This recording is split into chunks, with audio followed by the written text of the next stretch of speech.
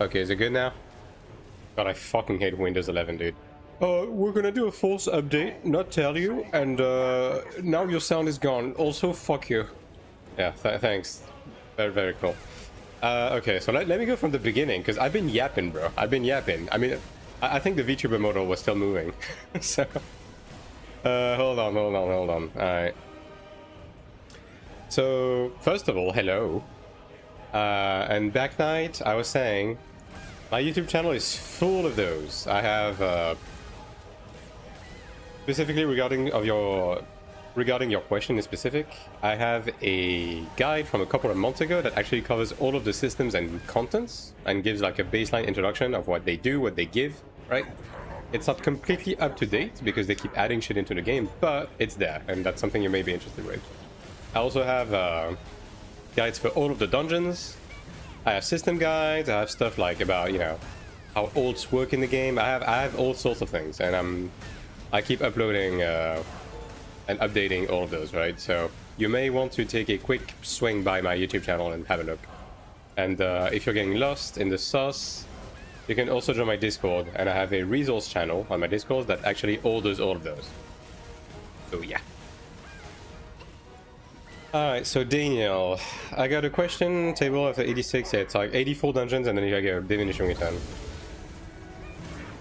And no, the opening 2 boxes, I mean, I guess yes, opening 2 boxes actually counts it, yes. It's the ticket that doesn't only gets deduced once. So like, if you have the sub and you do a Sanctuary raid, you're gonna be able to open 2 chests instead of 1. So that's just pure benefit. But the actual count, yeah, it deduces twice. And I think it's 84, and then you only get 80% of the Kina, and then as you keep going, the diminishing return hints more and more. But the only thing that gets deduced is the Kina amount. So yeah. Check it out. I want to see. Don't want to go into them. I don't want those. Yeah, that's fine. I mean, just saying that I have all sorts of things, so you might be able to find what you're looking for here. Hello, Hyper.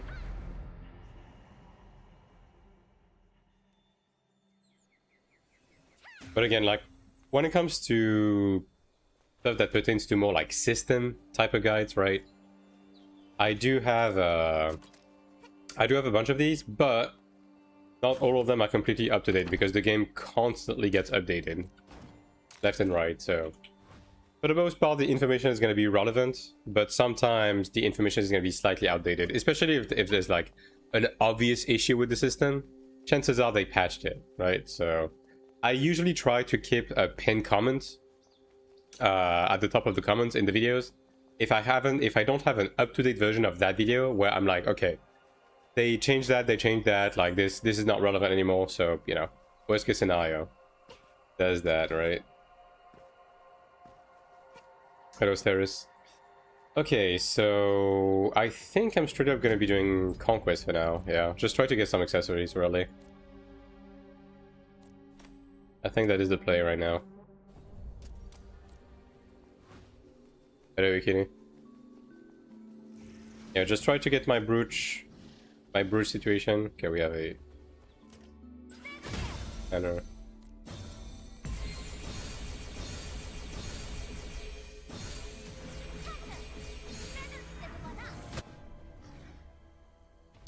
In your transmog in this game, I only see what armor you wear. Yeah, the skin system in this game is incredibly intricate. You can turn absolutely every single piece of equipment in the game into a skin that gets moved into your closet. So that's your skin collection, right? And when it's in your closet, you can use it permanently, infinitely. And then the game also has like an intricate dyeing system with like channels and materials and so on and so forth. So yeah. And the skins are shared across the entire server. So if you collect a skin, you can use it on all of your different characters infinitely. Do you need the accessories from the new dungeon? I don't need the accessories. I need to get accessories to break down into potential stun to enhance the potential of my brooches because they're not completely done yet. That is what I need right now.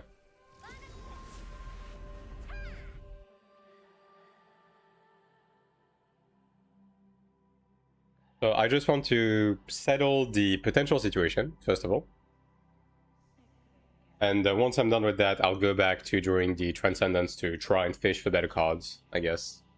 That's kind of where I'm at right now.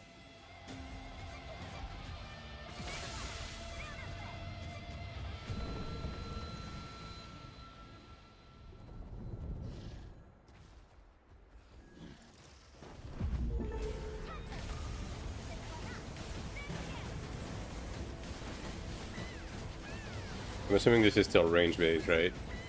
Yeah, it's range based. Okay.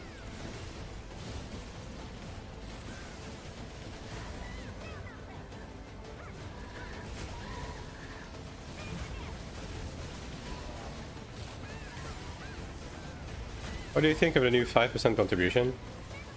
I mean, it doesn't really change anything for me because even on ults, it's fairly easy to get, right? Like, the only reason why you would not make the 5% contribution is because you are doing something that is way above your pay grade, or you're just straight up getting carried, right? So ultimately, it kind of doesn't matter, like, because they had a higher contribution back then, right? And even when they did, it was never really a problem for me, unless I was like in a really shitty ult doing something that I wasn't not supposed to be doing. So honestly, it's fine.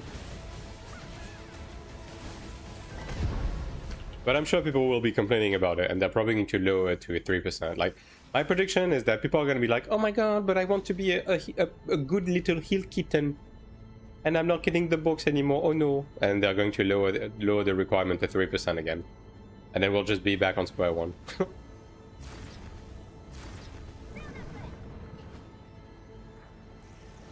We'll see next week, but yeah, pretty... I can see it happening.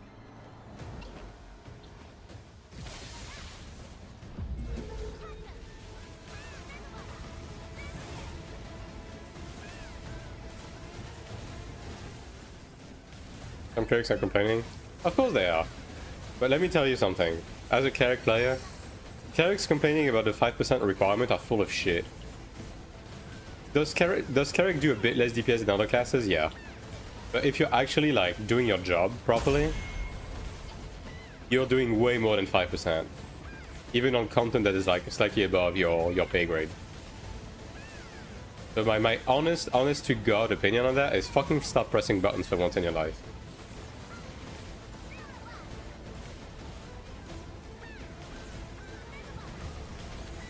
Was 3 originally? Yeah. Which is why I say we're gonna be back on square one when they do that. Because it was 3, people bitched about the fact that clerics could not get contribution, even though that was never a problem. Like, it was just lazy clerics. They lowered it to 1, now they're driving it back to 5 because, you know, there's problem with carries and bosses, right? And people are gonna bitch again, and they're going to lower it back to 3, and then we're gonna be back on square one. So, well, yeah, I don't know, man. It's just silly. Getting healing boost does feel sometimes that there's not an option without being able to save people. Honestly, I'm not running into that problem on my main. I could see it being a bigger problem on lower end characters, especially channels, yeah.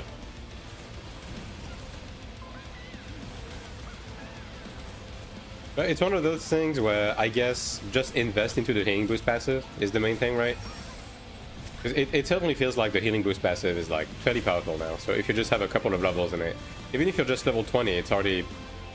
your healing is already back to normal, right? Well, quote-unquote normal. Can't please everyone? Yeah, never. But I do think a healer should be... At the end of the day, the way this game is built, there's no such thing as, like, being a pure healer. Like, every class is a DPS class that just does something else on top, right? So, Cleric is no different. And also, like, Cleric's DPS is not as bad as people pretend that it is, so...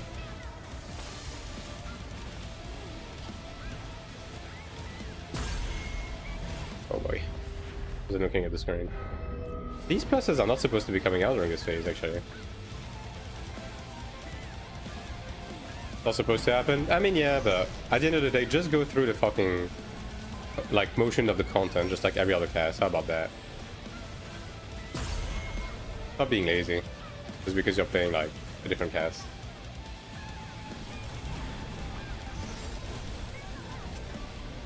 I guess we could just finish the boss, but...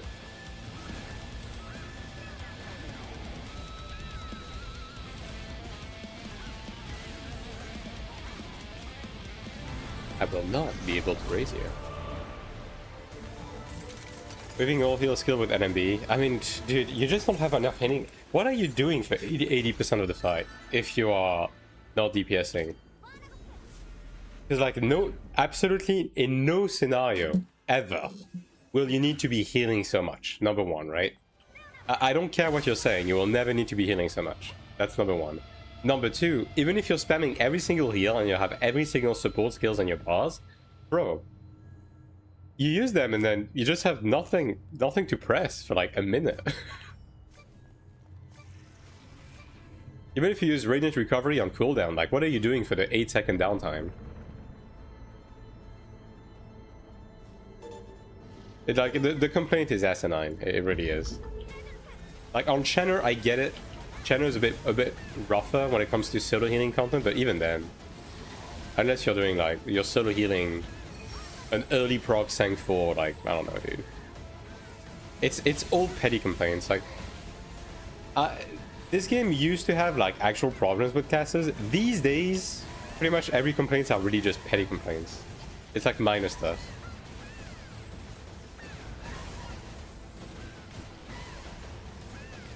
Like 30 seconds where should be DPSing? I mean, even more than that. If you're actually factoring like weaving and stuff. I mean, look at me, dude. Bro, you just press the benevolence button. You just don't have to press any healing buttons like half the time because benevolence is running and just healing people by default. Like, look, I'm not pressing any heals. Like, benevolence is just healing for me. Been DPSing with the healing at the same time. They don't get rewards several times. I mean, if that's the case, it's either that you're doing content that is way above your pay grade, number one. Number two, you're just built wrong, which every class has that problem, right? And number three is maybe your ping is just fucking insane. But like, I'm playing with like 2 to 50 ping, and I mean, it's not a problem.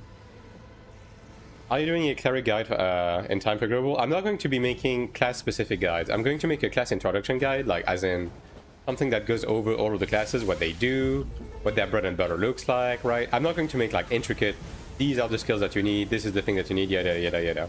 Like, I'm going to be focusing on making stuff like the PvE building guide that I just released, for example, because that just gives you the key to build any class, right? Because every class just follows the same sort of logic, right? You don't need to get into the nitty-gritty. Like, I would rather just give the keys for people to build their own shit rather than just like tell them, yeah, just play the game like that with no explanation. That I'm not interested in. I'm not in the market to be doing this. What is that? Yeah.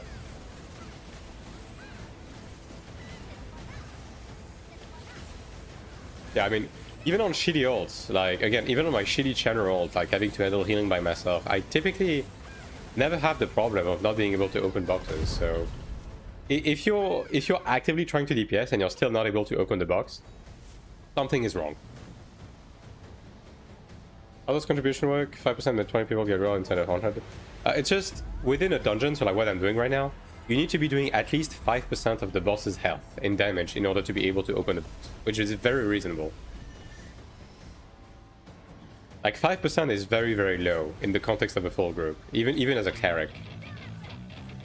Because let's say, even if a cleric does like 80% of the DPS of a regular like DPS class, right?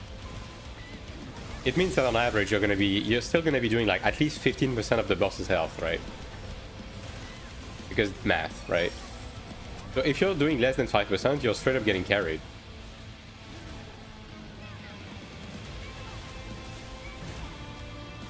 World bosses still 5% of your party. World bosses is still just class contribution. It's like DPS rankings based on the class. It's different.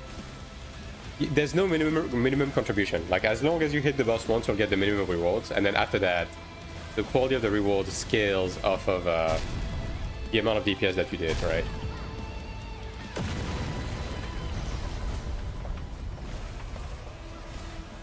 Actually hit me. Okay. I see the plus is supposed to be on that, but it spawns late. Ah, whatever. Terrorists require me to heal more. Yeah. I mean, because at the end of the day, the way healing works in this game is just you don't really lose that much DPS by healing because everything is so fast and so powerful. Like your healing spells are so incredibly powerful in this game.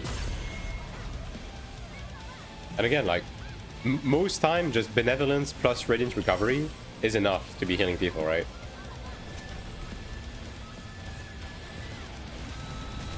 Not even just most of the time, it's in almost everything. Like even in Clerics with more involved phases. You're still not socketing healing stigmas. Because you just don't need to. Brother, stop giving me weapons, please. Give me accessories. I will beg. Do you like Spirit Master? Yeah. Spirit Master is probably one of my preferred DPS classes. It's a really slept on class. You know, why would you not praise DPS skills? Yeah, exactly. And again, like a lot of the healing that you do is passive. Like Benevolence. Benevolence, you just activate it. And like it's up half the time, right? Like the way it's set up, it's up half of the time, literally. And in itself, it just heals the group. Especially because the other thing that you have to consider is that 5% requirement is only on Conquest and Transcendence, which is like, it's more entry-level stuff. You know what I mean? Like those kinds of content do not require a lot of healing, because there's no requirements on Sanctuary. Like Sanctuary has no minimum requirements.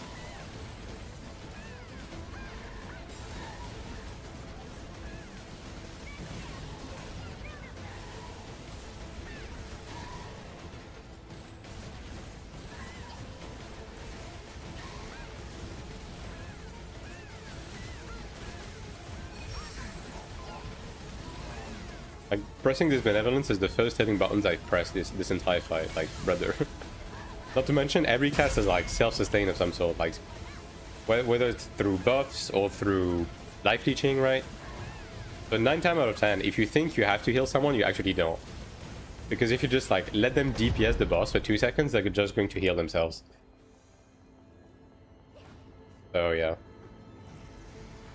Parents, like say, optimize with 400k. I mean, if you're specifically doing a carry run, then you have the understanding that you need to let the small guys DPS the boss for a bit, right? But it's on you if you fuck up in that sense. But that's not new, right? You kind of always did that anyways. And it's not like it takes forever. Like you just let them hit the boss at the beginning when the boss is like doing no mechanics, and that's it. So it applies to bosses. Actually, nerf the boss. I believe they apply, but I don't think they do anything. They just apply to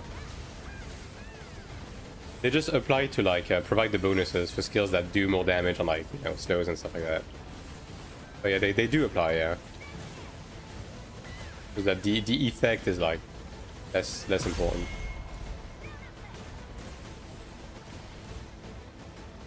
Also, usually, if you have like a skill that, let's say you have a skill that has a conditional on a monster being rooted or stunned or something like that, usually that skills has a trigger if the boss is CC immune. Like if you're hitting a CC immune target, then the skill is gonna proc naturally. Like usually there's stuff like that.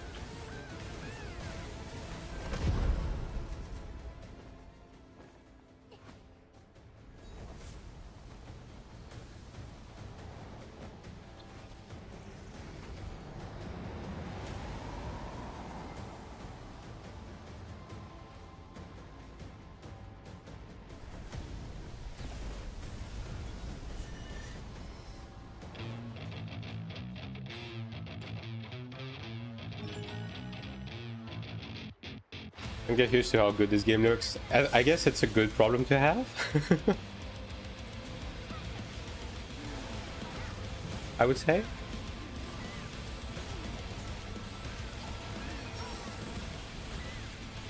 But it is a really pretty game for sure. Also, I do like the fact that the color palette is like it's a pretty saturated game, right?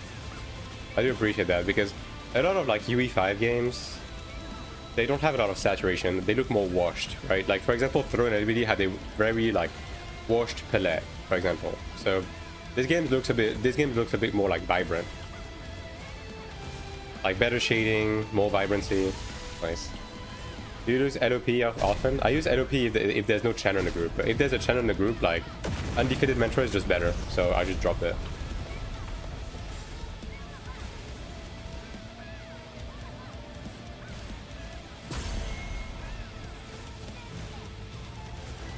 This game would rather move on the map manually than instant TP. Yeah. Which is a shame, because like, okay, if you play AION2 right now, do the experiment. It sounds dumb, right? But I know because of all of the instant teleportation and like flight and the zoomed out camera and everything, the open world looks lame. But just do the experience just once of like trying to move from like one capital to the other. Oh boy. Just move from one capital to the other, just on foot, without mounting, without flying, without doing any of that, right? And like, the map is actually quite nice, and it's pretty reminiscent, oh my god. It's actually pretty reminiscent of AION1 map designs, when you actually take the time to look at them. Ooh, 3 accessories. Oh, please, more like that. Which stigma do you take instead of LOP? Voice of Doom is my LOP replacement when I have a channel. I like the colors of this game, also the shaders and lighting are incredibly well done. Yeah, it's a really good looking game. Like, I do like... Obviously, a lot of people will look at it at face value and they're gonna be like, it's just UE5 slot, right? It's just like realistic, yada yada yada. But I think the beauty is in the details, right? Now, it's not perfect, but I mean, look at this. Like, look at the vibrance of the green of this forest, for example, right? It's a really weird shade of green that you don't see on, like, grass, typically. I do like the more, like, you know, it's a more faded, like, it's both saturated and faded on the Asmo side, whereas the Elio side is very vibrant, right? It really sells it. Same thing with the weather, like, right? Like, the weather on the Asmo side is like a permanent overcast, whereas it's really sunny, almost like a heat wave type of summer day on the other side. It's again, it's the small things. Personally, I do like it, especially since coming straight from Throne and Liberty, right? Right before that, Throne was very washed. The sky was very empty, right? Like the skybox in this game, you look up and you see the nebula, right? You see planets. There's like 2 moons, right? It's again, it's small things. Well, AION2 will have stuff like DPS members are not allowed, like in Nostalg. Stuff like DPS, oh, DPS meters. There's an in-game DPS meter. Yeah, that's an in-game DPS meter. And there's a third-party ones as well to upload on websites. Do the game have a lot of clerics? Yes, cleric is a pretty popular class, for sure. Does it matter which passive I get on hybrid cleric beside Earth Grace and Lord's Grace? I would say there is definitely an argument to be made for healing and enhancement now, because it actually does increase your healing power quite a decent bit, if you care about that. So, like on passive accessories, for example, I have a bit too much crit. I have a bit too much crit, I have a bit too much accuracy, so I am thinking about dropping one of those to get healing enhancement now. Since now it fully scales off of attack, it actually scales quite easily. Like, it quite heavily, rather. Supposed to be in a fantasy world, yeah, and they do sell that. I mean, that being said, I still think AION1 sold... Okay, I think AION1 had a very absurd scale that I'm missing a bit on AION2, in the sense that everything was jumbo-sized in AION1, right? The towns were too big, right? The gates were too big, statues were too big. Everything was a little bit too big on AION1, but it also gave it like a very specific charm. Everything is a lot more reasonably sized in AION2, right? So I do hope when we eventually go back to Pandemonium and Sanctum and all of that, they're going to be as oversized as they were on AION1. Which quality preset do you use? Does it drop on low, medium? I'm mostly on ultra and high. Okay, it is custom, but yeah, like you see, this one is on normal, like effects, but most things are on very high for me. And so now pretty much people fighting for drinkable water. Yeah. Don't you use Use-Heal or Salvation to counter mechanic wiping bad players? You don't need to, because as long as you pace your okay, it's all about pacing your healing. as long as you don't panic press your Radiant Recovery and Healing Light, and you understand when it's something that actually needs to be healed versus something that the group member can just heal back up with by just using their own tools, like automatic life leeching and stuff like that, you always have enough tools. Like, Benevolence is really the only thing that you need. With that said, in an early raiding environment, like let's say when I was playing Cleric's hard mode, for example, I was running U-Steals during RGB2 because people were uncomfortable with doing both the line and dodging the AoEs, and U-Steals allowed them to just eat the AoE, right? So in that specific scenario, yes, for 99% of the content, you just don't need to. Benevolence by itself is already mostly enough. Oh, we don't have channel anymore. Benevolence by itself is already mostly enough. And then Radiant Recovery and Healing Light, as well as the ticks of Light of Regen are enough as well, right?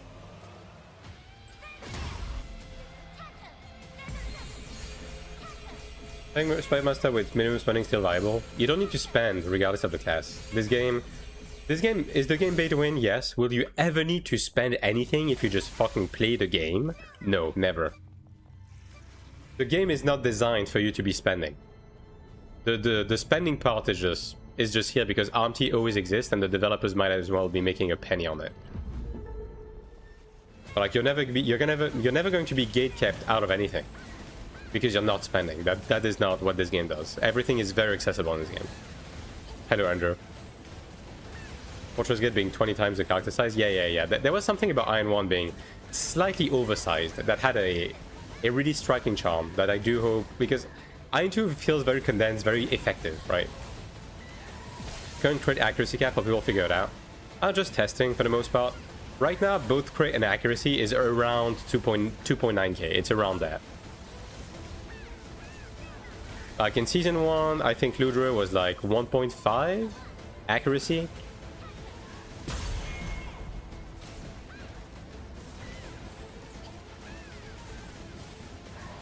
Okay, so every 3 seconds, yeah. Like the passive with Light of Recovery, and then on top of that, you throw in like Benevolence. Yeah, like Cleric's Healing Kit is like too powerful for PvE. But as long as you pace yourself properly, you can just like pretty much run only DPS Stigmas.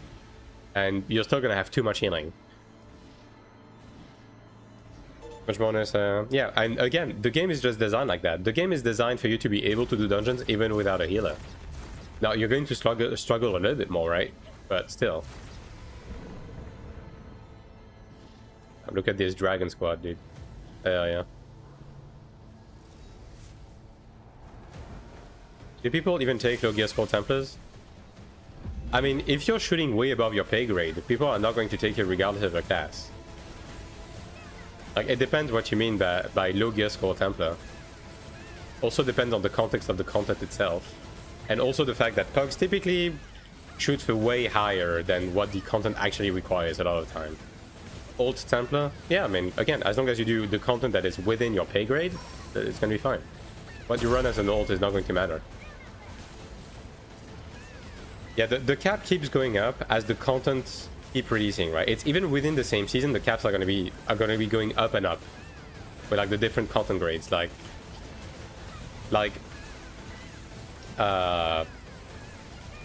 Transcendence is higher than Conquest, Sanctuary is higher than Transcendence type shit, you know what I mean?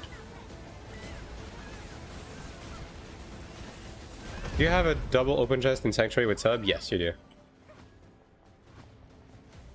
You do. Which is one of the big perks of sub, is being able to get double rewards from raids. Yeah, 2 PD per clear, like faster PD, more loot, like, yeah. This is a game you play with the sub, like full stop. Like, unless you're a mega casual, right? And when I mean mega casual, it's like you genuinely do not give a shit about the gaming part. You just want to play the game, enjoy the scenery, just slowly move through content, right? Then you can play fully free to play, that's fine. I'm sure some people are going to be doing this, and they're going to have fun, right? It's, at the end of the day, it's all about expectation, but I think the majority of the player base will want to get the sub. Penta is a must for party content. No class is a must. No class is mandatory. Does it make content easier? Is it wanted? Yes. Is it a must? No. No classes. Did this guy DC or something?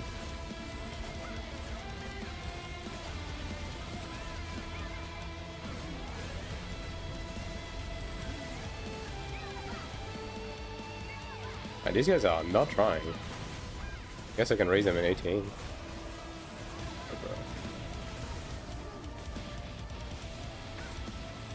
Commentary with sub. Yeah, I mean, if you actively play the game and you're actually going through the motions and you want to actually progress and raid and everything, yeah, that definitely grab the sub 100%. You're not going to regret it. This guy did DC, okay. Plus is gonna show up. Did you have a battle pass from the from the get-go? Yeah, this game has 2 battle pass. There's one battle pass that is honestly mostly useless, that just gives you like a bit of extra, you know, enhancement and stuff like that. It's honestly not very useful. But there is a battle pass that gives you a bit more dungeon energy. This one you're going to want to grab if you really want to ascend. Is it needed? No. Like personally, I haven't been grabbing the battle passes on Taiwan, for example. But if you really want to ascend on global, right? Like you might want to grab that one. And it's definitely going to be here from the get-go.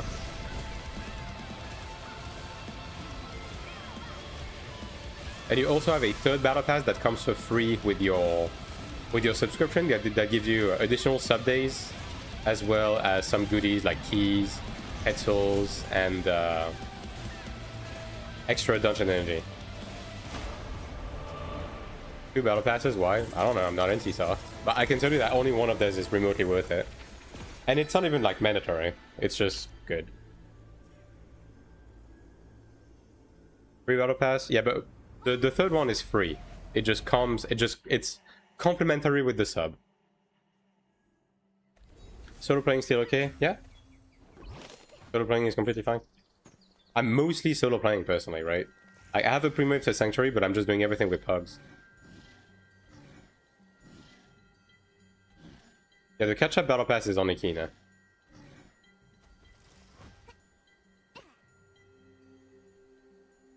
As far as I learned, most of the revenue in AION2 comes from the subs. Yes. The majority of their revenue comes from the subs and cosmetics. Like, they've been pretty clear about that. Like, the game has pay to win, it has legal AION, but it doesn't have actual power in the shop. It's just you're able to do AION with other players through the premium currency, right? Which fundamentally, every game has that to some extent. It honestly doesn't matter. And the game doesn't coerce you into swiping to do content, so it's fucking whatever. Unless your ego is incredibly weak that you cannot fathom someone being able to spend money to have slightly more juice faster than you to be clearing dungeon a bit faster, then it legit doesn't fucking matter.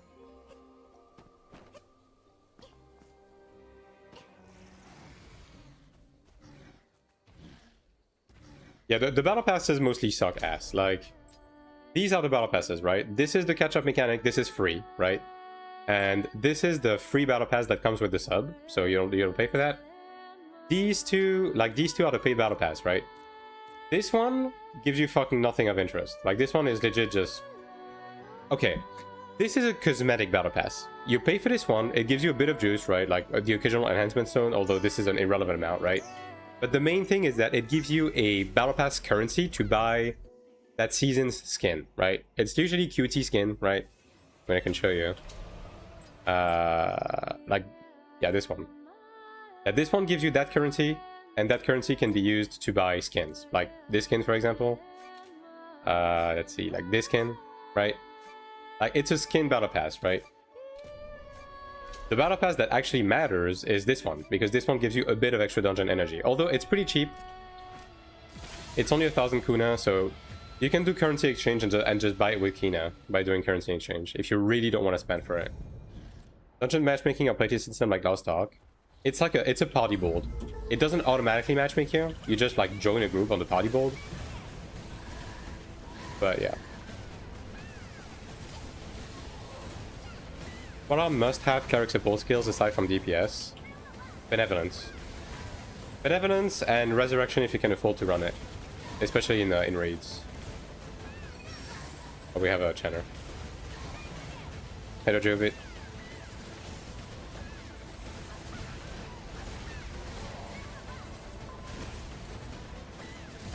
Also, I'm sorry if I miss questions today, because I mean, obviously yesterday I didn't get much sleep, right? And then after that, with the solar eclipse and the star storm, I didn't get a lot of sleep either. And on top of that, I had an appointment this morning, so I am not very energetic today. So if I miss your question, just ask again. Much better system than matchmaking, in my opinion. Yeah, the party board is okay. Also, the built-in has very limited gatekeeping. Like you can't put like item level and stuff like that restrictions within the party board. Like it's not built in. So typically speaking, if you join something that where the guy has a slightly higher requirement, they're just gonna say ah fuck it and just take you. Didn't talk about the Battle Royale PvP on the dev stream. No, they haven't addressed it yet. Although we are getting a major patch on the 28th, so who knows? Yeah, you do have a button to automatically join a group that has like open matchmaking. If you really can't be bothered. But most people just do like they just accept on demand basically, just to make sure they don't get freeloaders. In the north of Spain, yeah. People just trying to watch the eclipse, right? Actually, most of the games, yeah. There is automatic matchmaking for battlegrounds, but the way the matchmaking works in the BGs is you can either queue as a full pre-made and then it only matches you against another full pre-made, or you solo queue and then it tries to matchmake with like a decent comp, and it only matches you against people who do like solo queuing.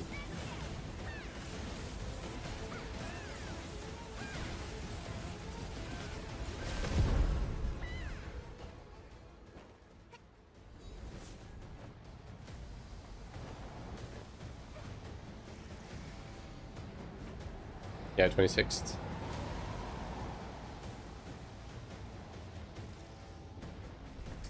What about must-have healing spells? I mean, as I told you, Benevolence is really the only stigma that is like mandatory as a cleric on the support side. The rest is mostly optional. It depends on context. Because Benevolence does most of the healing for you. Oh, this guy has red ping. That's crazy.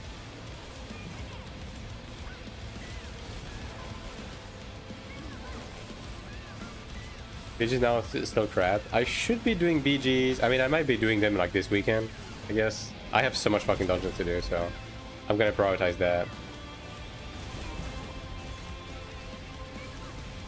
Hello, said. Gameplay feels good to play. Just a tank bot, I'll stick around. Every class is built upon the same blueprint. Like, every class is a DPS class, and then it has like the class quirk built on top of it. Like Cleric has a DPS rotation, and then on top of that you're also healing, right? Tanks are the same, you have a DPS rotation, and then on top of that you're like buffing the group and stuff like that, and taking the boss.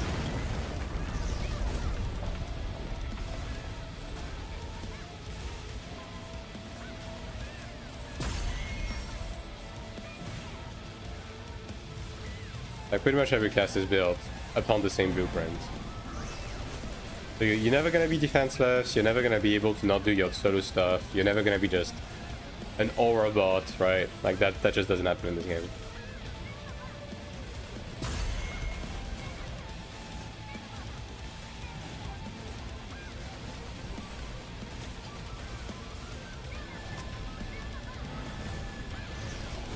Jesus.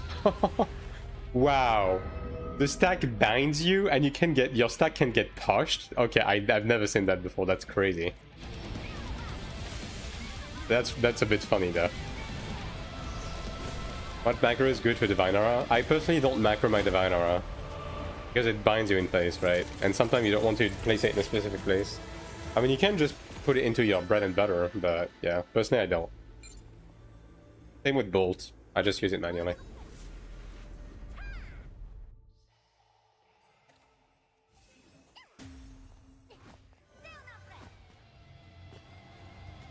We're gonna get 200 million key now with this dungeon, chat. Great things are happening. I really need to get some sort of orange loot to craft my nemesis, dude. Like, legit. I don't have a castle siege content like Throne. Right now we have siege, but it's like artifact siege. There's no castles. Although they have said they're going to be bringing a castle siege later. But sieges are faction based. So sieges are a lot more plug and play. Like everyone plays a part in siege. As opposed to Throne, where if you're not like part of a big guild, your siege basically doesn't exist for you, right?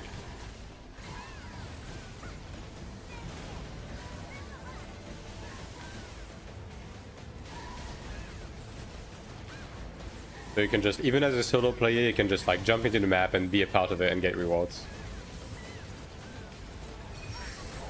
Which is the plus of running faction-based content over guilds.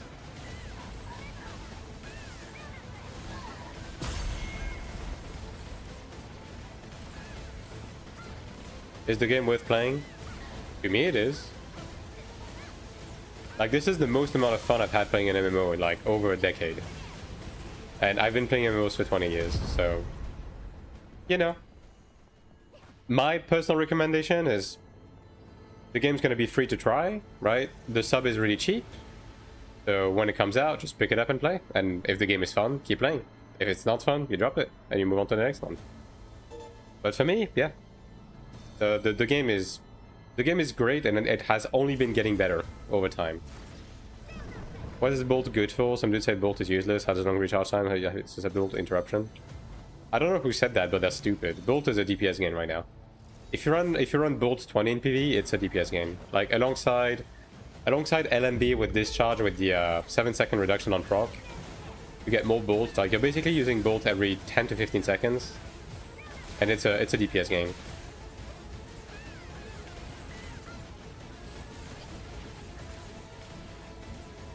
Thank you. Yeah, no problem. Like, if you have any specific questions about the game to see if maybe like it would tickle your funny bone, then I'll be happy to answer. But ultimately, I can't really answer for you, because fun is ultimately subjective, and what may be fun to me may not be fun to you.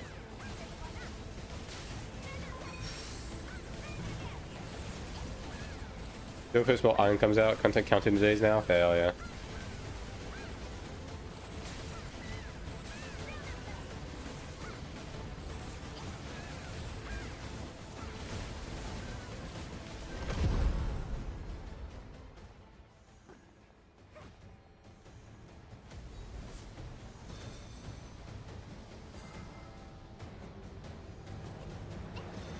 Honestly, as much as this is a similar application as AION2 in terms of like reusing the season one version, I prefer the way they did it on this one.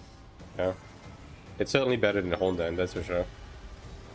How's the daily and weekly content like thrown about like Lost Ark? I haven't played Lost Ark, right? Just full disclaimer. The common consensus is that this is a bit of a Lost Ark light, in the sense that it has a similar endgame loop, but it's a lot more approachable. A lot more approachable and a lot less like, you know, second job E, you know what I mean? But again, great assault. I haven't played Lost Ark, so I can only parrot what I've been told by actual Lost Ark players.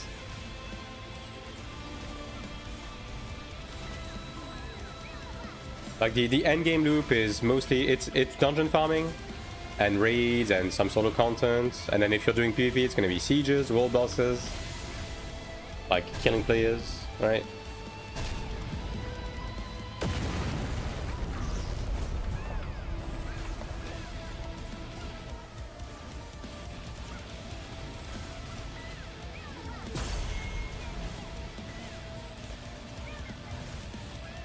I do have some videos on my YouTube channel that covers the content. Like, not all of it is completely up to date, but it would be able to give you like a starting idea, I suppose.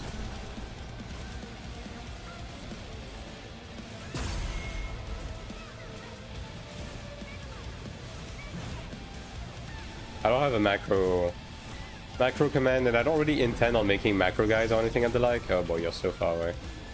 Oh, he got knocked off the platform. Well, that's that's a little unfortunate, isn't it?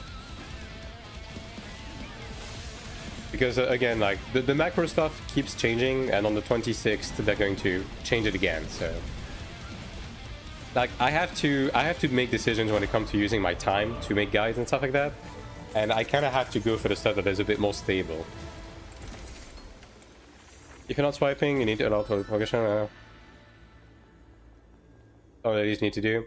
This game does benefit from ults as well, to some extent. I do have a video about ults in specific, but in general, it's not very overbearing. Like, it's pretty easy to keep up. Like, even if you do absolutely everything every week, both in PvE and PvP, to be able to keep up on your main, it's going to take you about 12 hours a week, right? And then if you play ults on top of that, depending on what you do with your ults, it's going to be around 8 hours a week of ult play. You'll also be doing everything on them, right? So even if you combine absolutely everything, just tryharding, juicing, so on and so forth, you're looking at like 20 to 25 hours a week to be able to do absolutely all of the content with no swiping, no nothing. To do the hardest content on day one, to be able to still do PvP, to be able to do everything with no problem. What's the difference between red mechanics and orange ones? Red ones cannot be dodged or blocked.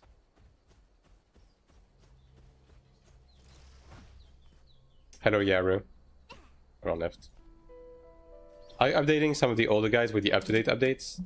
I will be re-releasing those guys in like more updated versions. Like, for example, the content and system overview.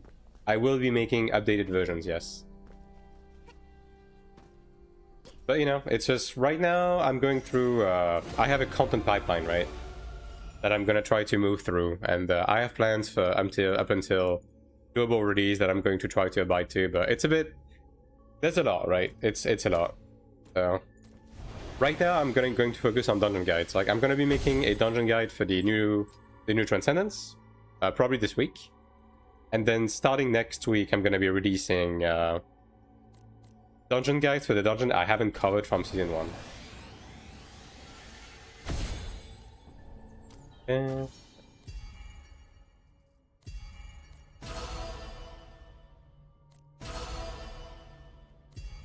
Okay, so I'm missing 6 to be done, pretty much.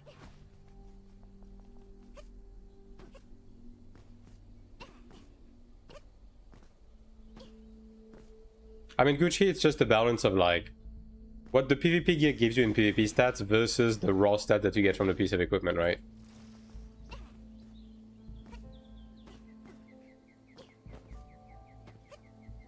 But for the most part, PvP is just it's not to be taken very seriously in this game.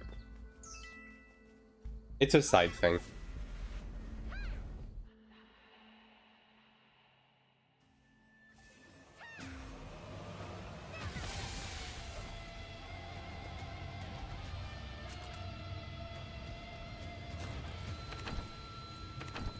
Oh goodness.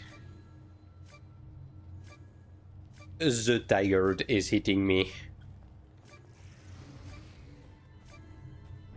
Makes Abyss Rifting harder. I mean, not really. Like, doing your weeklies and stuff like that, and like just participating to world bosses and everything is not particularly difficult or time consuming, right? As long as you're just living into the bare minimum. Hot gaming is faster with Cleric or not so much. It's more convenient. Yeah. Like, the Trinity in this game is more a conveniency thing when it comes to the lighter content.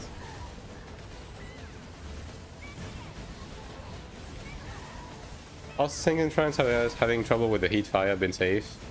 Well, it's certainly fucking warm right now. It's fucking 40 degrees right now. So, you know. But at this point, we've been getting fucked in the ass for like the better part of the last 2 months, so we better get used to it.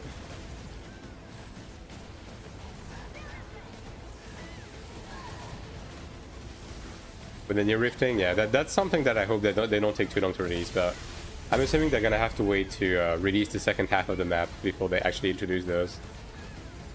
But I am looking forward to it.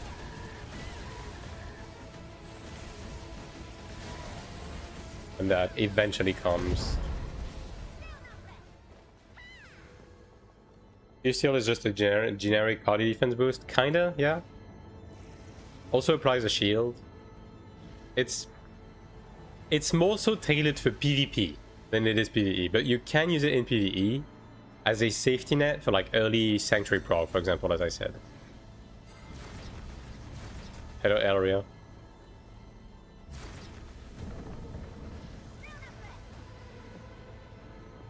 It is funny that there's a group member check on this. Like, if you don't have 3 people, you can't proceed with the dungeon. Is there any option to target only boss when you have trash mobs on the boss? Was an only boss? I don't know if there's a priority system with the targeting, because there's a bunch of priority stuff. I don't know if there's anything that makes the difference between elite mobs and non-elite mobs. Because honestly, I just tab.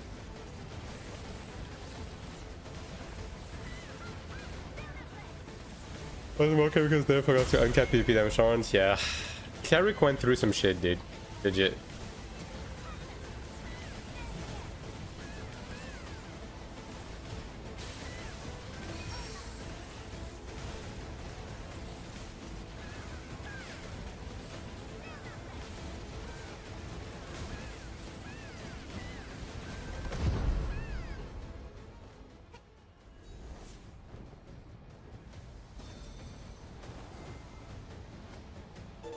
Now, no one has claimed a chat banner today. Crazy work.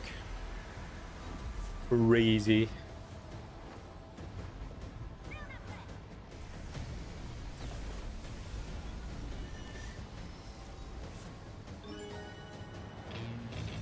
Would you recommend Cleric? Is the gameplay good? I'm thinking of playing it. The significant importance of value within the game.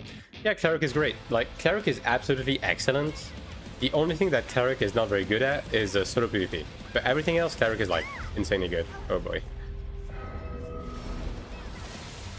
Oh, we have a channel actually. I should be removing it OP. I guess I'll do that after this one. Okay. Heavy nerf for Gladius today. What did they buff? I think they just changed the weaving interaction with between R&B and overhead slam. I've heard something about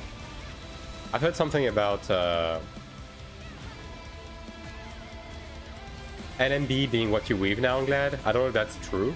I haven't checked it myself, but yeah. Apparently, NMB just weaves a lot worse now.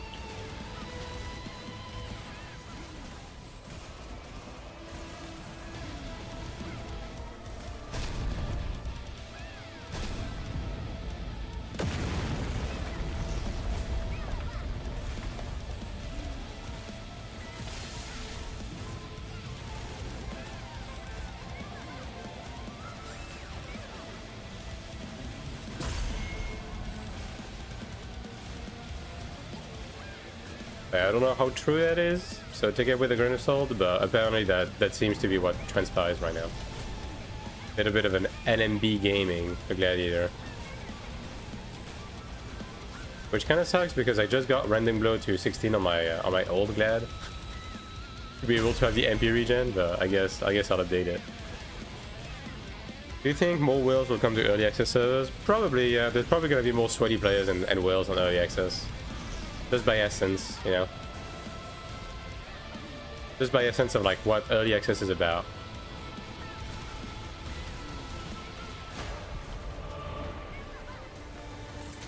I don't know how much it's going to matter, but yeah. Going to make it more fair between loping and hyping. That will mostly come at the expense of those with loping doing less. Probably, yeah. I mean, we also have to wait until the big change in the 26th. I'm sure this is only half of the picture. What is Earth's Blessing? When you use Earth's Punishment, it applies a buff on the group. At level 25, it gives attack, defense, smite, and predation to the entire group. Right, let me move that.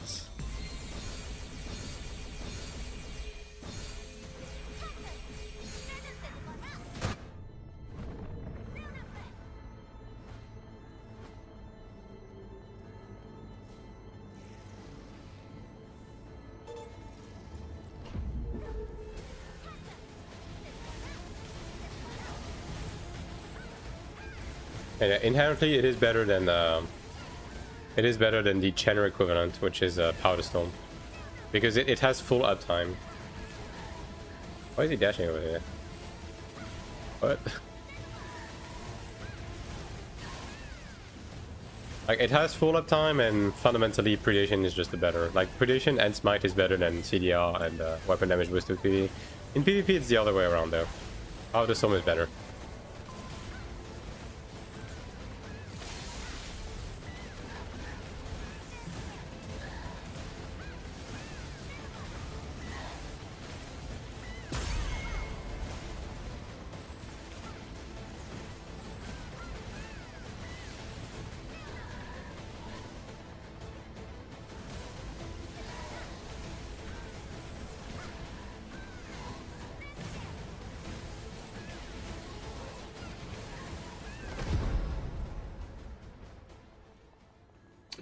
How about is the gear upgrade system? Haven't seen any video on it specifically. Come from Rostock and Throne. The gear upgrade system is very simple, and it's very generous in this game. Like, enhancing in itself can fail, but when you fail, it just builds pity, and it just keeps building pity until you succeed. Right? There's no going backwards.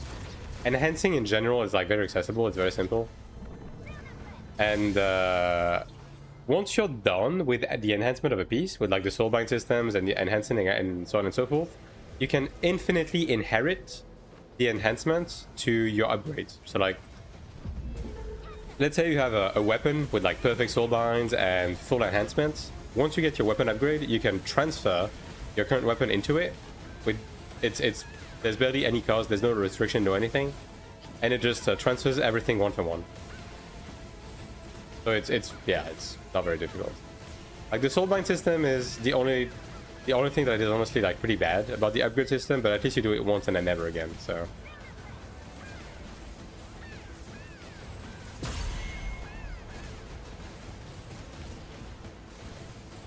at the next tier above hard dungeons as soon as the content is already trivial. I mean, I think it's by design, and I prefer it to be this way rather than having content that is like overtuned, because then that's when people feel enticed to swipe, right? Like right now, nothing entices you to swipe in the game. I do hope they add some sort of like hell mode type raid content like down the line though. I think Lost Arks Echidna enhanced with transfers or can only go down on levels when you upgrade the item grade. I don't recall what was the actual name. I don't know, because again, I haven't touched Lost Ark, so I can only comment online here. But like, basically, enhancing gear takes Kina, which is the game's currency, as well as enhancement stones, which you get from doing fucking everything. And there's no failure. It just builds pity. It's honestly fairly accessible. And then when you're done enhancing a piece, you can just like inherit that enhancement forever. And like, you can roll skills on equipment as well, like stats and skills. And again, you can transfer these like infinitely. Stereotype, and welcome back. Hope you had a good vacation. And I'm doing alright. Still cooking because France is fucking burning, but you know, this one is kind of par for the course, isn't it?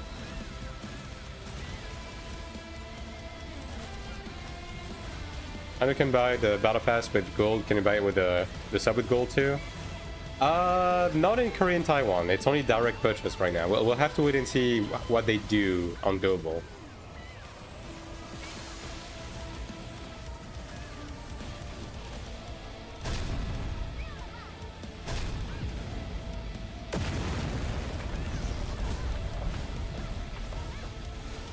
This class is tank on melee DPS. It's a melee DPS. Oh, yeah, a bit too slow.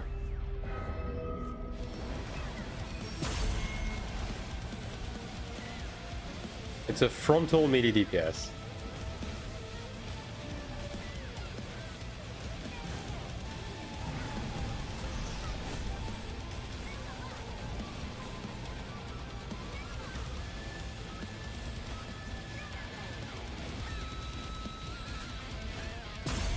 Well, that was 0.1 second away. Alright. Thanks, only Temple and Gladiator. Yep. Still the case.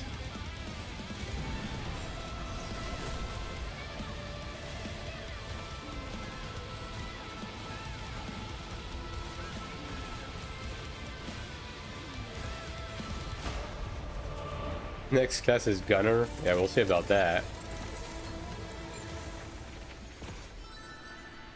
Come on, give me more accessories, brother. Give me an orange too, so I can craft my Nemesis God right now. By the way, chat, if I get an orange at any point, I'm crafting the Nemesis God. It's happening. I'm missing one, literally, and I have the money to upgrade and everything. Although I won't have the inheritance mats to use it immediately, but you know.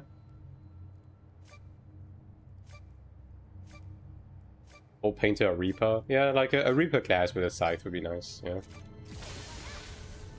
I would fuck with the scythe class.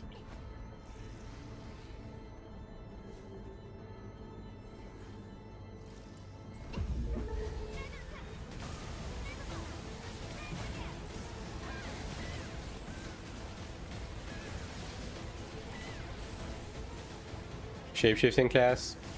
I mean, they could. We had some shapeshifting in AION1, so.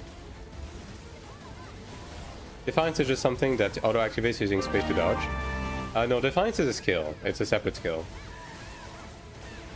I guess the best way to look at it is like a trinket, right? If you played WoW, or the stones and throne, except it actually works. It's remove shock from AION1. It's literally just remove shock from AION1. Why can't I bind Defiance? You can. You have to activate the option to bind it separately. And thanks for following Minna.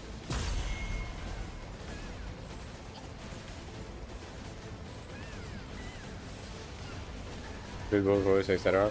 I mean, AION1 had shapeshifting. Like, Ranger was able to shapeshift in AION1. Like, Ranger could shapeshift into wolves to run around, and into mouse for combat.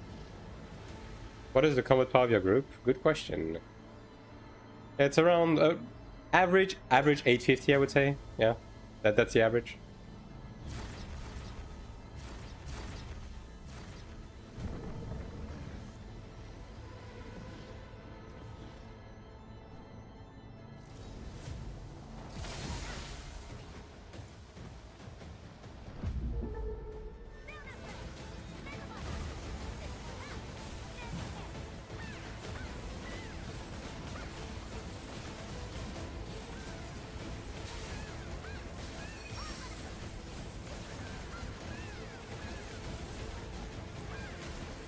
I mean, I'm pretty much just joining people within my combat power bracket, right? Since I'm 860.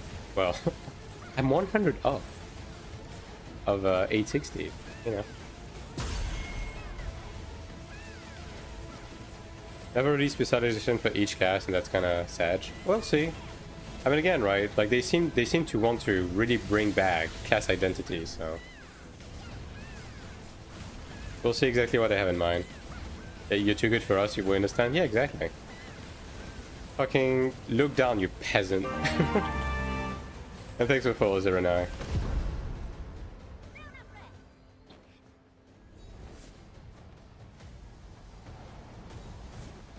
But I do need to upgrade my dice. Like, my dice is actually fairly decent, outside of the unfortunate one upgrade into natural MP regen. Like, 2 proc on smite with a perfect on the side is pretty decent. Can I buy Battle Pass with my Hot Gunner feed picks? Technically speaking, yeah, if you manage to convert that into currency. You know, sky's the limit in this world. Everything has value.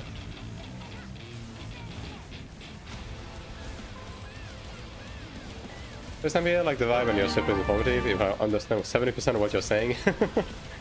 Sorry. But yeah, welcome. And if you have any, you know, specific questions, I can answer possibly. And thanks for the follow, Magzi.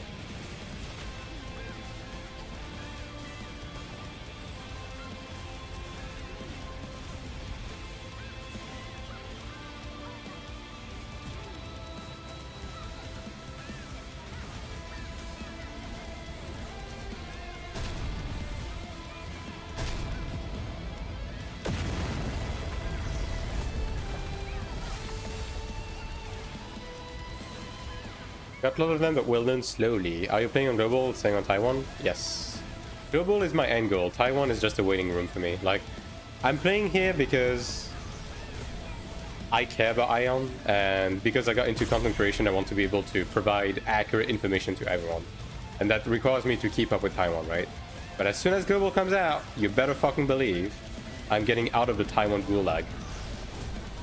That is happening. 48 days to early access? Yeah.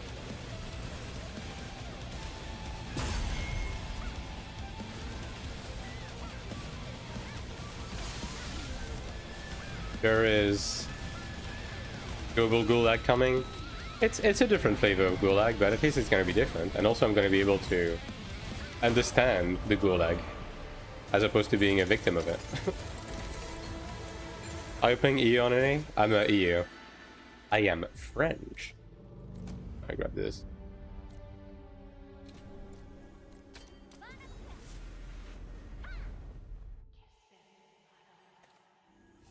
Oh my goodness. Oh, Jesus Christ, man. I'm not even just tired at this point. I'm a fucking cadaver, dude. I am deceased. It's so over. French? I don't hear that accent at all. Yeah, that's by design. It's been a work in progress, you know. Bennett here will leech as much info as I can. Hell yeah, brother. Time for a cup of coffee. I don't drink coffee. That's the thing. I'm an H2O enjoyer.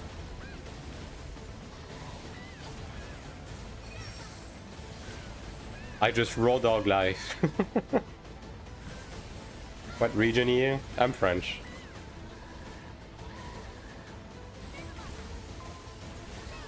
Oh, I said H2O. Yeah. I mean, maybe the mic didn't pick it up. But... like, I know my mic cuts a bit because of the noise cancellation that is a bit heavy, but I kind of have to because of the AC. Like, if I don't like put in a heavy gate, you guys would be hearing a buzzing, which would be very cringe. So it is what it is.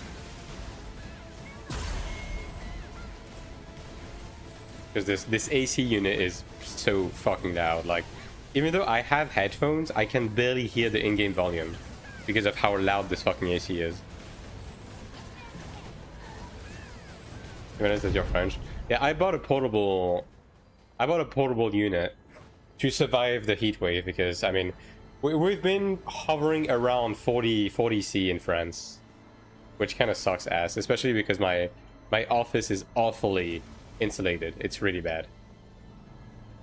Where in France? Do you even want my home address? Do you want my fucking do you want my fucking dick size as well, brother? Are you an H2 hoe? Wow, that's sure am.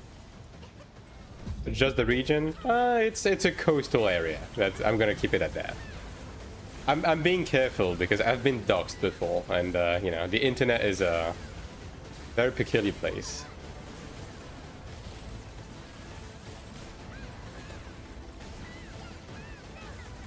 I've never even been to a Starbucks, Andrew. So there's that. We've been 10 degrees above normal since the end of May. Yeah, pretty much. And apparently we're gonna get fucked in the ass until October. Yes, a heat wave in October. Isn't that nice? That's great, isn't it?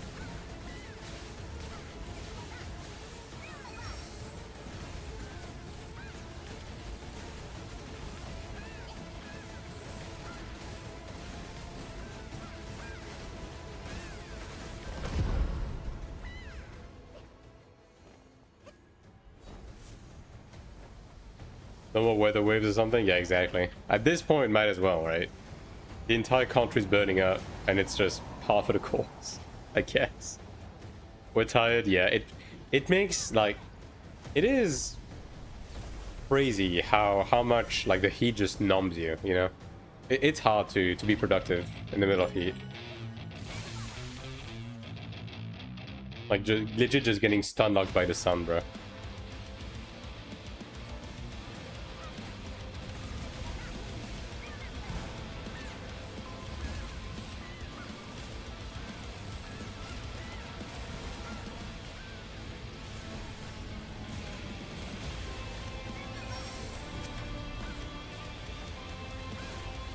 I don't know if they're gonna make it, brother. Yeah, had a hunch. Does he reduce your mental combat power? Yeah, kinda does.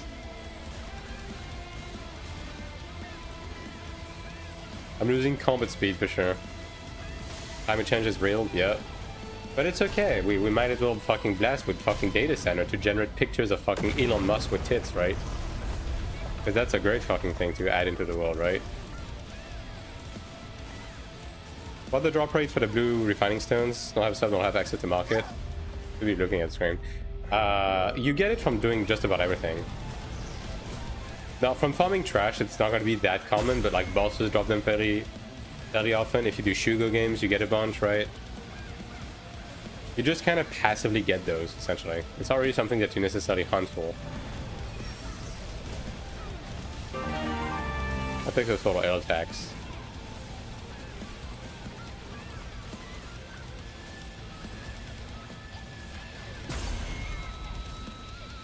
can't wait for the autumn. I want to have again 10 degrees and raining all the time plus orange colors. I mean, if we even fucking have autumn, like at this point, it feels like we're gonna go straight from summer to winter. It's gonna be like really high highs and really low lows. You know what I mean?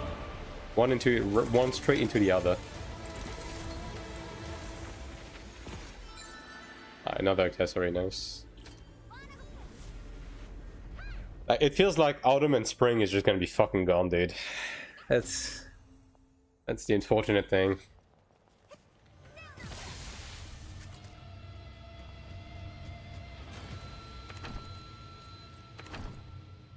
But I have so much fucking money. Boomer's fucking up the planet classic. I mean, at this point, it's not just the boomer, bro. Like, the fucking AI shit needs to go. There's so many reasons. Because, like, we might not see the repercussion of that right now, but 50 years from now, we're gonna be looking at fucking 50-degree weathers because people, again, generated pictures of fucking Donald Trump with, like, tits. And is it gonna be worth it? Oh, AI is not just that, shut the fuck up. How much should be forbidden? Ah, yes. Next week should cool down. Yeah, but then it's gonna go back up eventually, like... Again, France is supposed to be getting fucked in the ass all the way throughout October. I don't like water anyways, yeah. Who needs drinking water, right? Yeah, stuff nowadays, yeah. Data centers were limited in electricity supply because they consume too much on the past month. It's just a fucking abomination that just needs to be purged. Legitimately.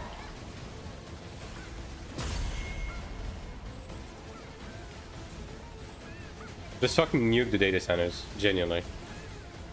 Get that shit out of here. It's a net negative.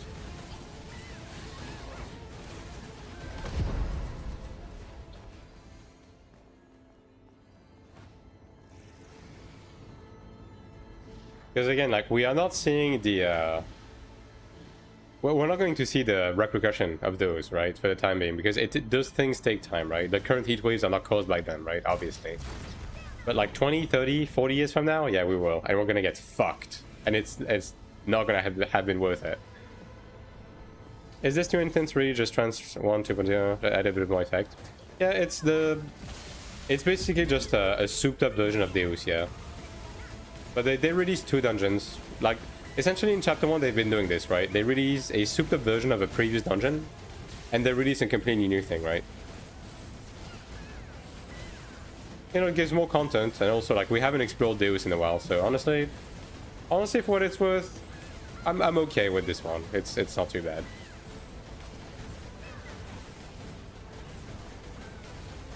Also, not even fun this thing. It should just not exist. How about that? Again, it's a net negative. Fuck it.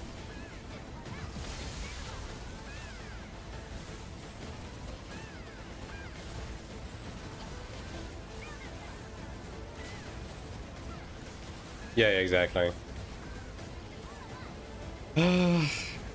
Something, we live in a society.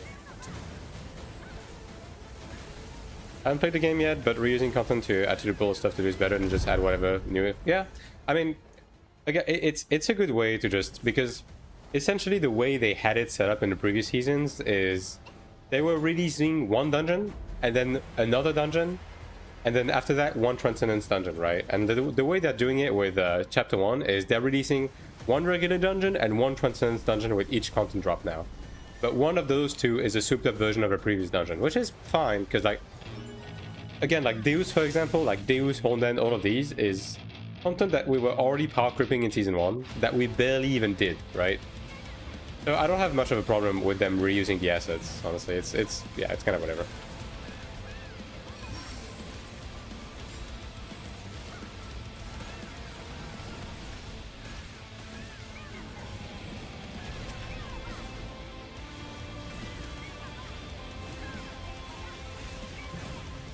More stuff in the game, yeah. I mean, again, if you've ever played an MMO, it's kind of par for the course. You're gonna get some reused assets. It's all right. Like, they're changing it enough, and I mean, look, listen to that remix. Pretty good. Like, we get a new music, like.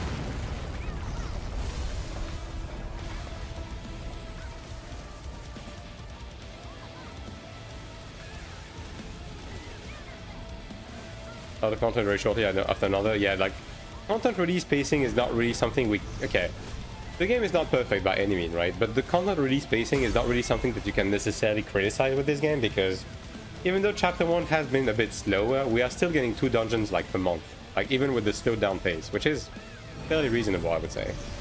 We're gonna get like the raid in 2-3 weeks from now. Like, yeah.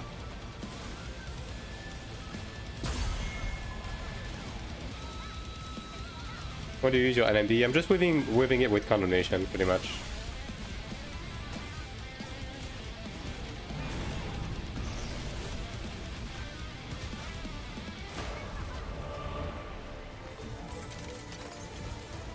Makes from his stream with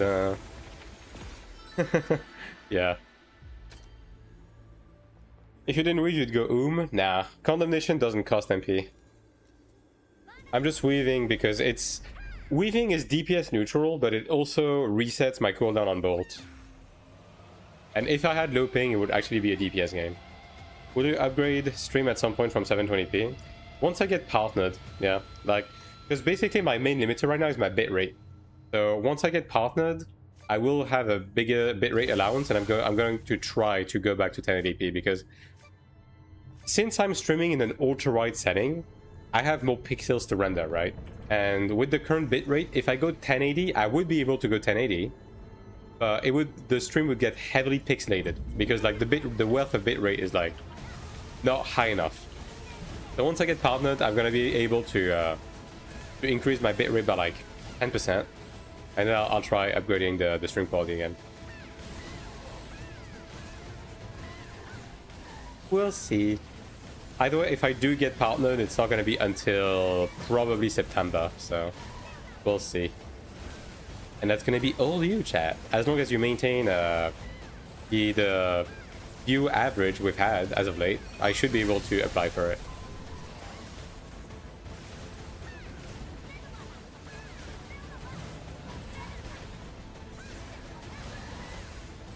We'll see.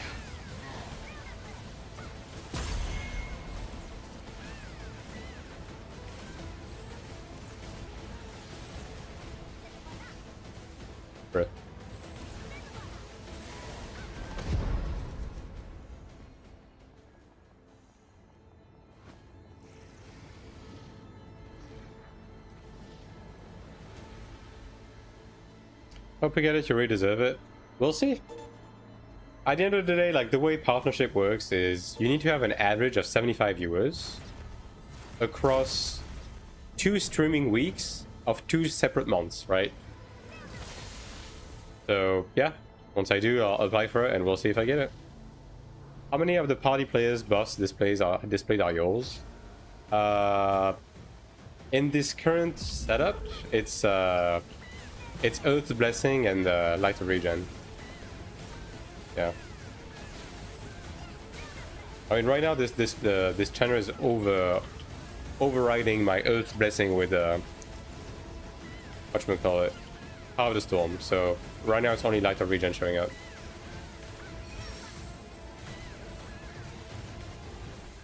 I can fix this boss. Oh, I'm sure.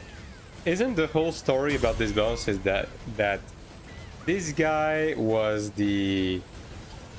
responsible for this laboratory, and he just like lost his mind or something?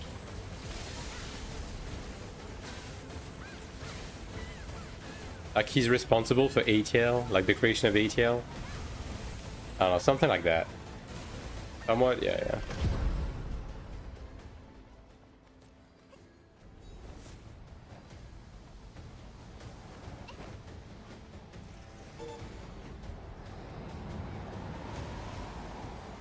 That's a Sork in the group? Yes.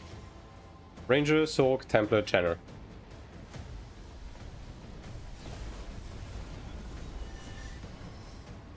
Yeah. That's it. Pretty run-of-the-mill comp.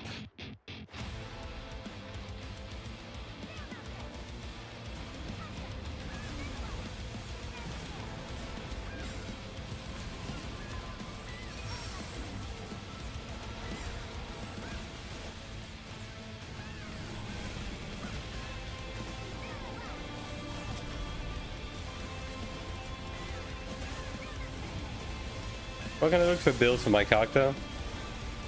Back Knight, I have a PvE building guide that works for every class. If you're looking for nitty-gritty, I also indicate during the video that if you're looking for like, okay, which are the specific skills I want to focus on, etc, etc.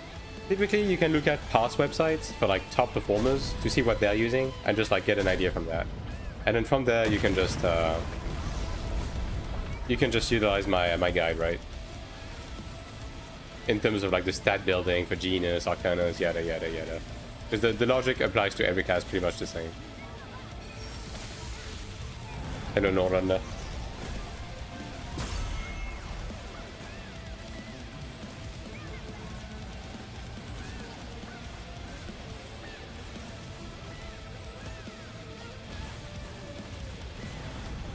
I don't know why these are delayed on this specific one. I mean, maybe it's by design, I don't know.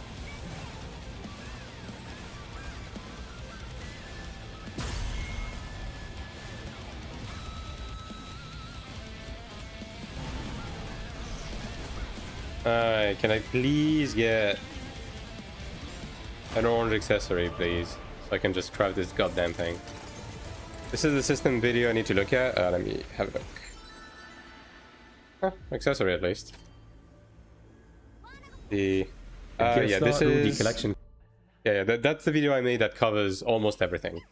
It's not completely up to date, but it will give you like a broad idea for sure.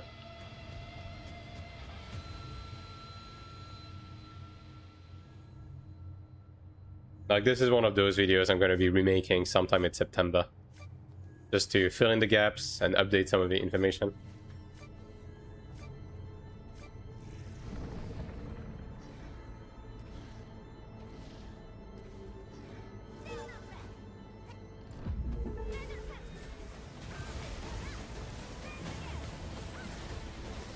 I should probably just like put the date in those videos, just to like, you know, I don't know.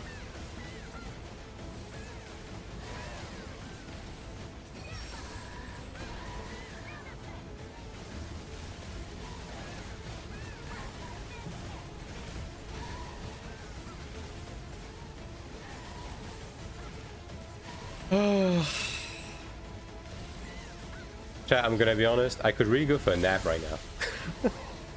But alas, it's gonna have to wait. How pivotal it's gonna be. I kinda like this game, at least for the day I played so far. This game will be popular on release, and then it's the same old, right? Like, I don't think this game is going to stabilize to have more than like 50k players after a year or two, because that's just what MMOs do nowadays. And it's honestly gonna be more than enough, right? Like, you shouldn't necessarily be expecting or, you know, be wanting anything more than that, because it's gonna be more than enough. I hope it's gonna be very successful, but you know how people are on the internet. Hello, Rolex.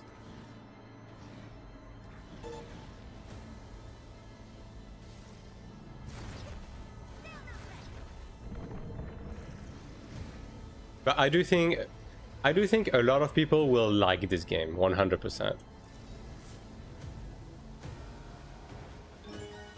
For like every big MMO streamer, yeah.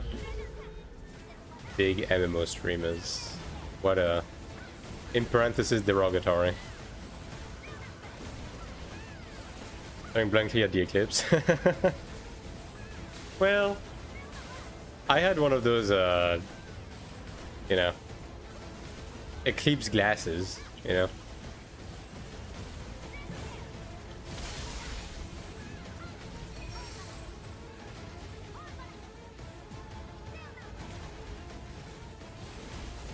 Been there for like 8-9 years. Yeah, I mean, it's just people. It's just people on the internet are professional haters and professional miserable people. Like, whatever. Which is why it mostly doesn't matter. It never did. Never will. How much dungeon can be done per day or for each character? It's more so... Okay. It's not so much per day. It's like... It's mostly weekly based with some like day by day recharges, right? But broadly speaking, for your main, you're looking at around 40 to 50 dungeons. And then on each ult, it's 10 to 14 dungeons that you can do. And then you have a diminishing return that hits at 84 dungeons run. on the, like during the week. And all eclipse in 2012 in June. Yep. Although it's apparently going to be like less impressive or whatever it was. Do the cheapest Founders Pack and Global also include the free 30-day sub? Yes, all of them do. I don't know if they updated information on the Steam page yet, but they all do, yeah.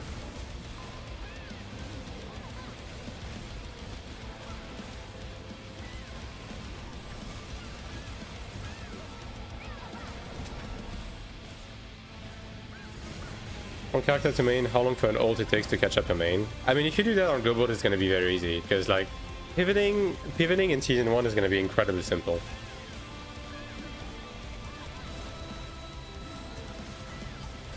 After that, it depends on like the wealth of resources that you have, right? If you have a bunch of bound mats and you just need to like catch up on a weapon craft or something, it can be really fast. It also depends on the stage of the game, right?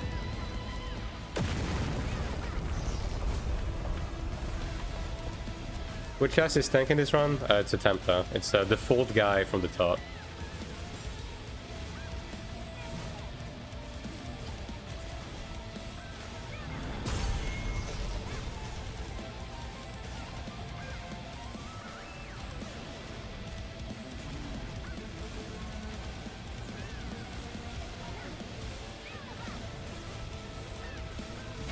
Ugh, goodness.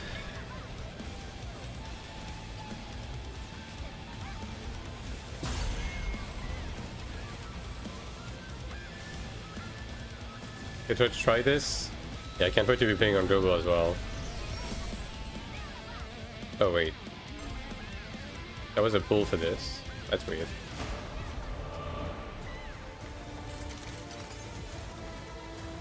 Come on, orange accessory. Nope.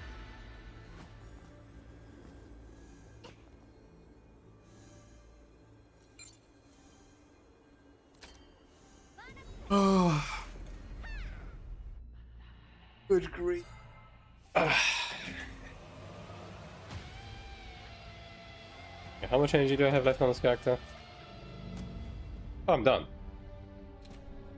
Hey yo, sorry guys. I'm done actually. Let me see if I haven't forgotten about some sort of other sources of energy. You know them, yeah. I mean, could be worse, right? Some people did a lot of road and then, you know, you observe the absolute best location and stuff like that, and then there was like just clouds covering the sun. So, you know, at least you didn't do that. Can I see your skill specialty? I mean, sure. Might have to remove this. Hold on. I'll just scroll past them, and then you can just like rewind, right? This, and then this, and then this. Alright, should be able to see with that. I'm just going to scroll past them, and then you can just go back, alright?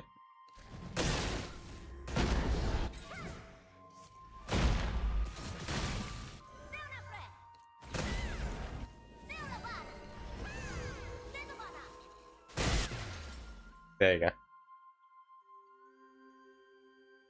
The shared chat, where is it? There it is. Thanks, no problem. Free remaining energy in the UI when prompted to run again. Yeah, true. True. Let me double check my craft and stuff. But I think I've already made everything. Pretty sure.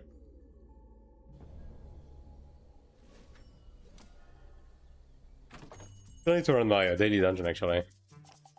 Yeah, okay, I got everything. Well, not quite able to make the Nemesis craft. I mean, I guess I could brute force it if I made a Ludo bracelet. I guess. Okay, let me convert these two.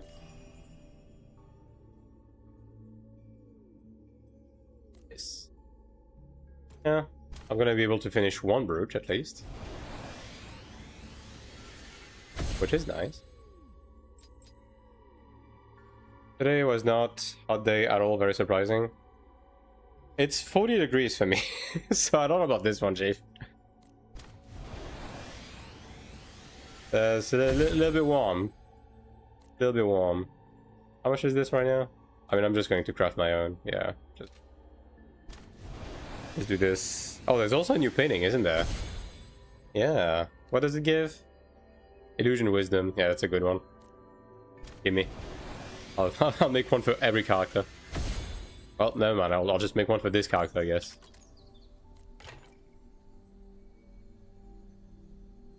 Push me past 860. Bam. 860 flat. Ain't it nice? Which dungeon should I spam after the growth pack? Oxush. I have a video on my YouTube channel that is precisely the answer to all of your questions. That is going to cover everything that you want to do right after you're done with the growth pack. I assume that we will have all the premium outfit that Korean has for global. I mean, we should, right? They said they're going to bring everything with no censorship, so I'm assuming so. Do the alts share the same storage? You have one shared storage and one personal storage. Illusion Life Wisdom. Illusion Wisdom. Okay, this one I'm going to replace. Damn. Really nice. And then these weapons probably just... yeah, sold by mats. Yeah. Pretty much just gonna be that. And as these.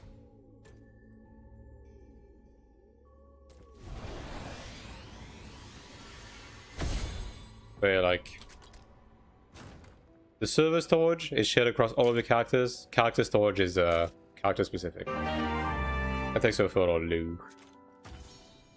Both of these at the end, right? Yeah. Alright, 2 more and I'm done with Brooch. Very cool.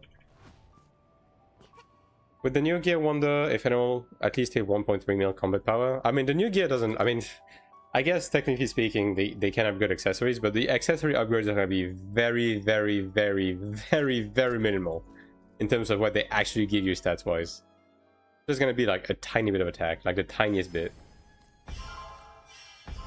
Wow. How close am I to 6k? 17 away, wow. Right, okay. So when it comes to this, how are we doing? I'm missing 7 of these, and 9 of these. I guess a bit of this as well. How much are these now? Probably still 3 mil, right? I would assume. 2 mil, okay. I need 9. Bump from the new Arcanas, a few Ks. Depends on the quality of your Arcanas. Yeah, it's if you get like a decent Arcana, it's probably going to be like around 5k. Yeah. Something like that. That's exactly 9. I'm gonna do it, chat. I think it's time. I think we're doing it right now. We've waited enough.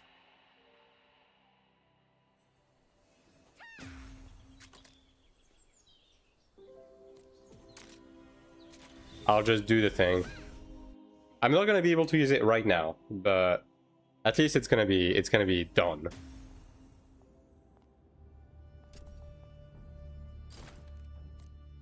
Let's see. He's doing it. He's pulling his dick out. Alright, how much is this? I need 32.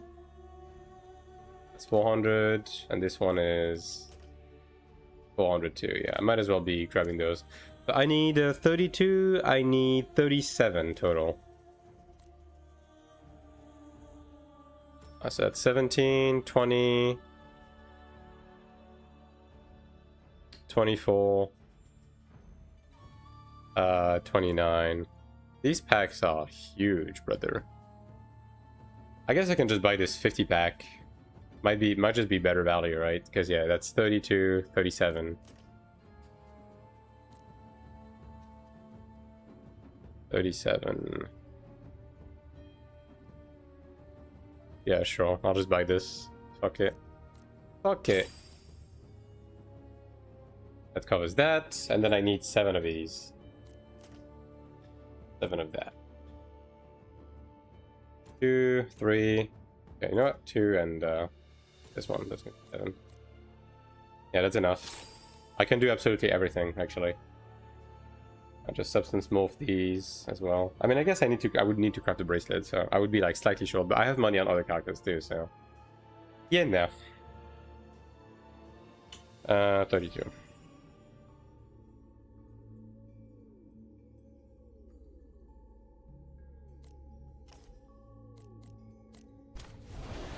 I'm doing it.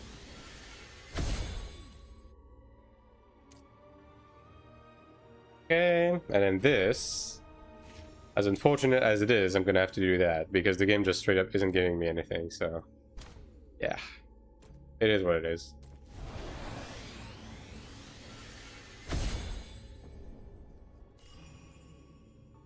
And we do that next.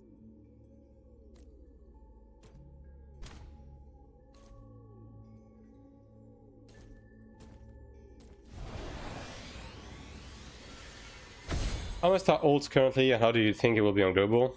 Back Knight have a video that covers that exact topic in terms of what ults give you, both on global and the current servers, and how much you want to invest into them depending on exactly where you want to stand with those, and what they get you, and you know. Weapon. It's a weapon one, right? How many combat power stat? I'm 860. I've seen it, but still not sure. I mean, they're gonna be... The main thing is gonna be Ascension Trial and, whatchamacallit? Yeah, weapon. Ascension Trial as well as corridors for closer progression. And then the rest is up to you. Dungeons are gonna be valuable early on, because you're gonna be getting as much wealth from running dungeons on your ults as your main with zero investment. But it's gonna be up to you whether you actually want to bother doing this, right? So... Alright. You know what? I'm gonna run a Gamba. How about that? I'm gonna run a Gamba. On rock? Yes. No.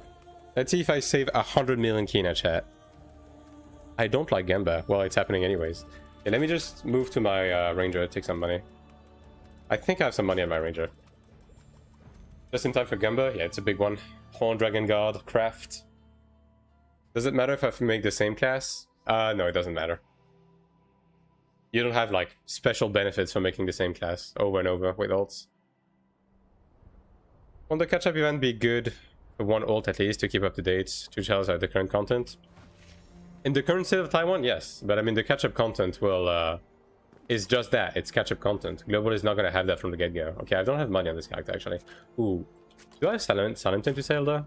Oh, brother, look at this Silentium. Holy shit. Yeah, never mind. We good, chat. I don't even think I've ran Ascension Trial on every character, even. I never win. You just need to never believe in me. That's the secret right there. Just straight up don't believe in me. Can make the same one and don't get disadvantage from it. Yeah, as I said, it doesn't matter. Whether you do or you don't, it's the same. I believe one already failed, yeah. 20 mil from in Silentium, that's crazy. Alright. Transfer crafting. Yep, that is... Okay, is the Gamba over? I think it should be over, right? Yeah. Alright, let's see if the game is nice with me and prevents me from spending 100 fucking million just to upcraft, alright? Let's do it.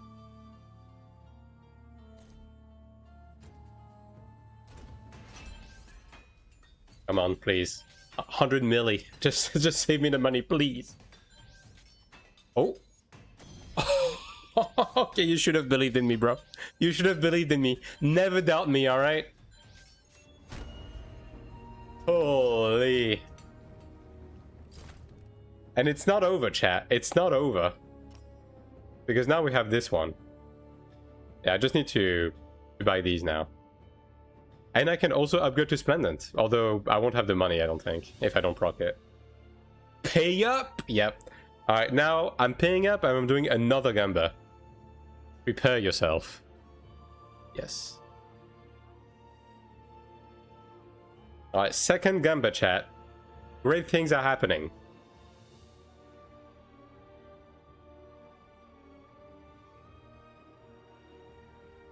Time to lose everything I just made. Hell yeah. Let's see if I can save 100 mil a second time. Nemesis? Rock? Yes. No. Ah, you have 1 minute again. And don't forget, you can use those points in very important things. Like dressing up the avatar and having your name show up next to the banner. So... alright, let me buy these meanwhile. Okay, so I need 10 of these. See. Right. 2, 3, 4, 5, and I'll check the other.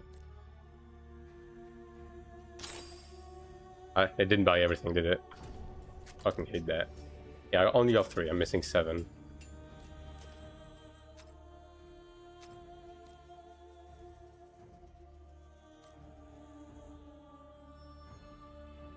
These are a bit too expensive. Any 7 packs? It is 2, and this 2, I guess. Alright. Did the laser craft his shiny guard? Yep, I made the Horn Dragon. I'm making the Nemesis now. It's happening. And I need, I think it's 20, right? Oh, it's 7. Well, okay, it's 7, so it's 27 total, I guess. Just buy everything in Odile. 20... God, these are so fucking expensive for no good reason. Jesus Christ. I guess I can buy this, 4, and then 7, and then buy the 20 pack on the other side.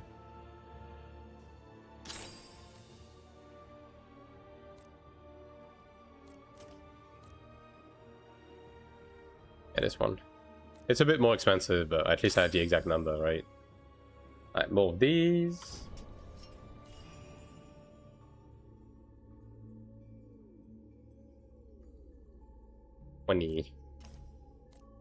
Great things are happening. Well, there it is on the expensive side. Yeah, it definitely rose up. It was like 250 not too long ago, but now it's like so expensive. All right, Gamba's over, right? Everyone put their bet in. Let's see if I save another 100 million Kina, chat. Otherwise, it's back to the dungeons. How much time did it take to make all that money? A couple of weeks. I mean, I'm also spending a bunch of money on ults these days just for fun, so, you know. Realistically, you can farm it fairly, like, a lot faster, but, you know. Alright. Let's do it. And then after that, I'm gonna have to wait to use it anyways, because I don't have the transfer mat XD, but, you know. Alright. Will the game be even nicer to me? Sorry, boss, this one hit. Oh yeah? Check this out. Eat shit, Raycos. That's right. No one ever fucking doubt me ever, alright? I just saved 200 million Kina.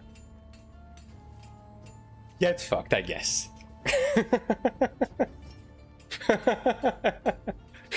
Oh, this game is so easy, bro. This game is so easy, bro. Like, you guys struggle with this? Crazy.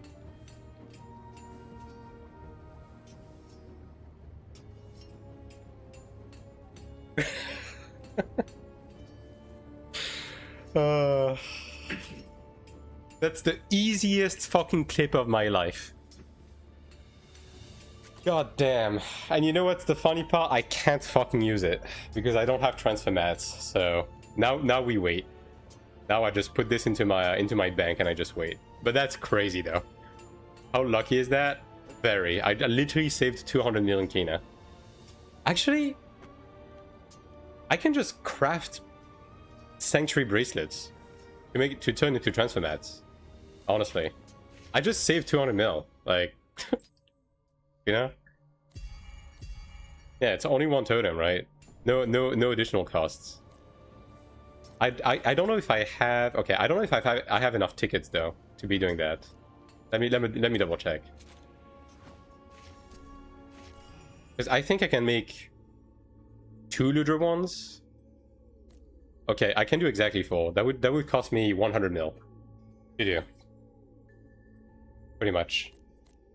So I'm a little bit short on Kina, but I can do dungeons on Nulls. So what we're gonna do, chat, what we're gonna do is I'm gonna go do some dungeons on my ranger, and then we're gonna craft these to make the mats, and then upgrade the god. How about that? How about them apples?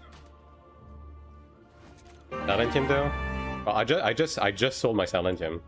I have none left. I do have some Ascension trial to do, but yeah.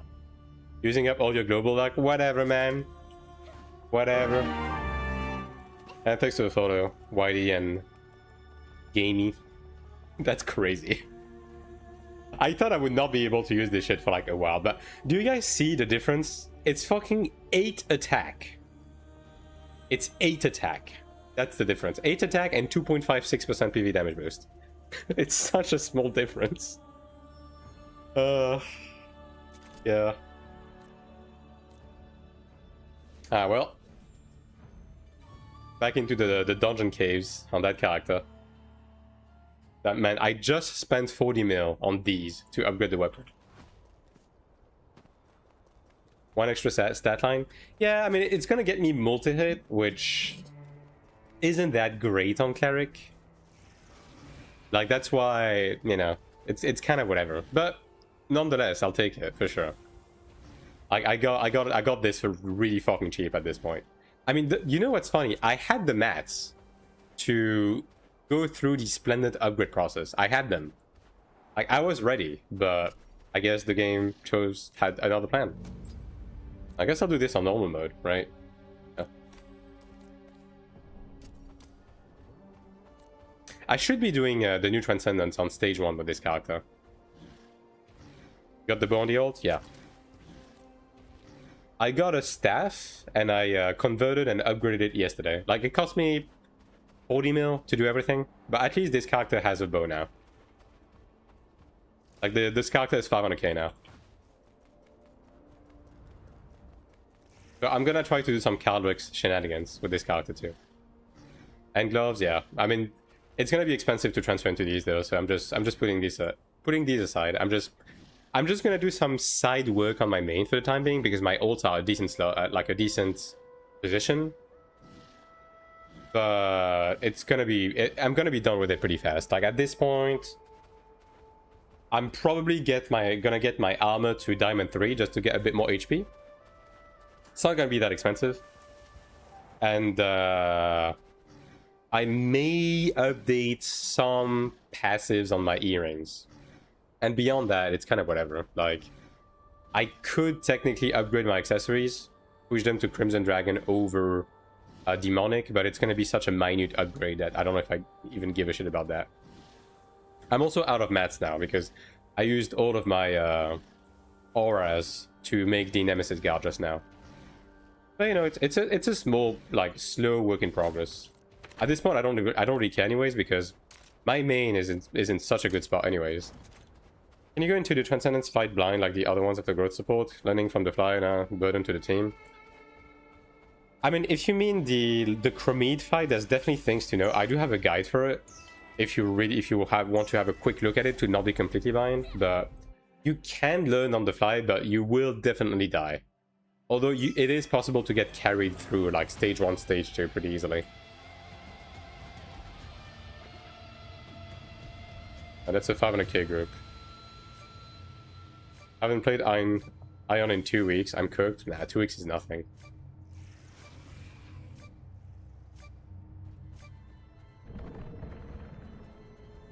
Like, bro, I made so many mistakes on Taiwan. I made every mistake possible. I didn't play with the sub for the first month and a half. I didn't have ults for the first 3 months, right? I didn't have a PvE set until season 2. Like, I made every mistake possible. I'm not even like try-hardening the game in an insane amount, and I'm still at the point I'm at, bro. Like, you'll be fine.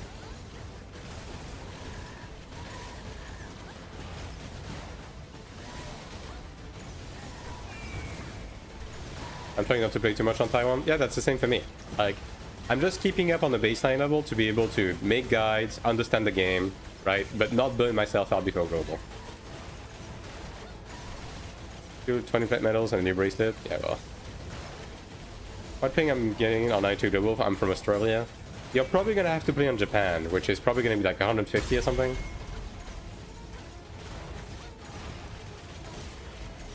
A good Chinese DPS? Yeah, I mean, sort of. I mean, it depends on your class, I guess. I wouldn't say necessarily carry. Like, my Cleric is not doing Z DPS. Obviously, my DPS is not the best because King, right? But, you know, still. I hope major city hubs coming soon. Yeah, I mean, it's supposed to be coming at some point. Although, they do seem to be, like, actual map expansions. The way they describe them. So we'll see exactly what they have in mind.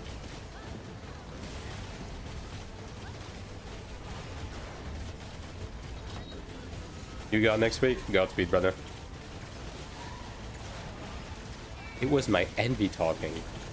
I mean, it's fair, though. Like, obviously, because of my ping, like, I can't... If everyone in my group had my ping, even though gear-wise I'm doing great, like, I would be struggling to clear shit. Like, even though my pre-mate doesn't have, like, insanely good ping or anything, because, like, the lowest guy is, like 70 MS, right? Like, obviously, I'm still getting helped a lot by the fact that we have people that are at least somewhat close to the servers. 150 ping is fucked. It depends on the class, right? Like, Cleric is going to be the class where you're going to struggle the least, but obviously, like, you will never have good DPS with that ping, right? For example. I assume Japan is best option. For an Australian, likely, yeah, I would say so. Japan or Taiwan, yeah, pretty much.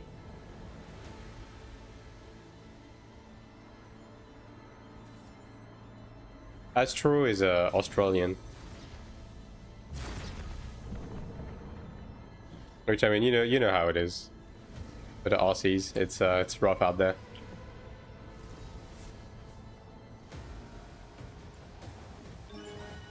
Whichever are you going to be playing on global? I'm playing EU. I'm French, so... Yeah, no.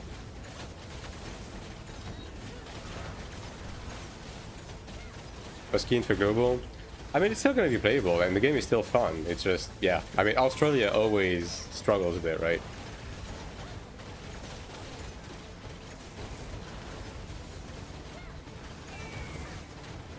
And, like, games rarely have oceanic servers. Are they doing some changes to the macro system to leave a DPS defense related to ping that I will... or anything? I mean, they are in the process of doing stuff, yeah. Like, the first batch of changes is going to be coming on the 26th. We'll see exactly what they have in mind. So far, it's a bit cryptic, what they seem to be wanting to do.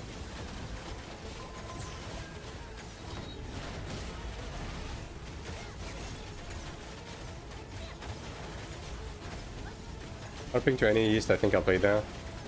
On ping is okay. It's obviously not ideal, but it's okay. Has the release date already been announced for global? Yeah, it's the 30th of September for early access, and 5th of October for full release.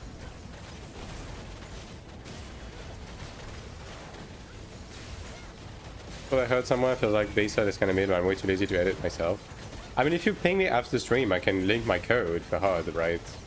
Although you have to keep in mind I have a non-standard screen size, so your mileage may vary. Sounds nice, yeah. We'll see exactly what they have in mind. Yeah, this group's DPS is not the best, but it's kind of whatever. 100 ping is okay. 100 ping is playable, but it's on the cusp of you know, considering not to play a DPS because of it. It's gonna be playable and you'll be doing like okay damage, but like you may want to consider playing a more support-ish class at that point. Thanks for the content, yeah, no problem. And yes, I am French, for better or for worse.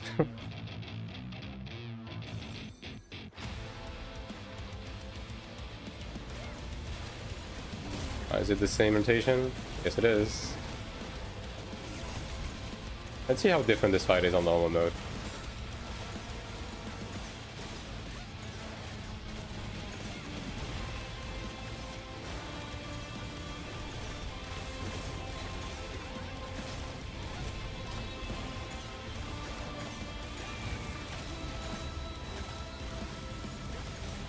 piss people off. I mean, at the end of the day, 100 ping is not going to be like completely eliminatory, right?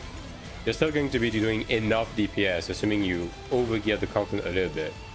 But you will start to feel the frustration for sure, in terms of your performance, relative to more native people. And 0. Yeah, but Oceanic servers typically just lose money. Because it's like having a whole ass data center for like 12 people. So that's why most games don't do it.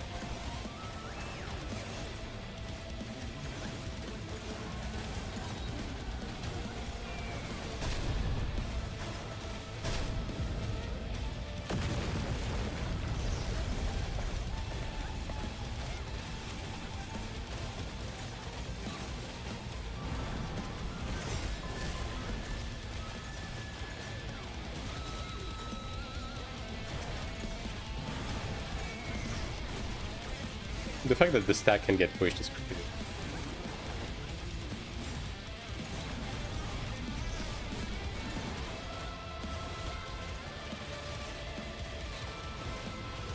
Yeah, this group is struggling a little bit. I'll say that. Is it a new trans? This is the Conquest. It's a souped up version of Deus from Season 1.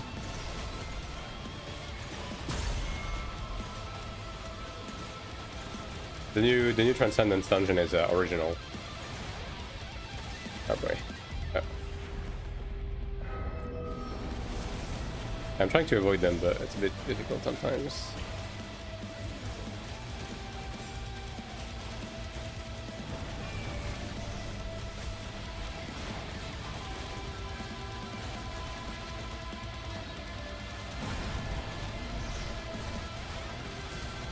Ah, he doesn't break the platform on normal mode, I see.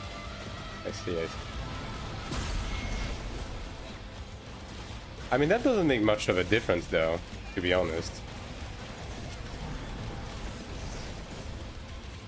Oh my god.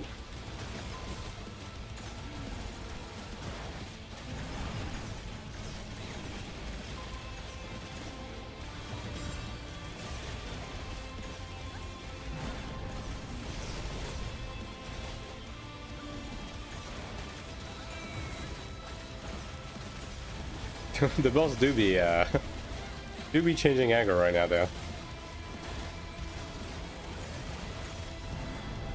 I can't move. Yeah. I mean, this guy has the res available. Surely he's gonna use it.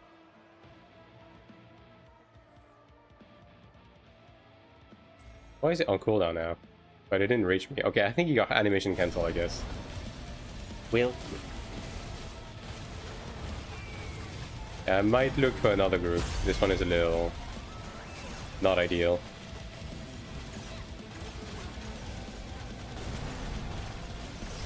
Also, he just does raw stacks on the second phase. Honestly, that's just harder than what he does on the regular ass mode. I'm dead. Oh, I'm not dead. Never mind.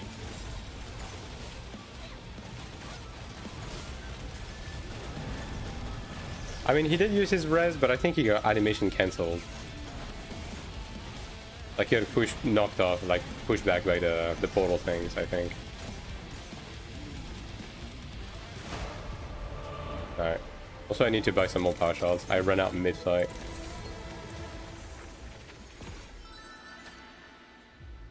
Watch this character get an orange accessory on fucking normal mode.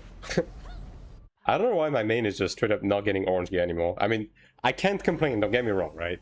Like, I legit can't complain. But it's kind of crazy.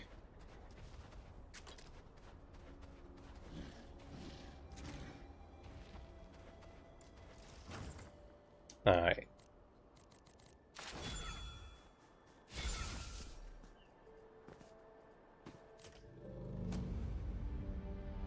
$700 intrude. Ooh. I mean, that's a fucking 970k cleric. What the fuck is this?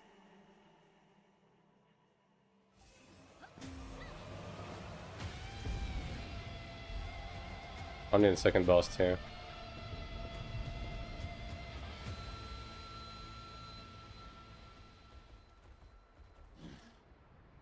Yeah, that's a 970k cleric for some reason.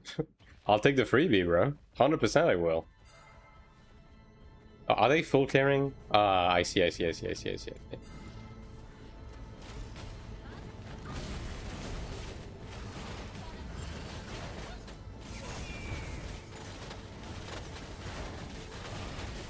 guess they're doing the achievement. Fair enough.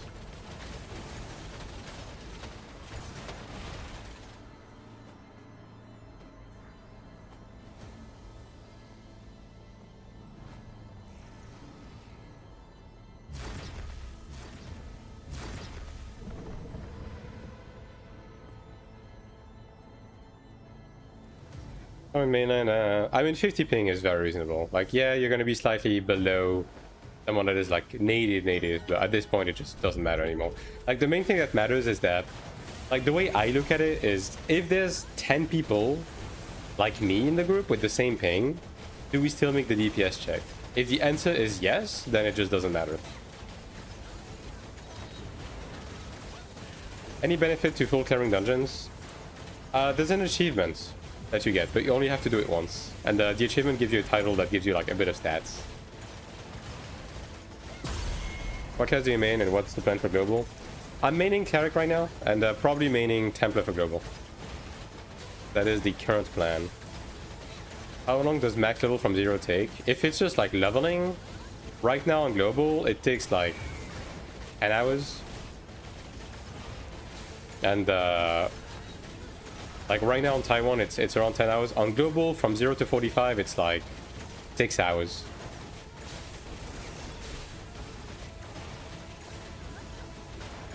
Does trash drop stuff? Nope. It used to, but not anymore. Some dungeons require you to kill some trash to proceed, though, specifically Transcendence dungeon. Yeah. On global, we have level 45, and that's gonna take like around 6 to 8 hours, depending on how efficient you are.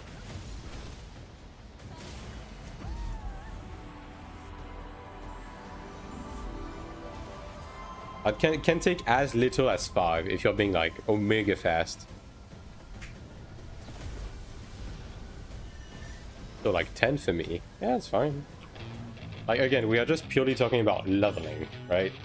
If you're talking leveling and also doing the quest and seal dungeons, it's gonna be a lot more than that.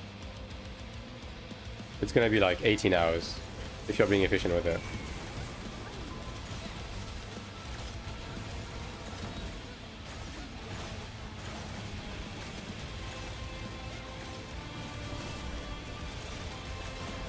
Between Ranger and Spearmaster? I mean, both are great. Ranger is more laid back.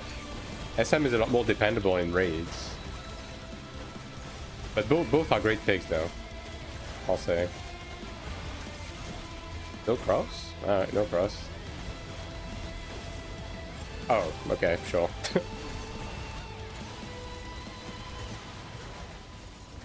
I wonder if it's a bug that it's delayed like that sometimes. I don't know what you do at max level. Yeah, I mean, the first step is exploration stuff. So completing all the sealed dungeons and the side quests. Like, that's the initial setup, basically. And yeah, beyond that, like, endgame opens up to you. But yeah, that's a different story right there.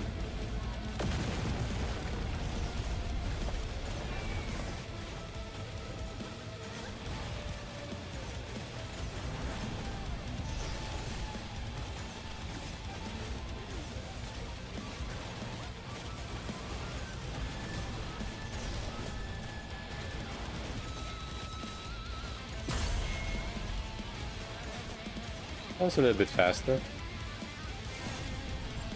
I mean, this guy is probably just going to do it once just for the achievement and just be done, though. That is the unfortunate part, but I will take the freebie. Is there a DPS meter in game? Yes, there is a personal DPS meter. And there are some third-party group meters as well. That also have some, you know, upload functionalities, although right now they don't really analyze like our DPS and stuff like that, so it's kind of whatever. Business trip for the entire launch week, so I'll be taking a chill, just focusing 4 characters to premise queue. Yeah. I mean, if you're just missing like a week or two, it's not the end of the world, so. Take it easy. How do ults help? Can you transfer gear between characters? Nope. Currency shall be some of the mats, as well as the money, as well as some horizontal progression stuff. If you're curious about that stack, I have a video that covers everything about ults, between the use you have from them, how much you want to invest in them, how much they get you relative to the current patch, and how much you play them compared to your main. Thank you, Rolex. I need to make a comment for that, honestly. Well, that didn't give a title, so I don't know if they cared. Maybe it's because I wasn't there for the full thing.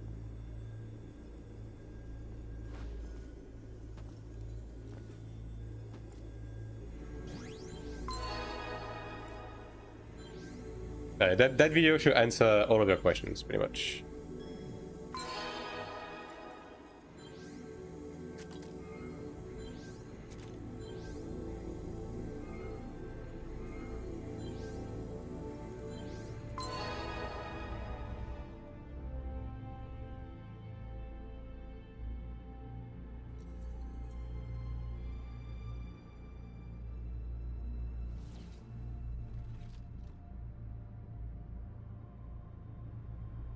How much was I missing again? It was like 15 million kina, right?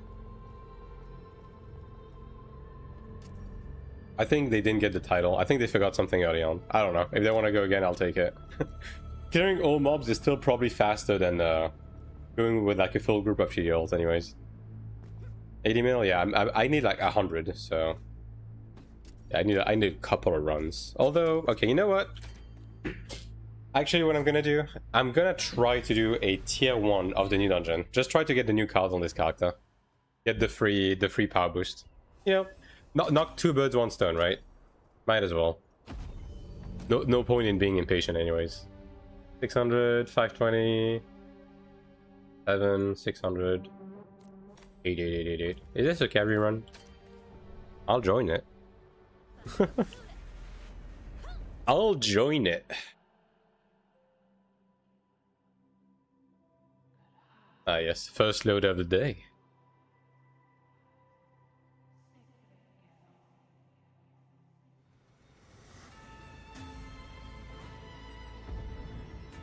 Oh, they're already at the end. Well, well, well. Can I get a second freebie in a row?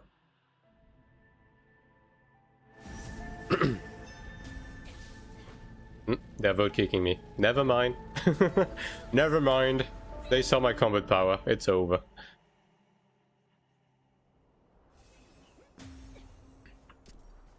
Alright, let's see if there's any others. And there's another one that has intrude. 500 plus. Alright, it's full.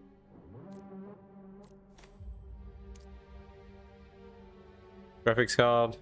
5080 upgrade your boost performance more. I mean, my graphics card is kind of whatever. Like, as long as you have a 40 series and above for frame gen, like, that's, yeah. I mean, I guess unless you're playing 4K or something, like, in which case, sure. Why is this guy doing fucking stage 1? Alright, he wants 600k. Probably gonna kick me. Let's see. I mean, he's fucking 1 million combat power, dude. Like...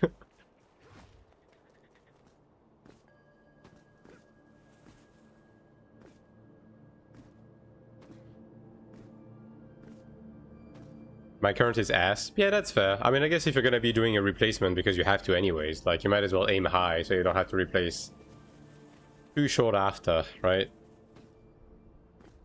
And a new one for frame gen? Yeah, I would definitely recommend it. If you don't have a card that is capable of frame gen, I would recommend it for this game, especially for our skill. And thanks for the follow, Ritsuke. Okay, well, they took me. I mean, I guess we have like some 446 here, people. Guess that works. Yeah, this guy is a little juiced. Ah, look at this peasant with an NQ guard, dude. No procs? No bitches? Crazy work. Couldn't be me, honestly.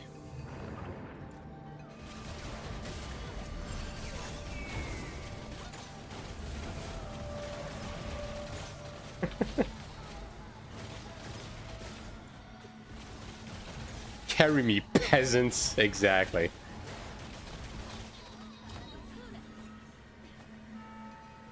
Not having a 5090 in 2026, how dare you? Yeah, I know, right? I have a lowly 4070 my troubles. Like one of the shitty gigabyte, like cheap ones from Amazon. Oh, he opened it. Well, I guess whatever.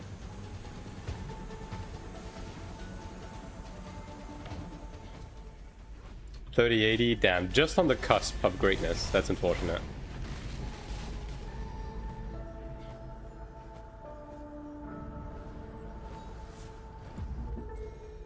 From the lowest settings, still runs like shit. I mean, I would look at CPU upgrades in terms of like, you know, actually improving performance. But again, depends on whether you're running like high resolution or not.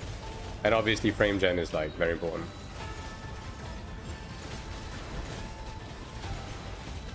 The 3K series is a common concern. Yeah, it's just like stuck in an in-between shitty state, right?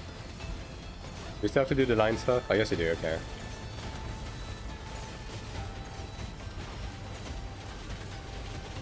Damn, bro.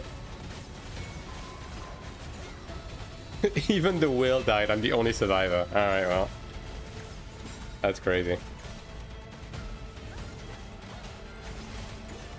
1680 Super. Oh yeah, it is time for an upgrade for sure.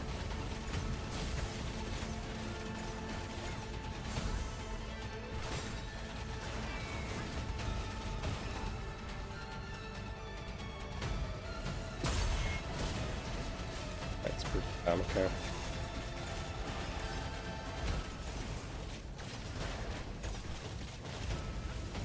Yeah, for real. Little outdated. It is time for an upgrade for sure.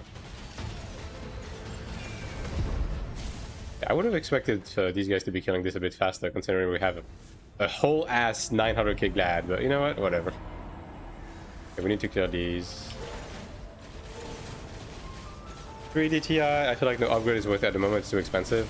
Yeah, I mean anything PC is just expensive as shit, honestly. But again, having at least the 40 series just for frame gen is definitely worth it for this game. That's certain. Especially if you do large scale. It is a UE5 game at the end of the day, right? Even though it's like the optimization is honestly like okay, it is a UE5 game. So, bro, are they the one carrying me or am I the one carrying them? Like, come on, what are they doing, dude?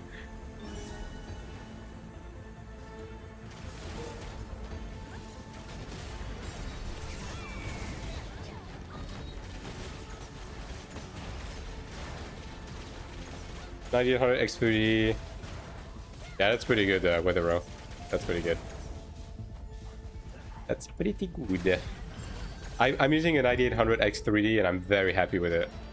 Like, I had to buy off of a scalper at the time because like, but it wasn't that much more overpriced. I paid it like 50 extra. But honestly, I was just making a PC at that point and I was like, I need something that is like going to serve me well for a long time, especially since I do video editing, right? And honestly, I don't regret it. It's great. It's fantastic.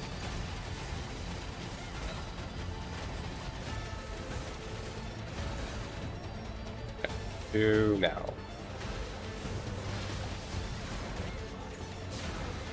This guy is about to fuck up. Yep, there it is. Yeah, at least one guy lived.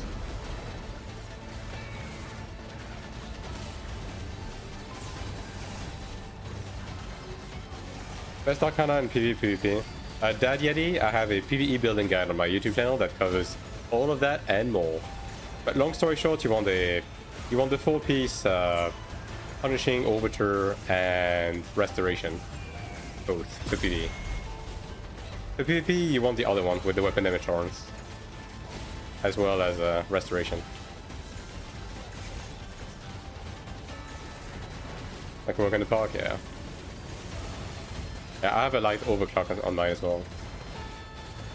It's been serving me extremely well.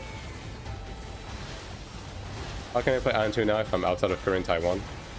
You can just make an account and then you can just play. Man, these guys just... Yeah, you can just make an account and play on Taiwan. It's really easy. You just make a Taiwanese NCSoft account. And then you will need a VPN to access the game though.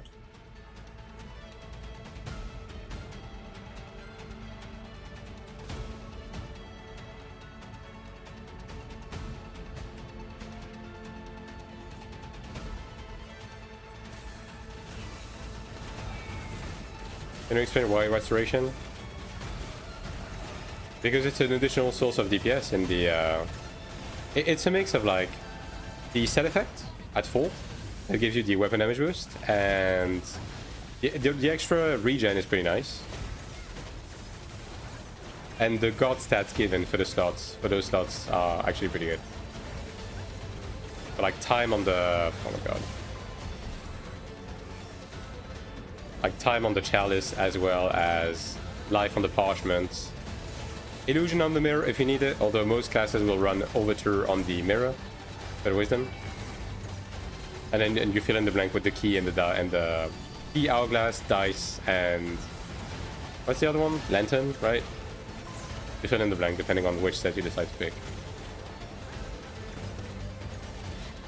But yeah, again, I cover all of it on my PvE building guide. I would recommend taking a look at it. I do explain all of the reasoning behind it, as well as the reasoning behind how you build skills on them, and in what order, regardless of class.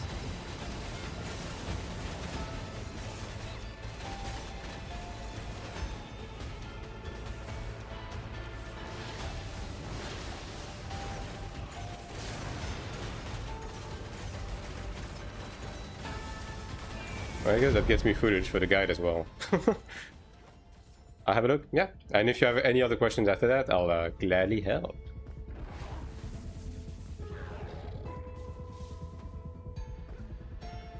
So is it becoming an actual streamer? What do you mean?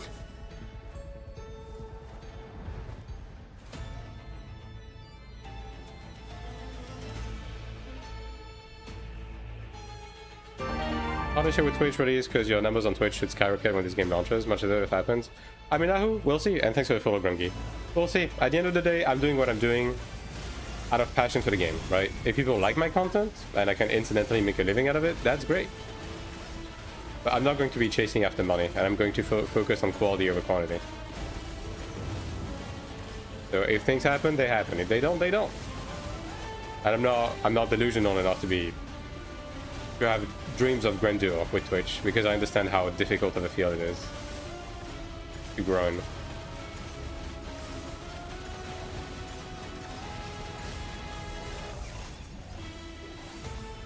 Just don't greed. Don't greed. Alright, that's a spread. Other move.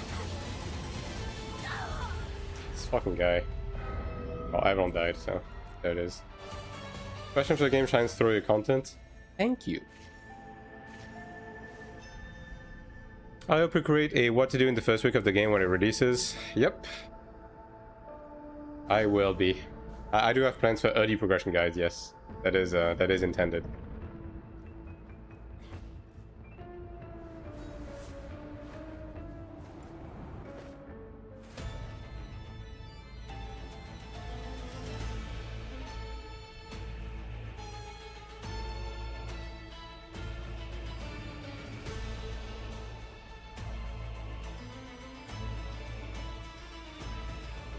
Like again, I have the content pipeline planned for the next 2 months. It's just I have to get around to doing it.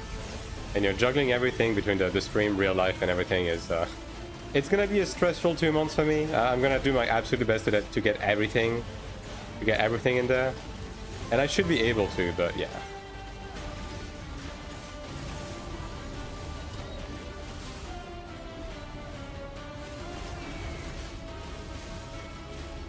Very lovely and simple. What do you base it on?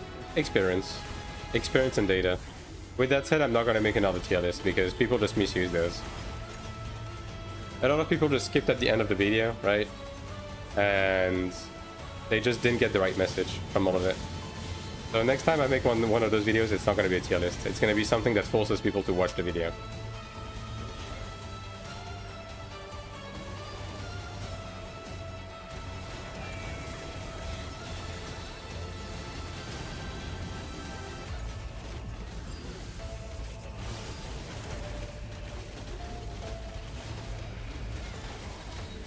Content, yeah.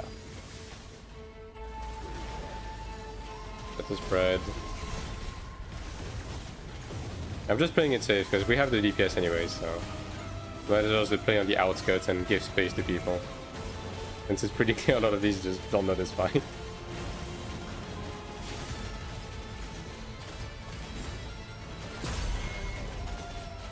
Out of curiosity, do you have your guild set up for global? I'm just going to be playing with a couple of friends with a pre-made.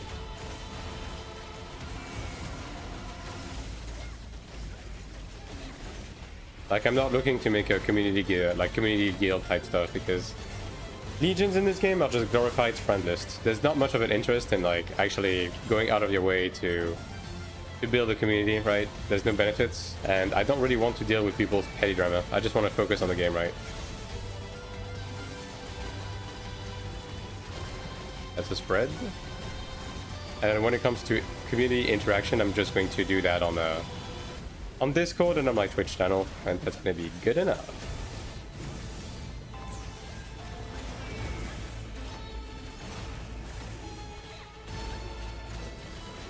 Numbers on the boss health bar.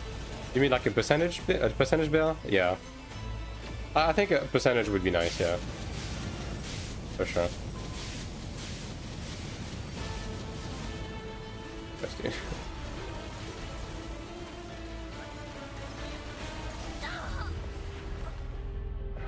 I don't... Okay. Well, I walked in, but I think Ping didn't pick it up, but this guy was just like waiting outside for some reason.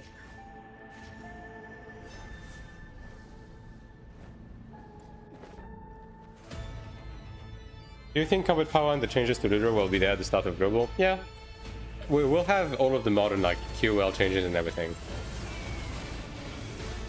No, like, no doubts about that. Which in turn is going to make Season 1 a lot easier. Alright, that's a spread. Like, we already know it's going to be 5-man parties. I don't think they're going to readjust numbers or anything, so... Yeah, content is definitely going to be easier. Like, basically, it's literally just going to be the same client as Taiwan and Korea, but just locked to Season 1, you know what I mean? Locked to Season 1 and its contents. That's a spread.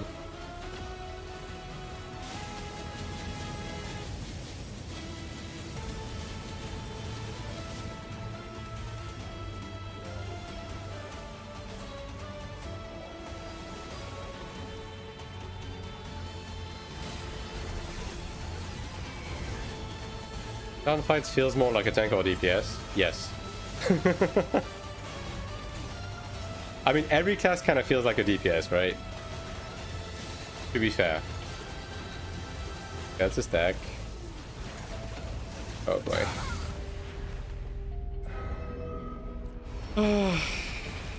Whatever. Just clear the boss and get the cards, alright?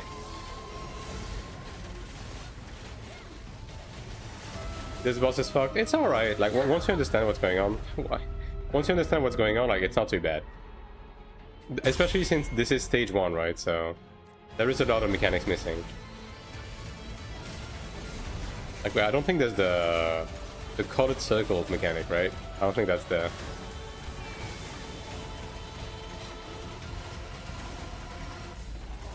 You're being a little too late on the dodge. Avoid that.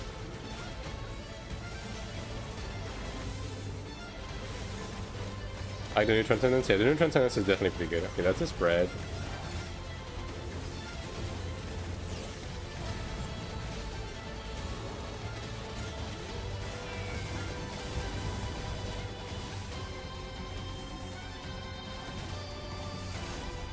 Don't grade. Just stay back. Give them some space. It's a stack. Alright. Do not walk into the lantern. Do not.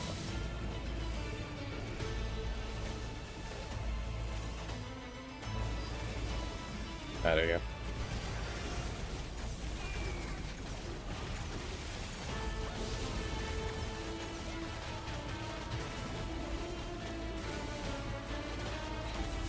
Keep forgetting the dead center is actually an AoE too. Oh, that's a stack. Ooh, okay, that's fine.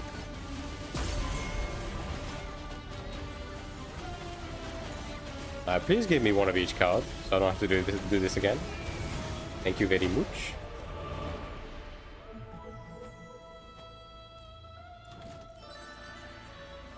Oh yeah, also getting that. And cube space, brother.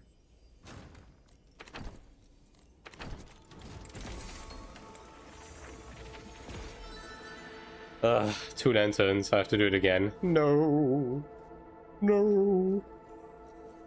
Are they going again? That's the big question there. Let's see how dedicated this guy is to helping his friend. Oh, there's the Abyss Rift going. Ooh, wait. Yeah, I guess I'll do the Abyss Rift on my main real quick.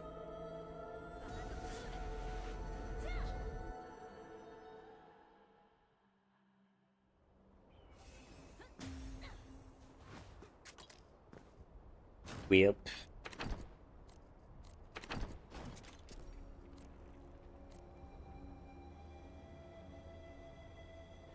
Dungeon on ults weekly? Not really, no. Like, if you do dungeon on ults, you're gonna be doing it on like 2 or 3 ults, just to do the missing like 30-ish dungeons that you can do on your main, right? To hit the diminishing return. Like, the main benefit of ults is gonna be more side stuff, like Ascension Trial, as well as portals.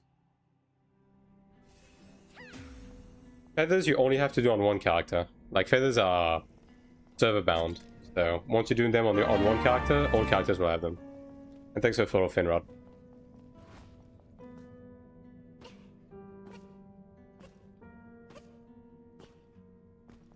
One or two runs, yeah.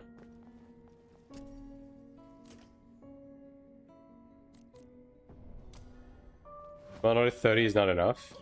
I mean, technically speaking, you can pick them up for the enhancement stones, because enhancement stones are going to be pretty precious at the beginning of global, right? Although it's not a massive amount, right? Especially if you do Ascension Trial on like a bunch of ults. But it is something that you can eventually do just to get the free stones, because it does give you a decent amount. You will have to do the ones in the Abyss though, just to get the itemable. To get into Ludra earlier. I can't believe I proc this, dude. Like, it's crazy that I double proc this shit.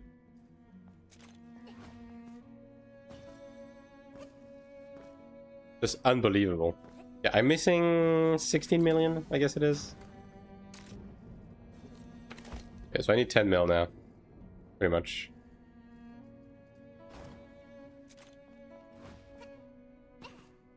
Ludra should be day 2 max with hardcore, semi-hardcore play. Yeah, Ludra is definitely going to be a week 1 ordeal if you know what you're doing, right? But I do hope they're going to push back Ludra to like week 3 or something, so this way it gives time to people and there's no FOMO. Do I find somewhere the skill set macro for Cleric?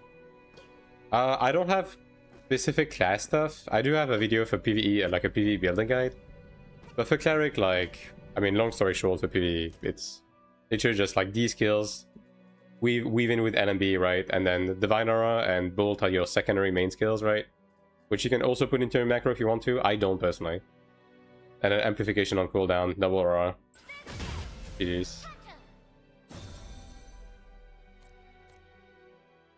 So.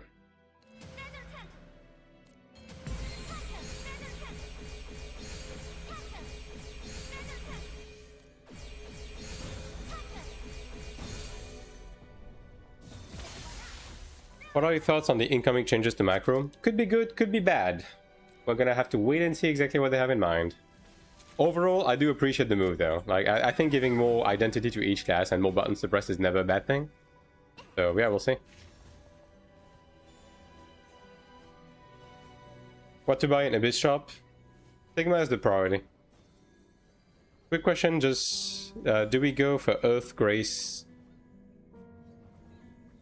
Condemnation, Divine Aura, and Arcana? Your main level 20... Your main level 20 skill, like your very first one is going to be Condemnation, right? And then after that, it's going to be Healing Light, Radiant Recovery. These are pretty important in terms of support, right? And then Divine Aura and Bolt are your secondary level 20 skills.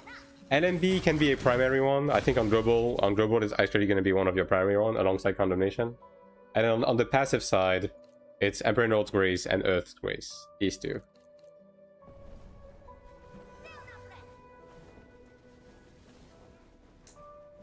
Practice run usually 2.7k gear with less than 23 hours of pure gameplay efficiency. I mean, yes, but that's in the current state of the game, right? Global is going to be a bit different because there's going to be no... There's going to be no, like, no economy. And running... You're not necessarily going to be able to run, like, high-end dungeon immediately, so on and so forth. And you're going to have to do your old setup at the same time, right? Like, when you factor in old setup, it's going to take a bit longer. That being said, if you just speedrun, like, let's say you just, like, skip steps and you go straight to... You go straight to, like, stage 3 Transcendence to get some blue cards, to get into stage 4 to get gold cards, and then straight into Chromeed, right? You're gonna be pretty far pretty quickly, right? And then after that, you get some extra RL balls from running ults. You start making your crafted accessories ASAP. As soon as you have artisan accessories available in the auction house, basically. You make those, and yeah, like within the first week you'll be able to do Ludra. But global is gonna necessitate a bit of extra setup.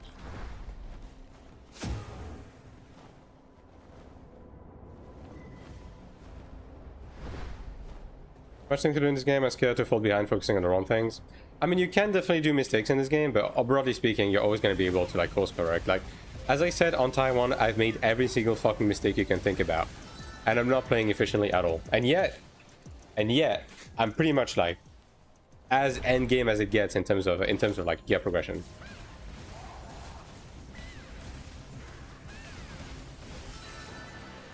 So like don't stress it too much.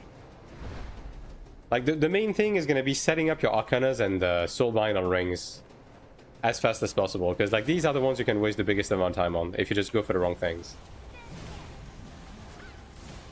Like Soulbinds in general can be like a huge and like a huge void that just like drains your resources if you don't know what you're doing with them. Which for the most part, Soulbinds are really easy to figure out, so it's kind of whatever. What the fuck is happening here? Just an event. You just like go with your faction from world boss to world boss, kill them, and get some loot. Was I upgrading the wrong stuff failing? Yeah. Pretty much. Like my biggest mistake on Taiwan was to focus too hard on Soulbinds early on, which is definitely a mistake, right? Like Soulbinds, you have to take it progressively, and you have to not try hard until you get 3 Soulbind stones from Ludra.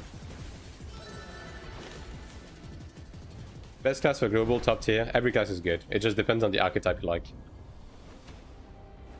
Do you actually use Macaron skills? Yeah. You kind of have to in this game. I'm fresh 45, haven't gotten much involved with the different things. One hand because of broken arm should be fine for release, since I watch content now. I mean, early setup, admittedly, probably don't take more than 1 arm to be fair, so there's that.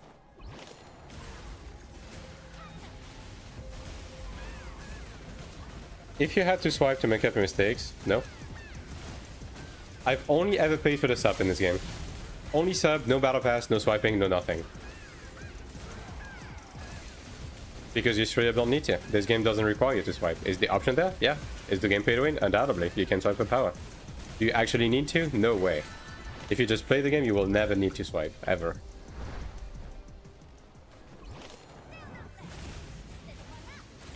What class will you play on global? Most likely Templar. Even if you want to swipe, isn't it hell expensive? Depends. I wouldn't necessarily say so, but again, it's not worth it. The entire point of this game is the progression. If you swipe, you're skipping some of the progression, so you're skipping some of the game. Are you really winning when swiping doesn't really get you to do more content, and all that you're doing is just skipping some of the fun of progressing? That's my question to you. Like, it's just like cheating in a single-player video game. You know what I mean? Like, if you play Pokemon, right? And you just hack in a fucking shiny Rayquaza, right? You have a shiny Rayquaza now, and it's a fucking throwaway piece of code. On the contrary, if you hunted for that shiny Rayquaza yourself, you're gonna have memories attached to it. You will have had fun hunting for it. Same thing.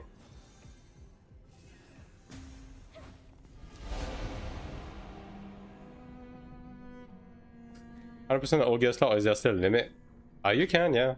Crafted is base, although admittedly, you don't go for crafted for every slot because you don't need to.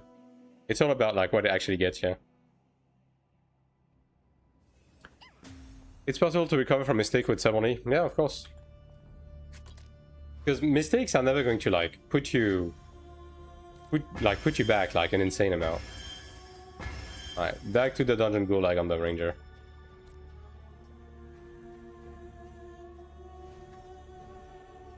Getting less fun and just more struggle lately. I mean, in what sense? The game is very accessible right now. Can I see your macros? I mean, sure, but I don't have like perfect macros because my ping is high, so, you know, it interferes with macros a lot. But like, I have this set up, right, in succession to just like buff up one after the other and go through this rotation. And I have a mouse macro that spams LMB, and then I use these manually. I'm having to spam Transcendence and Dungeon, getting nowhere with those gears. I mean, you always do progression though. You get Kina, you get mats. Every single dungeon that you do progresses your character one way or another. It's just about taking it step by step. My copy of Brilliant Diamond for Pokemon is literally saved right before Dialga because I need that dopamine hit of succeeding. Yeah, exactly. What were the mistakes that you did? I focused into PvP gear early on. That was my first mistake and probably my biggest one. I focused into getting perfect soulbinds early on. I wasted a lot of Kina and resources trying to get those. I focused on the wrong arcanas, right? I didn't grab the sub from day one. I didn't start making ults until like month 3 of the game. Like, I made every mistake possible.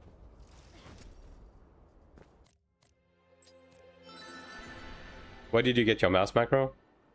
I just kind of came up with it.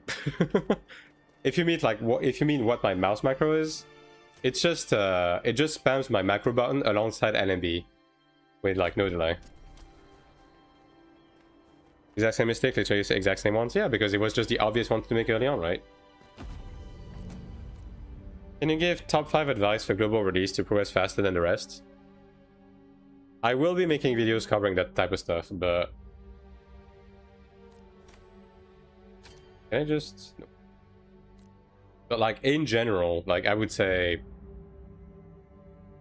the biggest one is just don't, even if you want to do PvP, don't give a shit about PvP.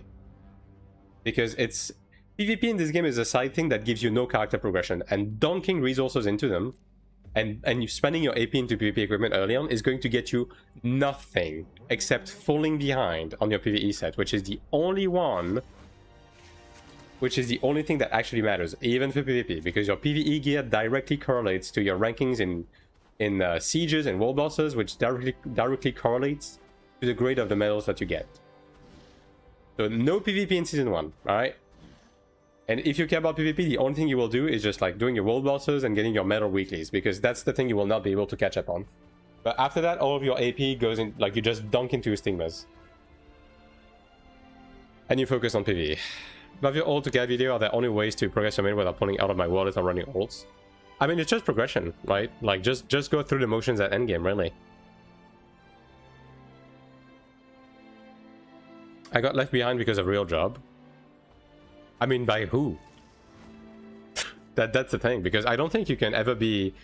Because you're always going to be able to run content in this game that progresses your character, regardless of the stage you're at, right? So what is behind? What about working on both in PvP sets, like for example using PvP accessories for Idle? Don't do that. Mistake. 0 PvP gear in Season 1, alright? My genuine advice to you. 0 PvP gear in Season 1. First time joining here, can I find your Cleric macro somewhere? I mean, I can link it on my Discord, but it's really basic. It's just one column with NMB spam. But macro stuff is going to change on the 26th anyways. Would you recommend grinding Genius Insight manually or get the levels with daily dungeons at start of global? I would say there is some merit to do some manual grinding early on if you have the time, yes. Because like you can do your daily Kina cap, for example. Like you get your 1 million Kina and you get some Genius crystals like that, right? But don't do that over your like actual progression stuff. Because Genius you can always catch up on, and it's going to build itself like Little by little. Also, Genius is good, but it doesn't give you eye level, which is what you're gonna need early on to get into Looter ASAP.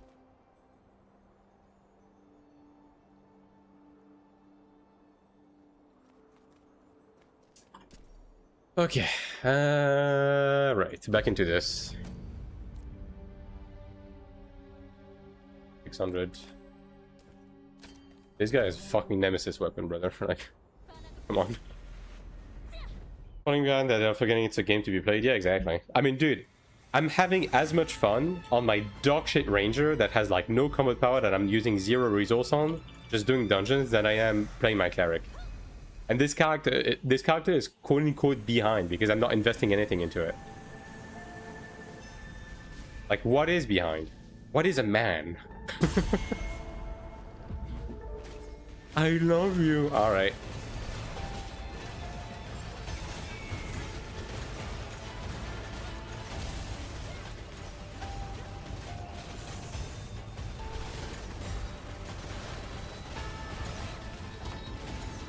Okay, Patrick. Yeah, exactly.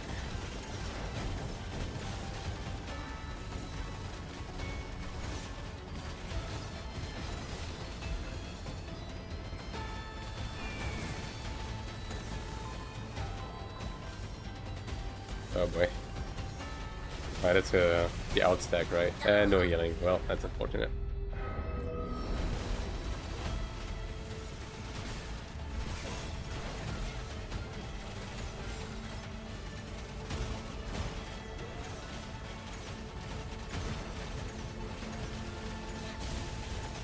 I'm falling behind. Me when I blink behind the boss in substitution when there's no ground, yeah. I'm falling.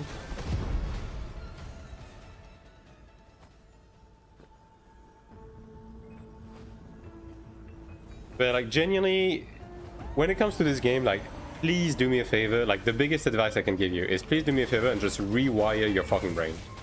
This game is not competitive. It's just a fun game where the fun is the progression and running content. It doesn't matter what stage you're at. It doesn't matter what you're doing. It doesn't matter whether you're a swiper, a non-swiper, a free-to-play, a non-free-to-play. You just play the video game and you have fun, right? That's it. And then if you really care about doing all of the content on day one, the game allows you to do that. Without having to swipe anything. But like, first and foremost, just focus on having fucking fun with the game. We should stream 1080p 60 FPS. I can't do that. I mean, I'm at 60, right? But 1080, I can't do that with the current bitrate. Once I get partnered, I will be able to raise my bitrate, and I might be able to upgrade to 1080, but for the time being, I can't. Or be a dolphin. I mean, you can do whatever. Like, this game is your fucking oyster. You can play it however the fuck you want. Like, even like mega casuals are gonna have fun with this game. Like, even if you're someone that like doesn't do content and just like fucking enjoys the Guna skins and just grinds things really slowly, you're gonna be able to have fun. I mean, dude, the main dungeon that gives you the skill arcanas is literally still the fucking Chromite dungeon from last season. You know what I mean? It's still main content. And the guy fucked up. Alright. For Gideon in the Abyss, I will probably make the same mistakes as you from the beginning. I mean, if you really care about that, I don't know if this is necessarily going to be the game for you, because this game is not a PvP game. But, nonetheless, I mean, you can go for that. But the thing is, you're going to struggle a bit, because this game is primarily PvE, right? The game is primarily PvE, and all of your progression is tied behind your PvE progression. So if you fall behind on PvE a bit, it's going to make it harder for you to keep up, like in the later seasons. At least, you know, within the time frame of relevancy, quote unquote.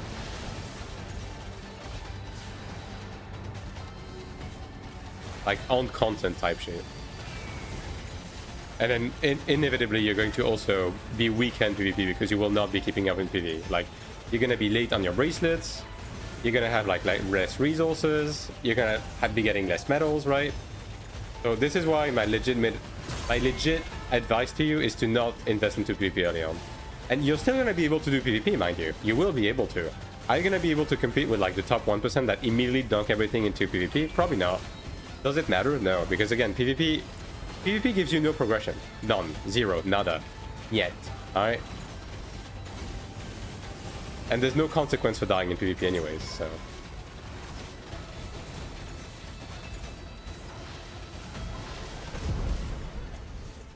I'm making full PvP below. I'll go over it, but basically early on, you're gonna be making the lowest tier of crafted accessories, right? That's gonna be your first priority. Like within week 1, week 2, you're gonna be making those, right? After that, on the weapon side, if we have the breath items, you're gonna want to make an Ebony weapon crafted with the breath, right? And then after that, you can either make a Star Dragon Guard, if you want to have something like that, or you can just settle on the dungeon and wait for Ludra or something like that, and then make a Star Dragon armor, like the first tier. And the reason why you want to do that is to get perfect soul binds on it, because it has 5 soul binds to then inherit into the dungeon gear in Season 2 that also has 5 soul binds, right?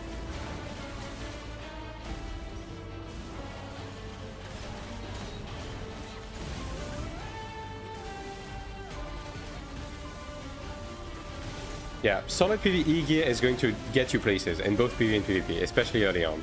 PvP gear is going to get you nowhere.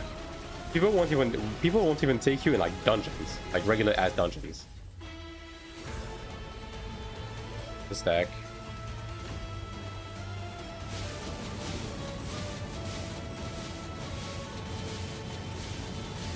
Using tier 1 accessories on my main? Yeah, because you don't need anything more. Once you make the tier 1 accessories in Season 1, right? They're going to drive you all the way to Chapter 1, because you deadass don't need to upgrade them. It just gets you a bit of attack, which inherently is it an upgrade? Yeah, but it's a meaningless one. Which is why it's like the most important thing that you need to make like day 1, right?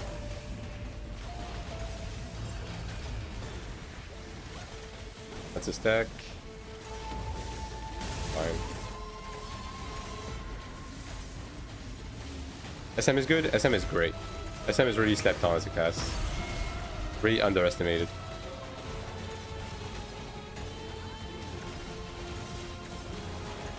We will get growth support on global. I mean, not on release, obviously, because there's nothing to catch up on. Like, the game is new.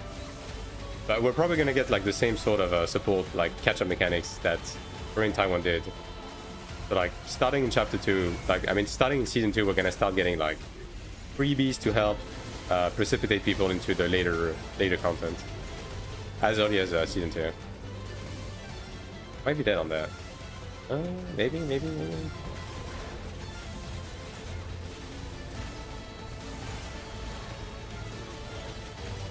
That's a spread.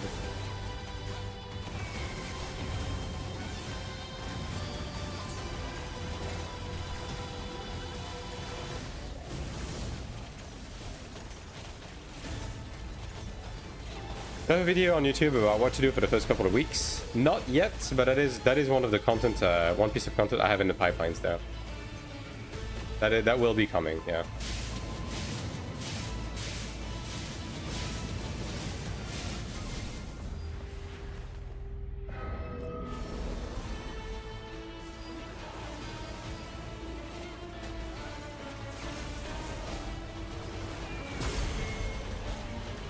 What are people that are part of a hardcore guild? Would you have any absolute do's and don'ts? There's no such thing as a hardcore guild in this game, because legions are just glorified friends lists.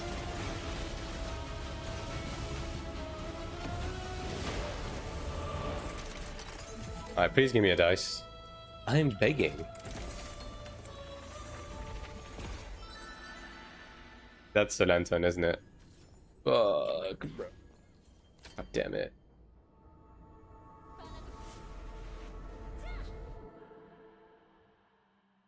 Can you craft PvE gear 100% on all character slots? On all gear slots now there's still a limit? What do you mean a limit? There was never a limit. Or do you mean like the guaranteed craft? If you mean the guaranteed craft, yes. It is still a limited amount of guaranteed craft per season.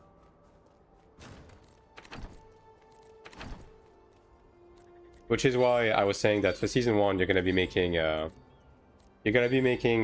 weapon with your guaranteed craft, and then you will just roll out the accessories because they have a really high success rate anyways. Regen. So bad.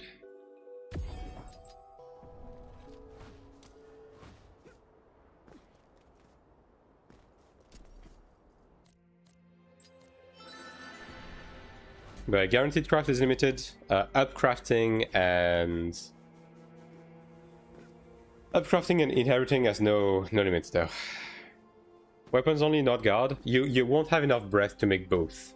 I mean, I guess you can make a Dark Dragon guard with the guaranteed craft, I suppose. Although me personally, I'm probably just going to go the dungeon route and like get a Ludro guard or something.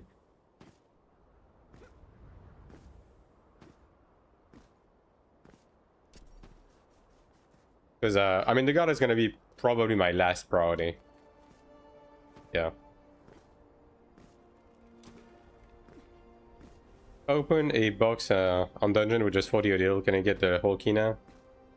You will need to open. You will need 80 energy to open both boxes to get everything. Right. Well, I guess I go again. 500.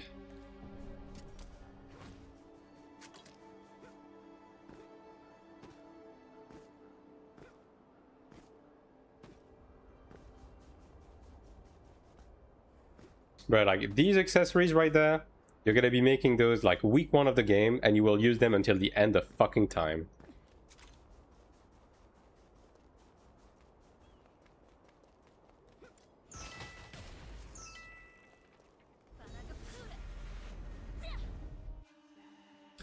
Should I be dismantling any items I don't need for the skins?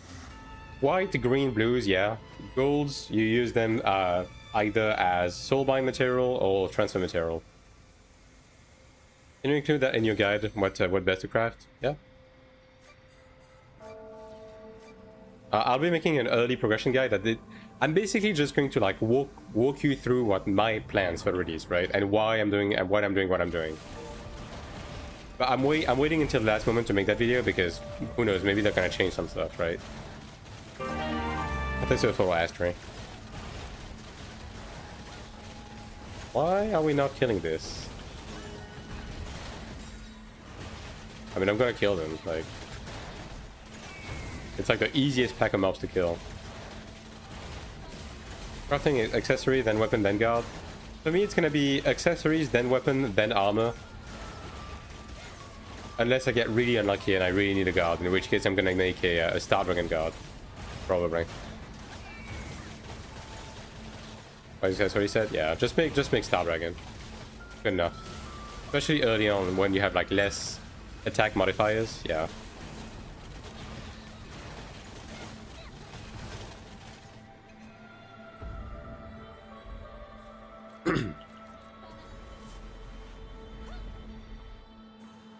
And just so like Hearthstone specific tier, yeah, exactly. Like, if one day they give a new tier of rings that gives you like +2 to a skill or to passive, then sure, right? It's gonna be worth upgrading. But for now, like just a little bit of attack that you get is honestly insignificant at best.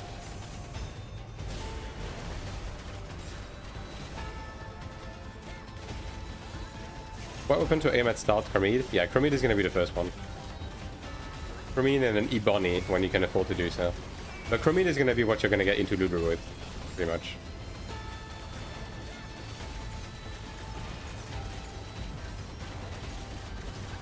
Ring would be debatable. Not really, because that would allow us to get like 7 skills at level 20, right? I would say it would be worth. Probably did. Yeah. Okay, that spread of puddles was a little bit doo-doo. I mean, all of it would be very, very relevant.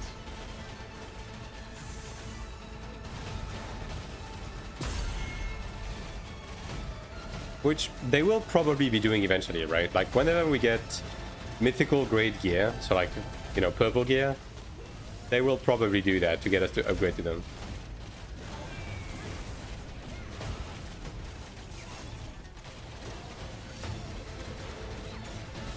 Octaves at 20.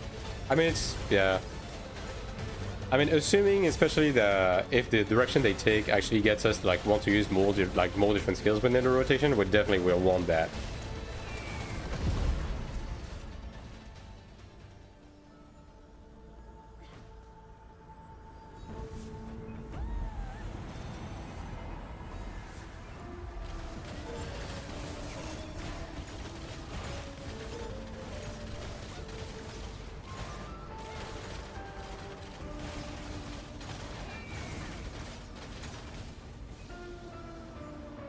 I guess they want to kill the harder mobs. Why not? I'll just follow.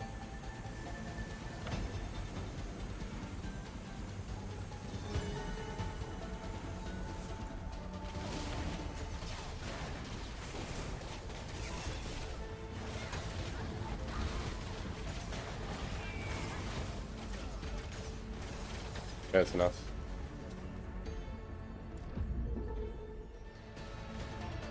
Do we have like a big guy? Because I feel like these are dying pretty fast actually. Oh, we have a 680k assassin, okay. I mean, it's not like an Omega juicer, but it helps. Definitely helps.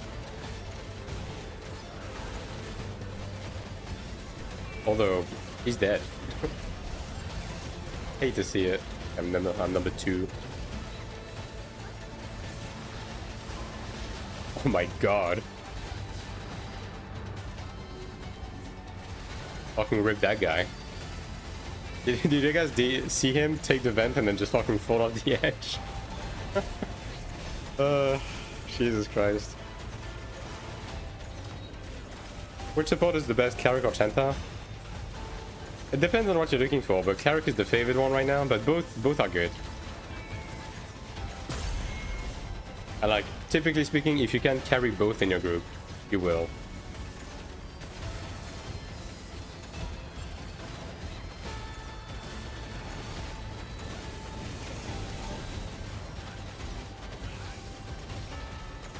Oh, damn it.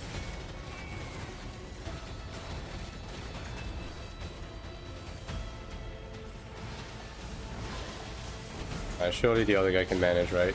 Surely. Nope.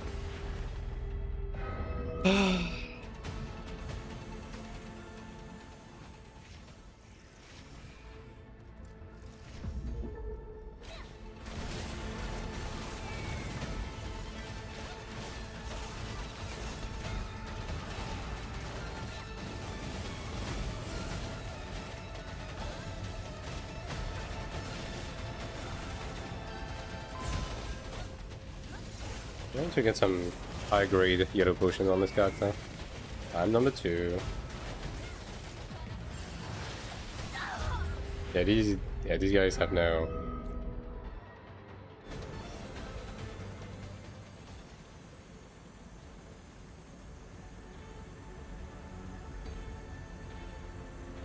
I'm gonna talk in English. They're not going to understand. Maybe I'm gonna get kicked.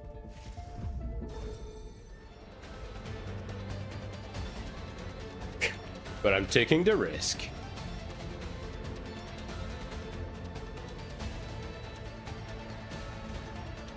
Anyway, to progress today a bit faster in career from 47k, 70k to over 500, trying to get my second Sigma skills to 25 for fast gear. I mean, Quaku, have you seen my post-growth guide on YouTube? Because it's pretty much, that's pretty much our path forward. I would say in a strong back attack depending on PS. Yeah, like tanks and brawler have frontal attacks that I count on as well. And the other guy definitely doesn't know what he's doing. Yeah. Well, at least I lived.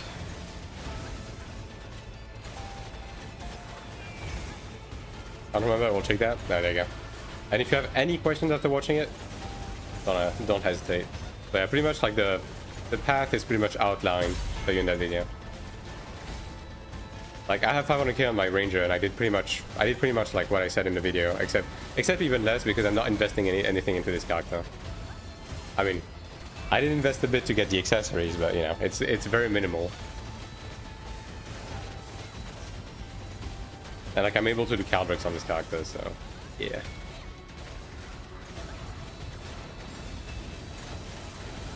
Amazon getting rid of TL and Lost Ark. I mean, predictably, right? Like, Amazon Games is dead, so... Caldrix normal?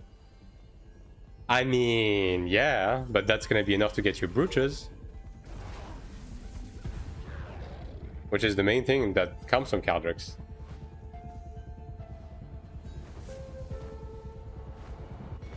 Which support is the best? As I said, both are fine. Cleric is a bit favored right now because it has stronger healing, so it's a better all-rounder for group play.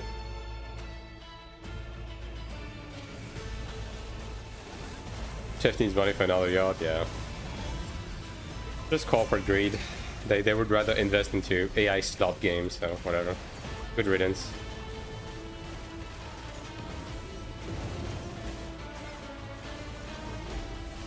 I do wonder if NCSoft has plans for Throne though. Provide the same buffs? They provide similar... Oh my god, why? They provide similar buffs. And each of them provide like a unique thing each, right? So which is why you can run both in a group and it's preferred. But they can also work individually. Is it that Chandler focuses a bit more on DPS, Cleric focuses a bit more on healing. Which is why, like, when people look for support, they favor Cleric a bit more. Are there add-ons like DPS meters? Yes. There are group DPS meters, third parties. Bro, this assassin is a terrorist. I don't know what he's doing.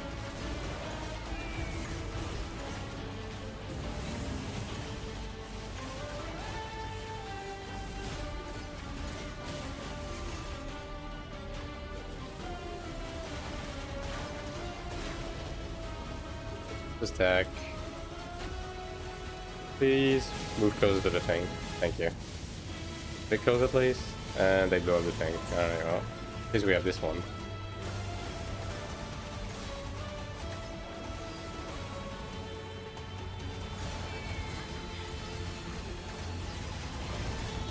Did you feel any difference in the heals after the update? At my level of gear, no. On my sheer character, I can tell that They definitely heal a bit less, yeah. Red.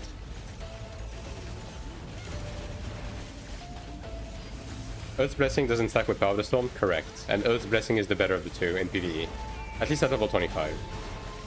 In PvP, Power of the Storm is better, and on global, Power of the Storm is probably going to be better early on. Well, I heard the perfect dodge sound, but I didn't actually dodge. Unfortunate. Maybe explain which class are the most burst heavy DPS, constant DPS. Assassin is the most burst heavy. Every other DPS class is like mostly like overtime. Like every DPS class does similar DPS, and Assassin is very burst centric. Like it does a lot of damage, and then it does nothing, and then it does a lot of damage, and then nothing. Which is why Assassin does more damage on short fights, but it does the same damage as the other ones on long fights. Oh my god. Nice, dude.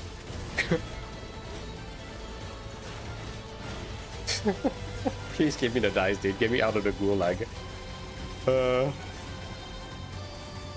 Endgame was basically a range buff.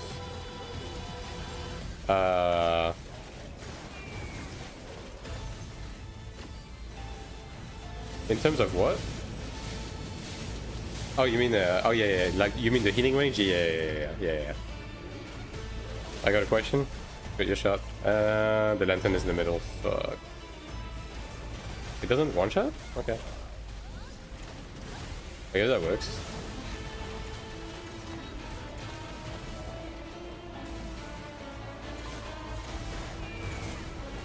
Name your character full caps or full lowercase. I'm not sure about that actually. I mean, you might be able to on the Chinese servers because they have special characters, right? I don't know about global release though. I think you can though. I think you can. At least on Taiwan. Power of the Storm is superior for Sin. Yes and no. I mean, it's only 10% now, right? And the thing is, the predation on Earth the Blessing is permanent. So I don't know, for Assassin specifically, I don't know the exact math, but I would assume that it's probably still superior.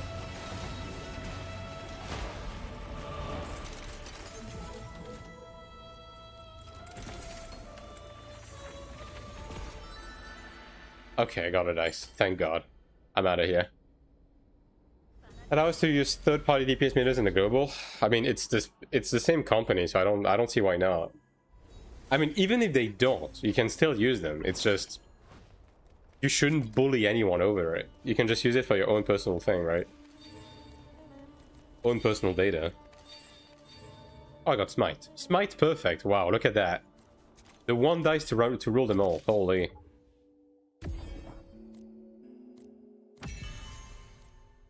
Insane. Vision, that's shit. Shit. Shit. And shit. Eh. On power performance at DPS. I mean, you have the personal DPS meter in game, right? And then you can measure with friends and stuff like that. So, kind of does the same. Achieves the same goal without having to go third party.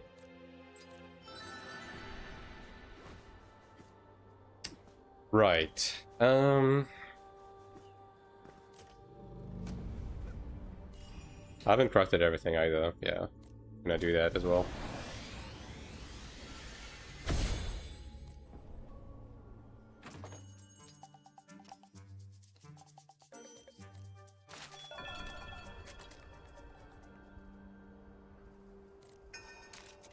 And back into dungeons, I guess.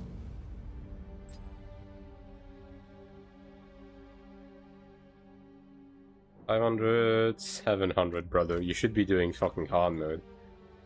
Intrude. Right. I will intrude. I'm probably getting kicked though.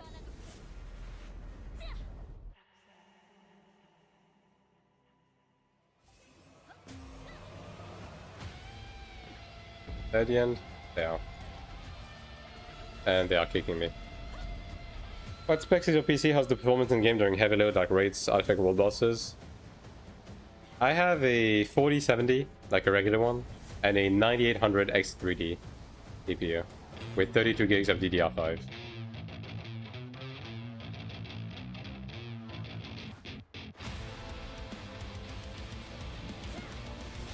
And the game runs great. I'm running on Ultra, and it's running great.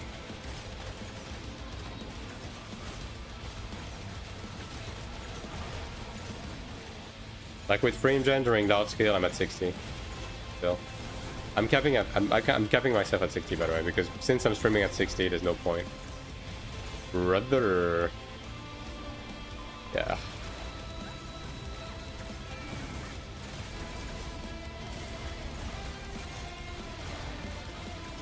The guy there is like, why aren't you sharing with me? I don't know, dude. Maybe because you went to the other side of the fucking world.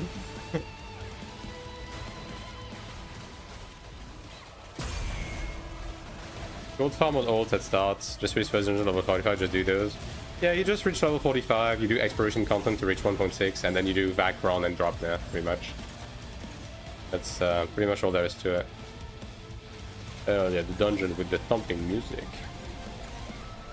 I mean, both of the dungeons, the new dungeons are pretty cool, honestly.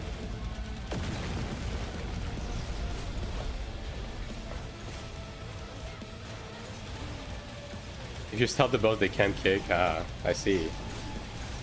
You've got the strats. I think they voted against it though, so.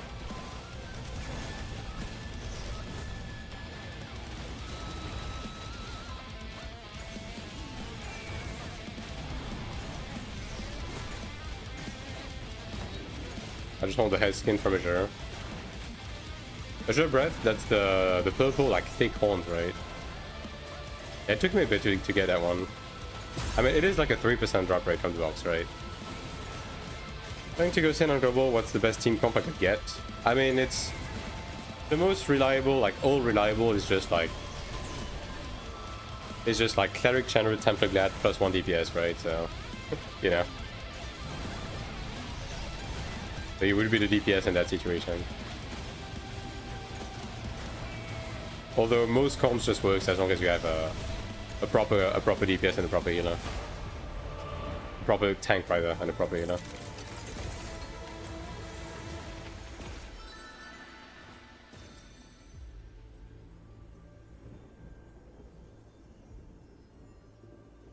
I like this fight. Yeah, this fight is alright. I mean, it's very, you know, it's just Deus again, right? But it's alright. At least this dungeon is pretty fast. Okay, well, maybe don't do that, yeah. Probably not the best idea. So I'm missing 10 mil, right? 10 mil. So I need to open this, hold on.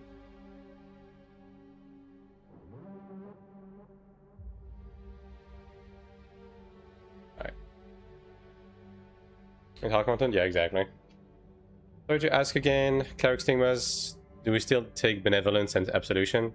Absolution is mostly a PvP stigma, to be honest. Like, Benevolence is gonna be your bread and butter for healing and in PvE.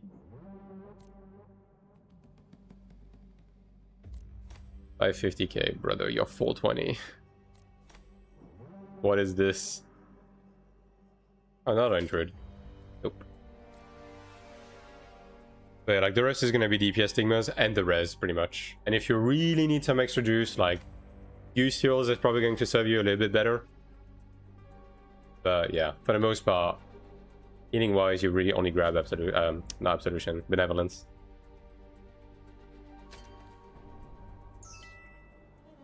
Another dungeon that's going to do a vote kick on me as soon as I join it. Can't wait.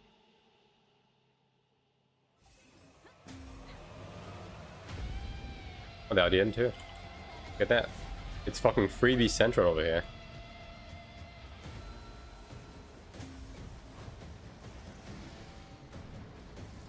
You guys are a bit low too, but that's right.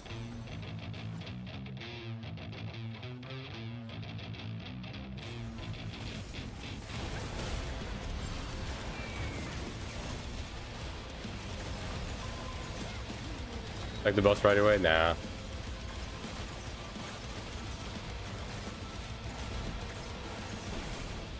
Because like, if you do that, all they have to do is just jump off the edge, right? Like, whatever. I can't be bothered. If they want to kick... If they want to kick my shitty ult, like, it's okay. I don't mind.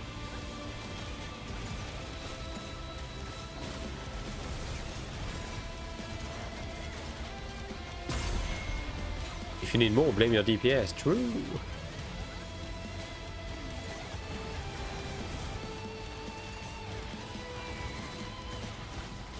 Especially on global, since we're gonna have less stigma slots. Like, yeah, you don't really want to waste your wealth of stigmas in PvE on healing stigmas that you're basically never gonna be using.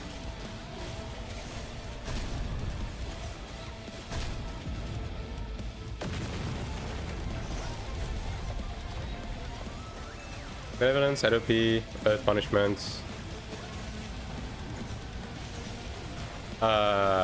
Amplification is the most important one. Most of destruction, you suck it if you have a chanter in the group and you're removing Light of Protection, pretty much.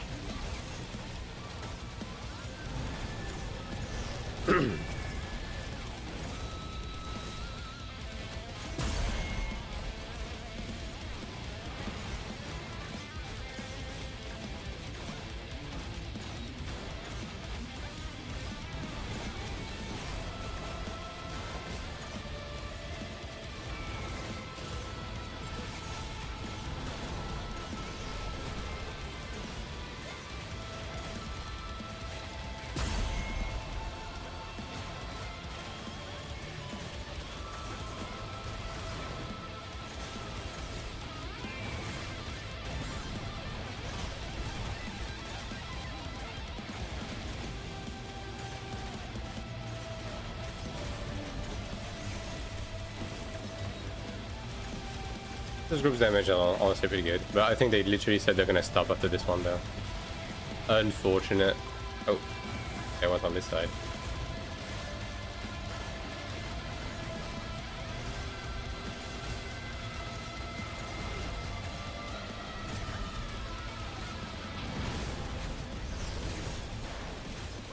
Oh, this one didn't push him back.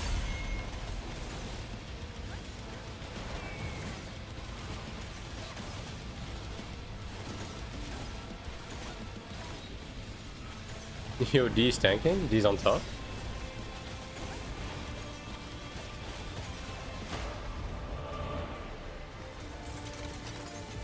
Insufficient cube space. Yes, I need to fix that on this character.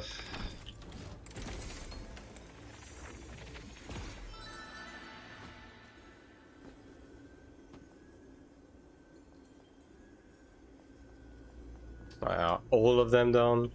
Let's see.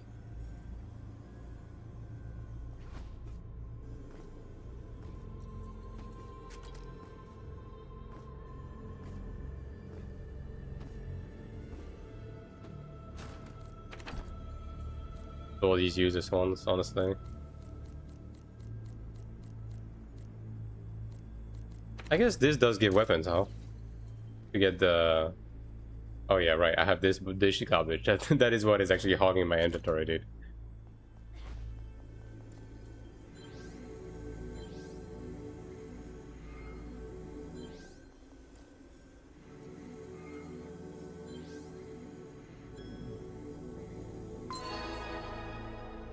These guys are probably together. Are these guys using battle scroll? Okay, well, I guess I'm intruding again.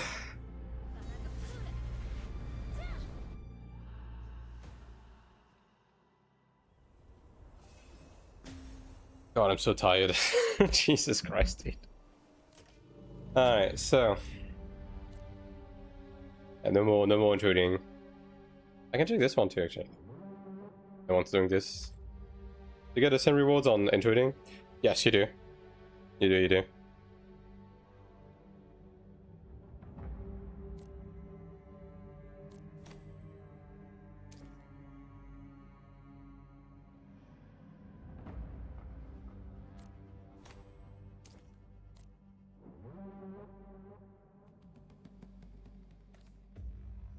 Damn, bro took me willingly. Crazy work. The bow is working, guys. People see the bow and they're like, okay, I'll take this guy. He has an orange weapon.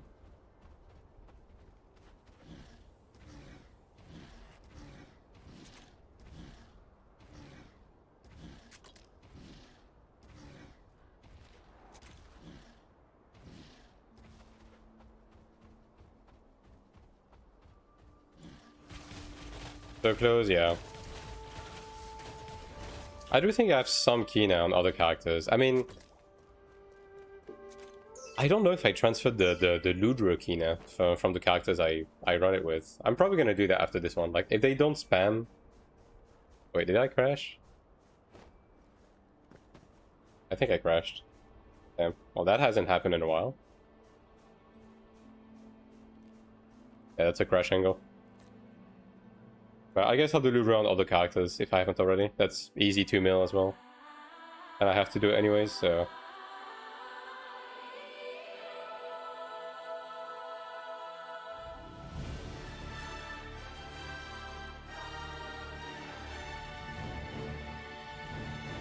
Okay. This node is slightly laggier, but as long as I get in.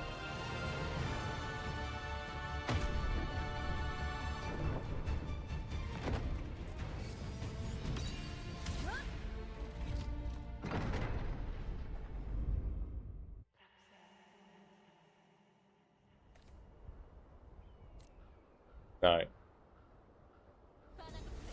What's the best way to obtain orange gear to turn into transfer mats? Sanctuary. Especially Ludro. Like on average you're gonna get at least one piece to break down every week. But yeah, like doing the old sanctuaries is going to get you like orange gear, and then if you really want to like transfer something like right now, you can craft sanctuary bracelets to break down with the pity tickets. And break those down.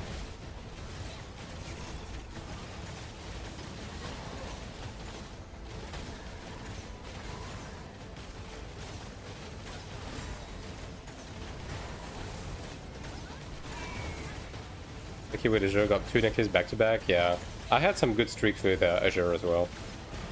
Sanctuary once per server, once per character. It's per character. Once per week per character, and it's like all of the different sanctuaries have a separate cooldowns as well.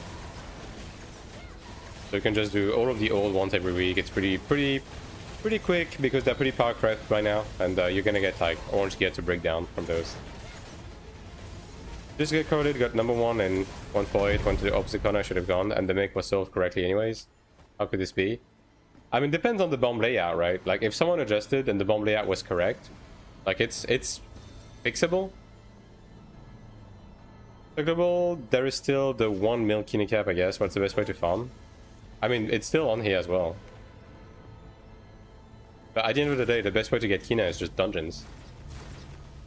Just dungeoning.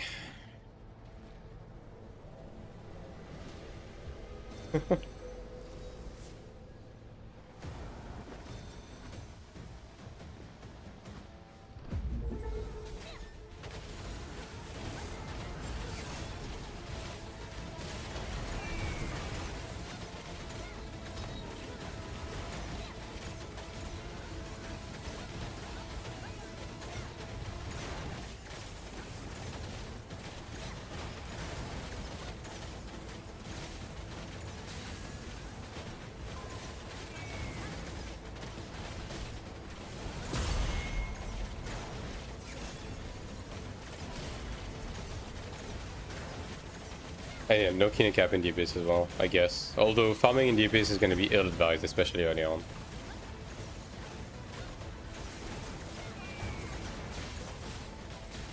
And you know, like, if you have a pre-made... Oh my god, I'm so tired, I'm sorry. If you have a pre-made, you can also do world boss rounds to sell the Pantheon items and stuff, right?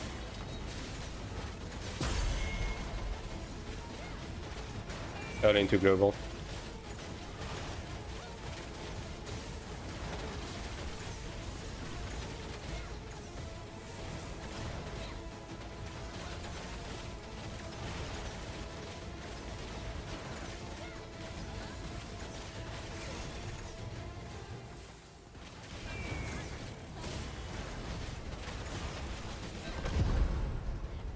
Abyss point is a cap, yeah. Season 1 should be 250k AP per week on the capped one, and then other than that, like uncapped sources like Shugo games and portals and so on and so forth, right? So it's going to be around 500k AP per week if you do everything, which goes straight into Stigma Shards pretty much, with the exception of ults. I mean, I guess building ults early on is still worth it, to be honest. Just prep for season 2, pretty much.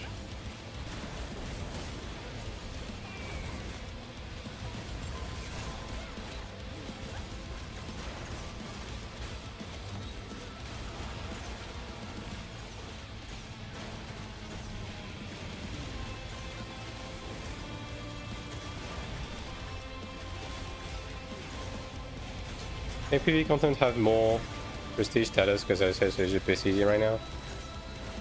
I mean, I think Cleric is a good difficulty level for Sanctuary, right? It's just that we need a bit more of that. And like, eventually it would be nice to have something above like a Hell mode, even if it's just for prestige, right? Something for titles or mounts.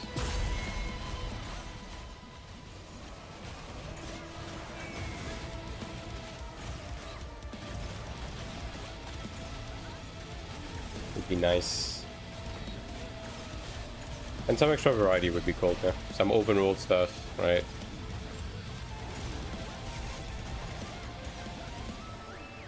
We'll never do it. I mean, we don't know. They're pretty willing to do stuff in this game. I mean, look, at the end of the day, they gave out mounts and cosmetic titles for the people who got the first clear on Caldrix, so... We'll see. They're still figuring things out, like, by the day, and they keep adjusting based on demands, right? So, if there's a long story short, if there's a demand for it, they're gonna do it. Like in this game, that's how it is.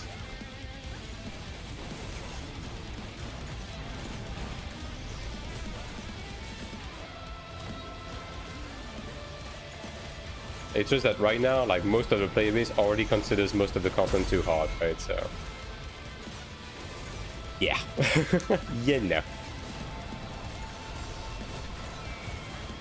But again, for what it's worth, as long as they keep releasing like Caldrix grade fights and they keep the stream of content going, right? With like several dungeons per month, honestly, like even as is, it's pretty good. Like, do I yearn for more? Sure, but it can't be too, you know, unhappy with how they're running the game so far.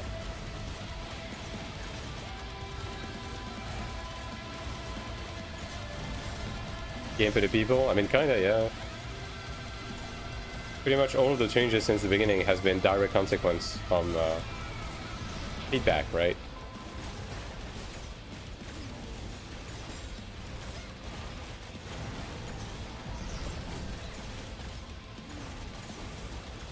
Maybe on the exclusive skins in dungeon. Yeah. I think to be fair, I think that the way it is fine. It's more so bothersome if you have to go back on an old dungeon to get an old skin, because these ones you can't obtain with the Gamba system. So maybe just put them in the Gamba system somehow. So the skill level, yeah, I mean it's pretty typical, right? Just how it is. Like people were really loud when Clerics come out about the fight being too complicated. A lot of people was of that opinion, even though the fight honestly isn't very hard.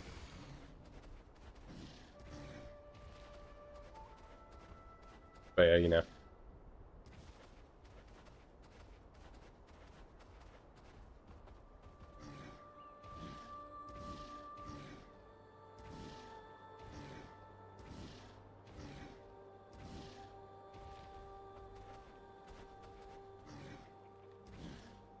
Got one Cleric on every global Discord screaming to nerf Sanctuary week 1 release. Yeah, there is a surprising amount of people like that, which they're not the majority, but they're very loud, unfortunately. I don't even find the worth rate I was ready released. Hard disagree. Caldrix is a pretty good fight, honestly. It's just the first actual raid this game got, right? That actually requires the group to play properly.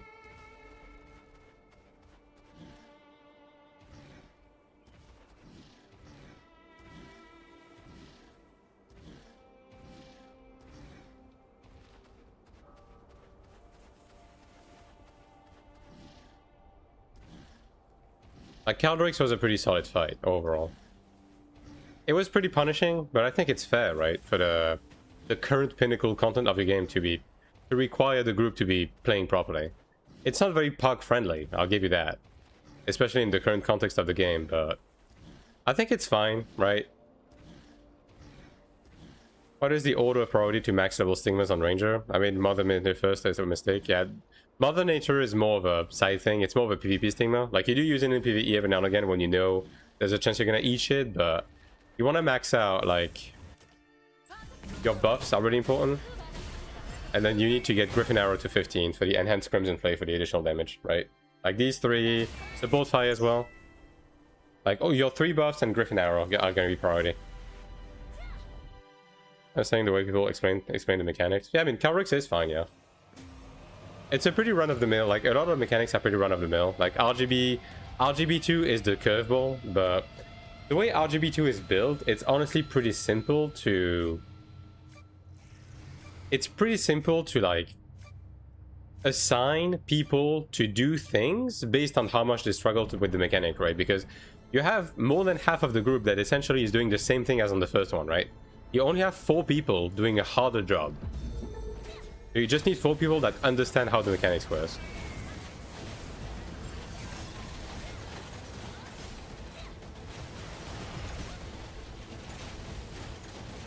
Like, that's about it.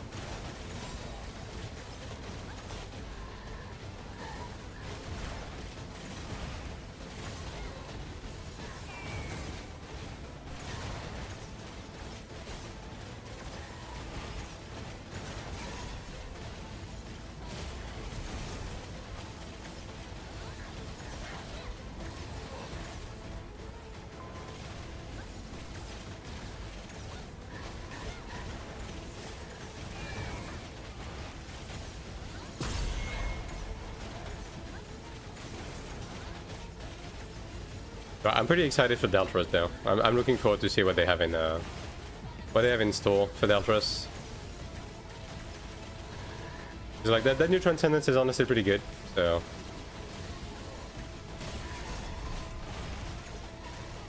and it does strike a pretty good balance of personal responsibility versus personal responsibility as well.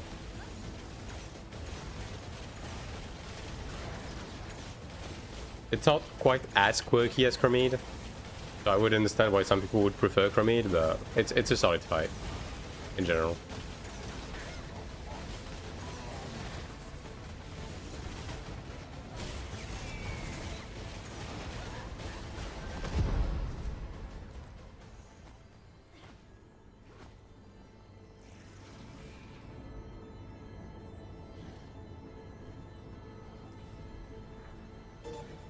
AION2 doesn't become stuck with a super toxic elitist community. I mean, that's gonna happen on every MMO, to be fair. But I think the game just wants to remain accessible, right? So it just depends on how the game evolves. I'll watch your Korean progression guy. Let's see. Alphan Mirror of Morhem. Yeah. The enemy faction has the same amount of exploration content. I mean, you don't have to do feathers on the other side, but you will have to do the seal dungeons as well as the strongholds.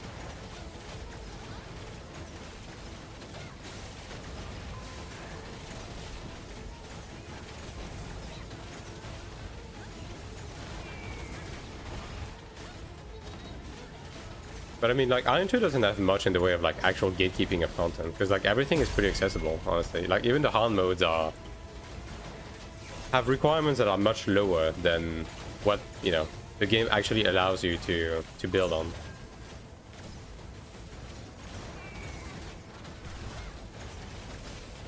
Yeah, Rocket, yeah, like, all of the content that releases has, like, easy modes, right? That are very accessible.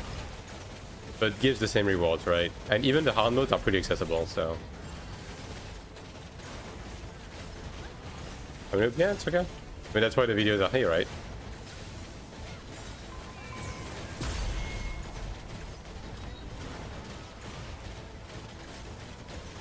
After saying time to support dies, yeah.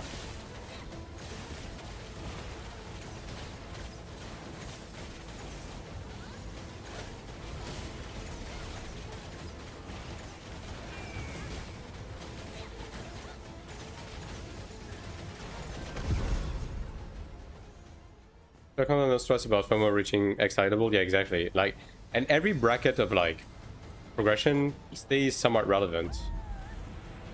And if one starts to fall behind, they just release a catch-up mechanic to bring you up to the current like relevancy. So yeah, as I said, right, like my ranger is 500k. It's on the lower end of as my cleric, and I'm not really investing into it, but I'm still having fun playing it, right? And progressing on it.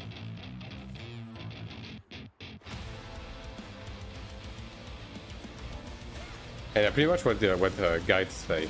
That is also very true.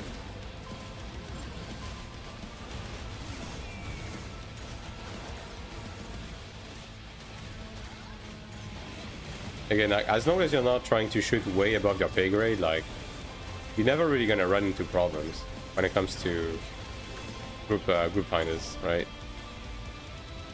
It's far away, brother. Yeah.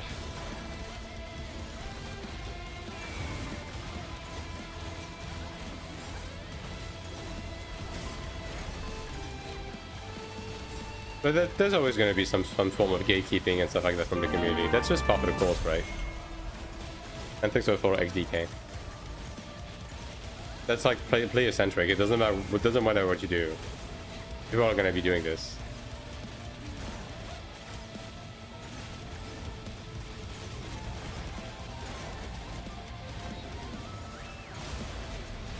A real to game? Yeah, pretty much. Duty quest to your... You mean the ladies and stuff like that? I mean, I introduced them in a... I introduced them into like the an actual content introduction guide, right?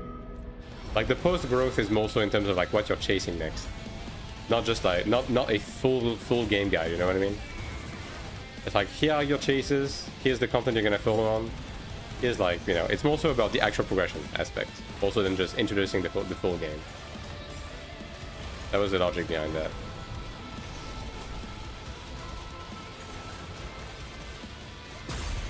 Okay, Dark Toxic.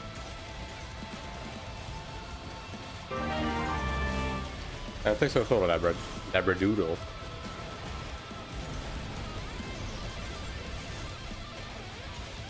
I mean, I don't know, like... Honestly, most group finders I've been in, like, even if people fuck up majorly constantly, like, they usually just keep going, and then once they have enough, they just leave silently, to be honest. There's usually not much in the way of, like, people just calling each other's names. At least, in my experience. Oh, what in the world was that? It's also very rare, right? Because the game is very permissive. It's hard to run into a situation where like one guy is fucking it up for everyone. Outside of like maybe some sanctuary scenarios.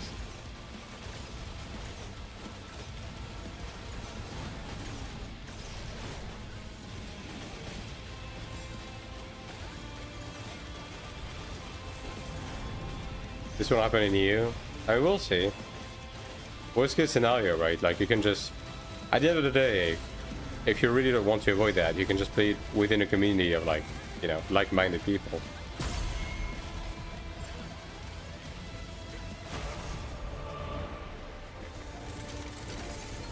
And people, yeah.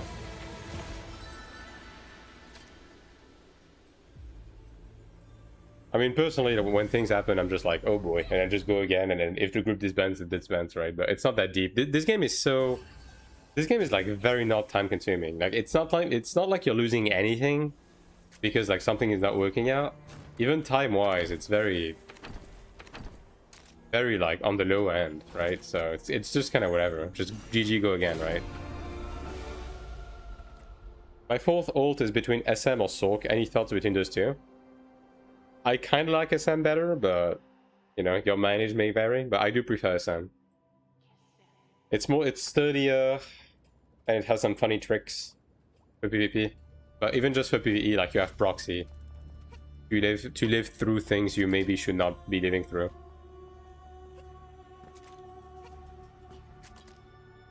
That should be enough. Yep. It's time, chat. Songs are coming. It's time to do something a bit stupid, but I don't give a shit at this point.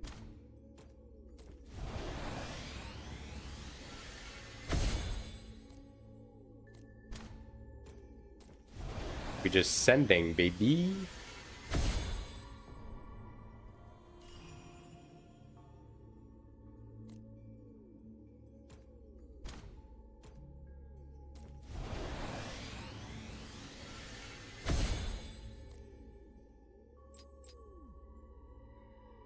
I mean, I saved 200 mil by double proccing, so I might as well just fucking send it, you know? Alright. I mean, I'm still gonna need some Kina to upgrade my soulbind and stuff, but hey. At least it's gonna look nice on the character page, and that is all that matters. Alright. This one, this one. Look at that, chat. Sub only. Not tryharding, and I'm gonna have double splendid nemesis weapons. How about them apples? Greatness achieved. Upgrading from Lava Heart to Nemesis is it's really tacky. I'm functionally not getting anything out of that, but you know what? Fuck it. Hell yeah. One additional soulbind. Love to see that. And I even keep the soulbind level. That's pretty cool. Attack. Ugh. Thanks. What are these? What are these rolls? What do you consider tryharding? I wouldn't say playing around 20 hours a week is tryharding though. I mean, not for my standards personally. I'm not like sweating every drop of every ult. I'm not like forcing PvP. I haven't been trying to min-max profit. Like, I'm just kind of playing the game. Oh, there we go. Weapon damage boost and attack. That's good. I'll keep that. Nice. Okay, I think I do have some soulbind stones, right?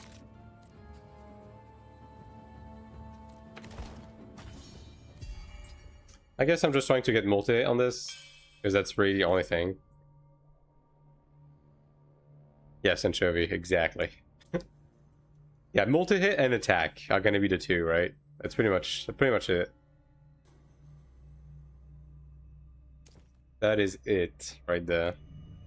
Judgment Thunder, oh boy. Let's not do skills right now. Front attack, light up regen. Anchovy is about to complain not being able to see the Gamba. Attack, okay. Yeah, that's gonna be pretty cheap, but I need more Kina. I mean, I even got some additional combat power already, even without the Philistines. But like, I really can't see it. Oh, I'm sure.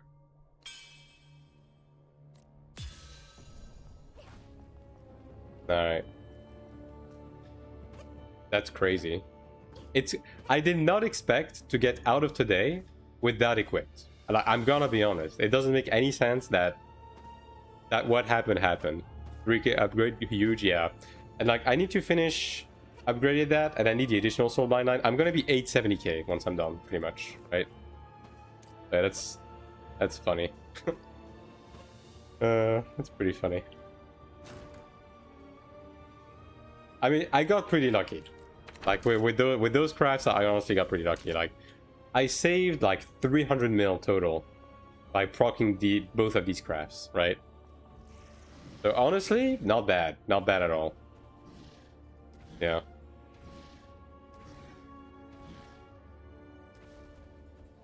I can't run anything else on this character, right?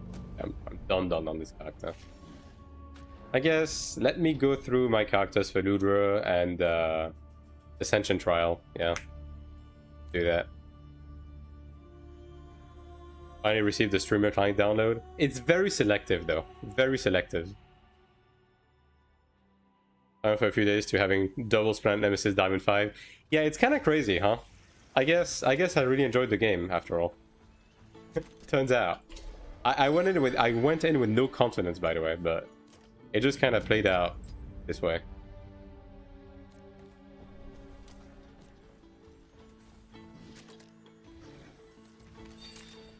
Yeah, zero confidence into Taiwan, and then one thing led to another, and now I have a whole ass YouTube channel about the game, and I have double Planet Nemesis weapons.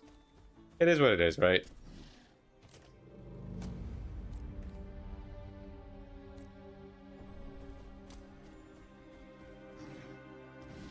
I can't wait to goon 5 days earlier than others. You could have been gooning 8 months earlier than others.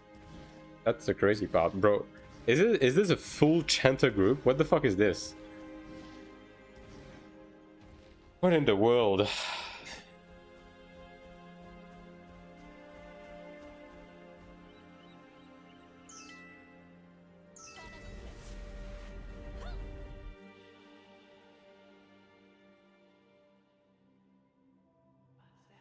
Works for boss too, I guess. First show the game? Yeah. We've got some fake gooners in the chat. Yeah, this guy's 5k. Yeah.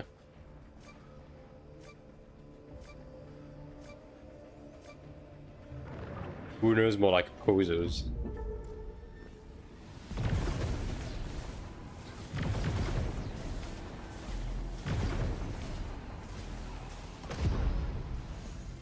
Luteros. Thanks for the photo, Koompan. Who's Luteros again? I'm bad with names. I haven't really thought about how you make Kina in this game. Is it just that you sell the loot you get from an ult in the marketplace? You just get Kina from running dungeons. Like, just raw Kina. Like, you have a couple of sources that just give you, like, a bunch of Kina, but yeah.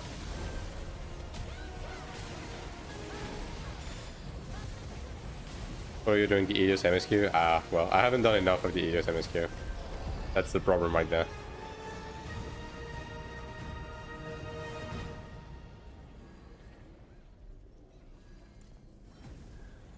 You don't play the marketplace?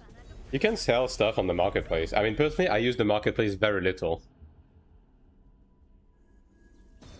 Any idea what most guides said to just do MSQ when rushing level 45 at release? Stealing some side quests, I guess, for accessories, find balance between I mean, the main reason Finrod is just ignoring some of the side content just to get to 45 ASAP to start building Nightmare Ticket. And then you can just go back and do them, right? So like, just do bare minimum. Do the bare minimum to be able to do the Ascension quests, and then beyond that, just full fucking channel group, dude. A guard? Hello? You know, just beyond that, like, once you've got your Nightmare Ticket charging, you go back and do them. Oh, I guess this character's getting a surprise upgrade, huh? How are the soul binds on it? Dog shit. Excellent. Just like what I already have. That's perfect.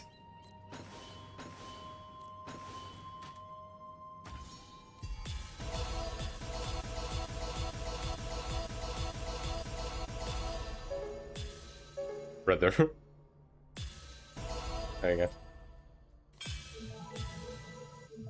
I just get some free item on this character. Why not?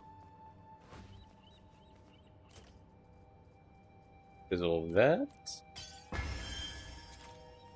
And this guy's luck. That's kind of crazy. That's gonna be me on global, dude. Just open the chest and immediately get a Ludo guard. GG's. No crafting required. I guess I'll do this too. Might as well. Any chance you'll release a lot of guys for release? Yeah. I do have a whole pipeline planned for the next 2 months already. Is it better to go the route of getting your main and ults to 22 first? Honestly, the answer is both. Like, get 3 ults to 22 to get dungeon energy, and then get your main to 45 and do all of that on the first day. To just get everything right. That's what I'm gonna do personally. But I would prioritize getting the ults to 22 because the dungeon energy kinda, even if you lose 1 day of nightmare tickets, it's kinda not the end of the world. Because you're gonna be gated with fucking Zikkel anyways, and once you've killed it, like that's it, that's GG's. Going to be sponsored by a coffee brand for AION2 release? Yeah.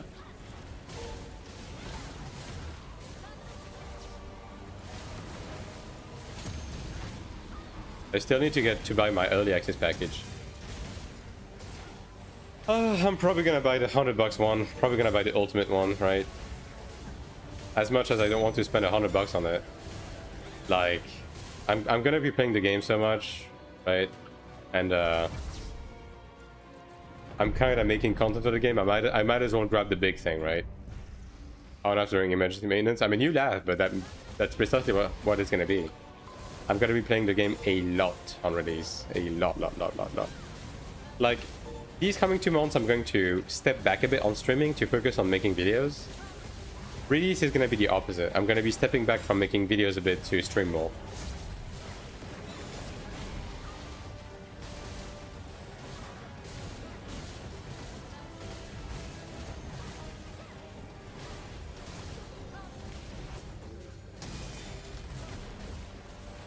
Only the proceed towards the. But yeah, I need to find a sugar daddy to sponsor my ultimate edition. That's what I need to do right now.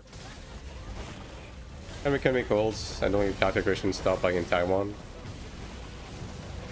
You were able to make ults. You couldn't make new characters. But if you had a character on the server, you could make ults. But we'll see how they want to manage it, especially with early access. We'll see if they allow us to make more than one character during the early access. I mean, considering they haven't said anything, they probably will. All your strength and crush the enemies within the time. Just level 45. There is some server-wide power, Finrod. Like, Genius Insight, Closet Progression, Feathers, like, these are server-wide. Everybody's, yeah. I mean, that was only for the character load, yeah. Yeah, we are going to be doing early access. I will, yeah, I will. I was always going to do it. The question was whether I was going to grab one of the expensive package. But as soon as they added the month of sub, like, that was pretty much decided. Up to 4 characters on early access. Yeah, I mean, that's probably what it's gonna be, right? Like 4 free characters and then the 4 that you unlock by paying Kuna. So, aka no restrictions, pretty much. 4 free plus 4, yeah, exactly. Pretty much that.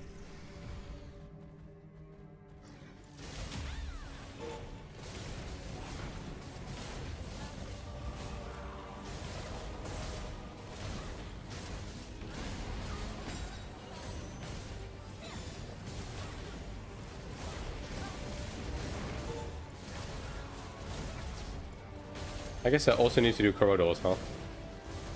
Yeah. Well, I'm so hyped. Yeah, same. It doesn't sound like it right now because I'm sleep deprived, but yeah, I can't wait for global. Legitimately. Just being able to full send on a character I know I'm going to be playing for like the coming years. That's it. That's my home now. I'm making 4 characters or 8 characters on day 1. 8. I'm full sending on global.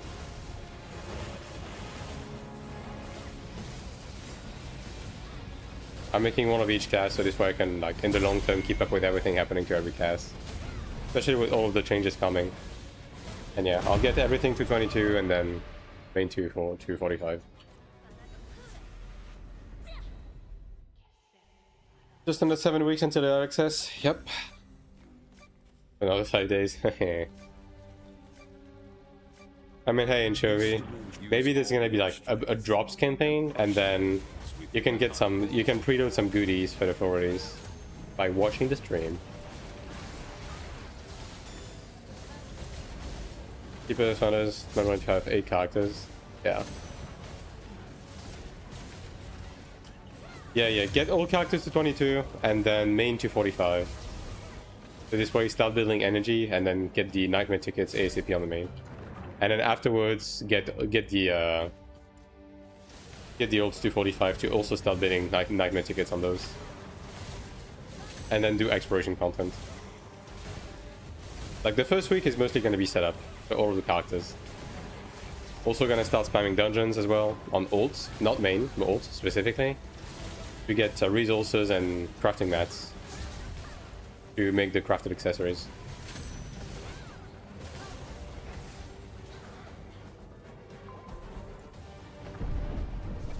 How long it takes to get the eye level for Ludra on global? Within the first week. If you know what you're doing, it's going to be pretty simple to get it within the first week.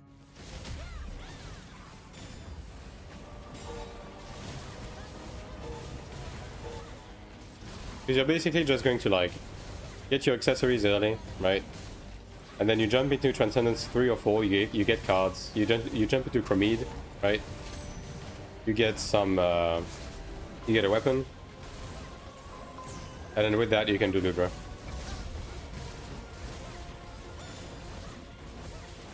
And if you fail to get the weapon, then you just go crafted route.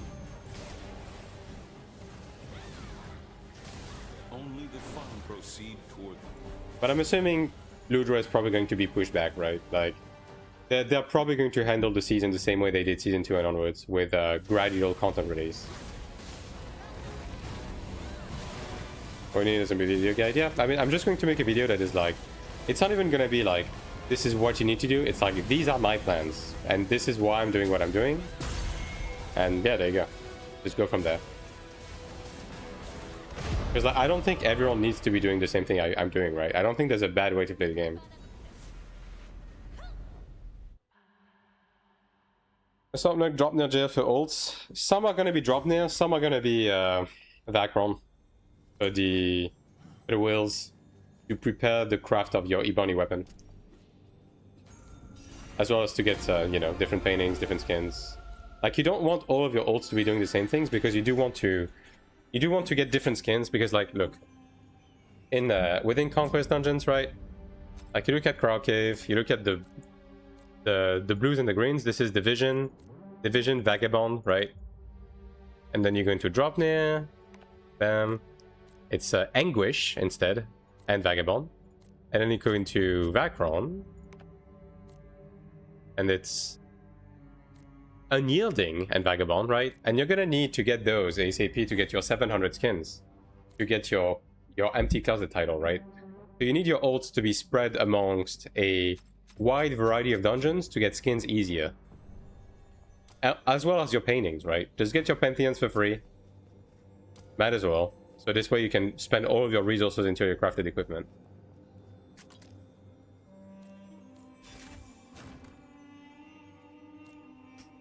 This one. Yeah.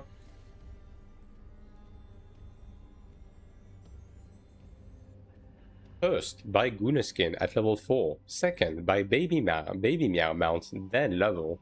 I mean, you can buy the Guna skin as a pre-order though. You can save time. Like if you get the early access packages, there's some goonage in there, right?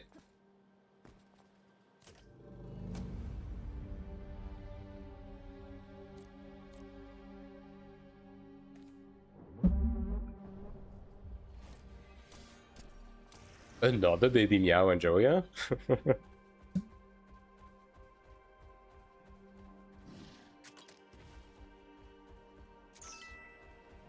Baby meow and duck mount are meta. Damn. It's a match made in heaven happening in chat right now. Insane. And thanks for the follow, Ayukia.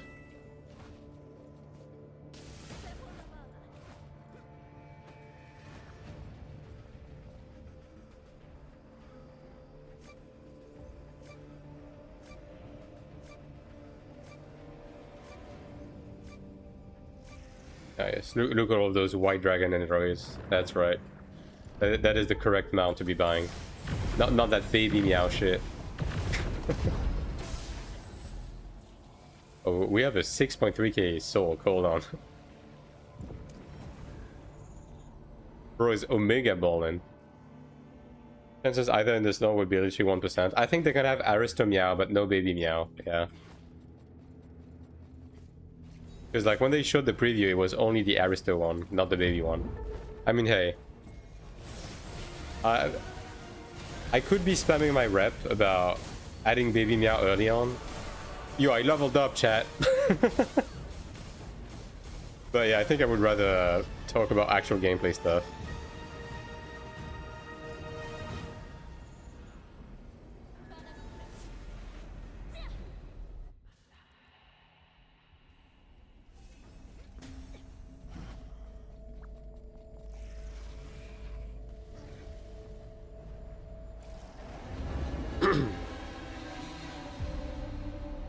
Oh, this guy just fucking died of gravity. Unlucky.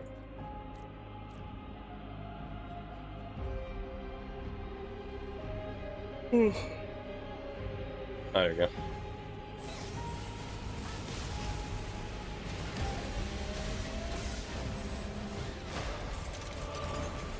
I'm taking it back.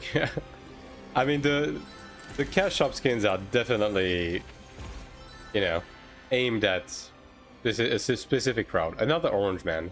Nothing on my main. I keep getting orange on my old stuff. Oh damn it. I guess I could be getting some additional energy on my Cleric with the sprout thing. There we go.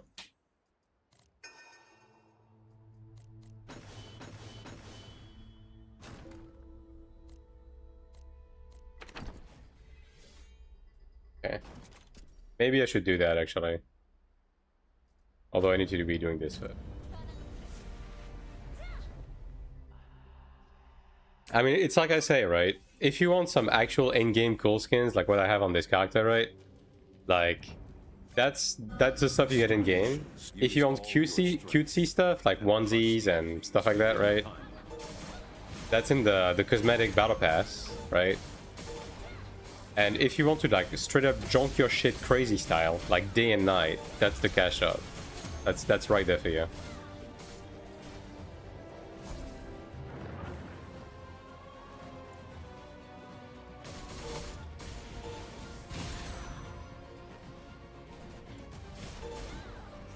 G through G string tong, yeah. I mean, they are definitely walking a very thin line, that's for sure.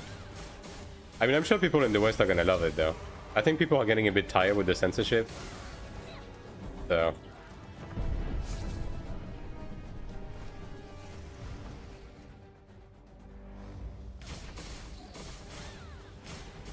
If you pick up all the feathers on one character, do you also have to do the same for every ult after? No, the feathers are server wide. Like if you've picked up all of the feathers on the character, when you walk up to the monolith on an ult, you have a button on the bottom left that will give you all of the feathers. Only to proceed towards the final trial. Censorship sucks. I think sometimes it's justified. Like I would argue that some of the censored designs are just better than the fucking Gooner bait stuff very often. But then again, I'm not really much of a Goonage enjoyer, right? But I think censoring everything is kind of silly. I think just let people play what they want to play. As long as it's like equal between the two genders, right? In the sense that as long as the Guna stuff is like both on the female and male characters alike, I think there's absolutely no problem about like with that. Oh, you have 3 corridors, yeah. Dong swinging about. Yeah, exactly. Like, fuck it, you know? As long as it's equal, right? Like, just let it rip. I have no problem with that. Is it possible to stay close in Gear Score playing 1 character and 0 ults? I mean, can you keep up and like eventually do everything? Sure, but like ults early on are going to be like value, and as time goes by, they're gonna be a great help for some horizontal stuff as well as the money making with very little investment. And you know, gives you some variety as well, right? Like if you play different classes, it allows you to get a feeling of different classes as the game moves on, which I think has some fun value too. But if you really don't want to play any ults, it is possible, but it's just going to be a tad slower, and some systems are going to suffer from it.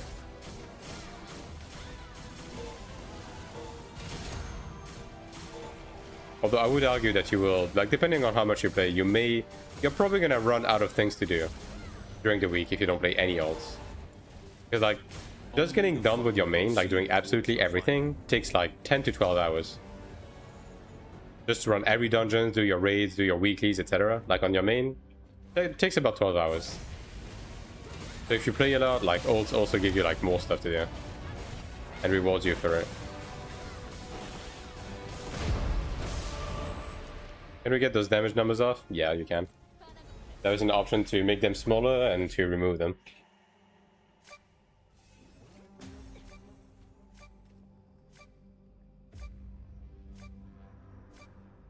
This dimension, use all your strength and crush the enemies within the time limit.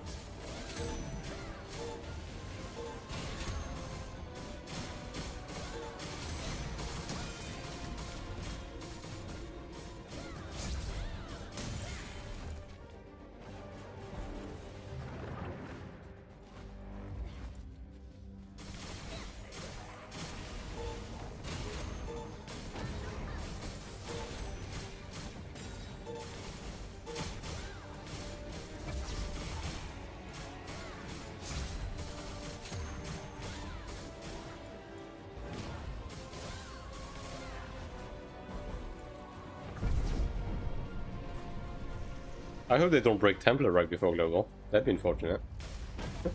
Like, all of those class changes coming at the end of the month are scaring me a little bit. I'm excited, but it's also a bit scary to be getting this so close to Global, man.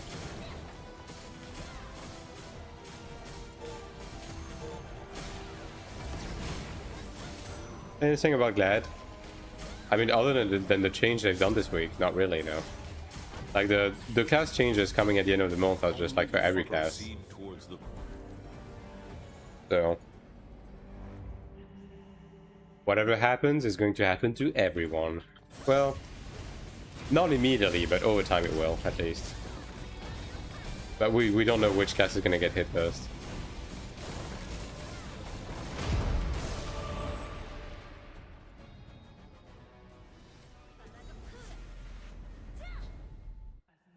Well, 16 hours each week is what I was working out, have time for. Do you think someone like me should have an ult? I think you would benefit, like, if you don't want to run dungeons, which is like the biggest time taker, right? Like, if you're gonna be running dungeons and ults, that's gonna be like 6 hours a week to do everything, right? If you just want to do the light stuff, that is going to be helpful for the horizontal stuff, so like the corridors, the Ascension Trials, these are going to set you back literally like 1 hour per week if you have like a full set of ults. And I would recommend doing those because the return on these is actually insane for the amount of time that you're spending in it. So yeah, it's pretty easy setup. It's going to get you a lot, and it's like 0 time invested. And then beyond that, like if you want to run dungeon with them, if you have time, like on the weekend, to be running some dungeons on the ult, then you do, right? The world is your oyster.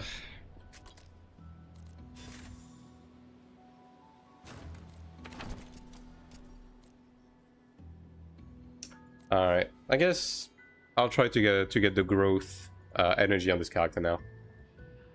First and foremost. Utilize some of that juice.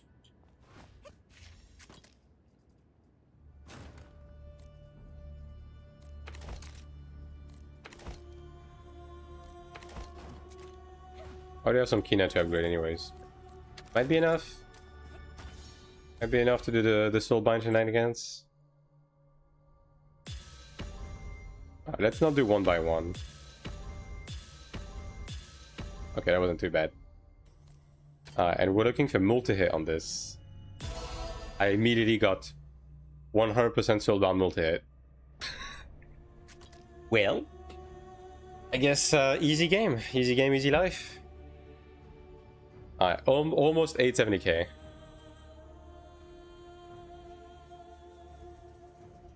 Would it be better to level ults to 45 before doing Seal Dungeons Strongholds? Yeah, just get all characters to 22 to start building dungeon energy, and then get your main to 45 to build Nightmare tickets, and then get your ults to 45 to build Nightmare tickets, and then do the exploration stuff. And like the order of like whether you're doing on main or ult doesn't matter. And like once you're done with that, you start running dungeons. Gonna be a couple of days of setup, pretty much. I mean, I guess this is as set up as it can be, right? Very cool. Alright, I guess we just jump into some random ass newbie dungeon and just help them. Probably not going to find Sprout. I mean, there's a Sprout here, actually. On God. I have double Splendid Nemesis. If you don't take me, you're weird. Is that more worth than one daily thing? What do you mean? What is the Nightmare benefit on all characters? Eventually getting the Ezekiel statue on them for more power. Because you want to set up your ults to be able to run dungeons even in Season 2 and to be like okay-ish to keep up with them over time, right? Like, I'm mostly talking about the dungeon ults.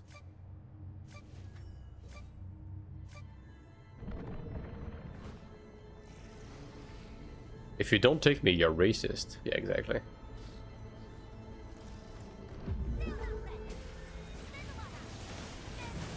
My old character to 22 or 45 will take a little time. Not really. Leveling is fast. It's the exploration stuff that takes a lot of time. Yeah, hitting level 22...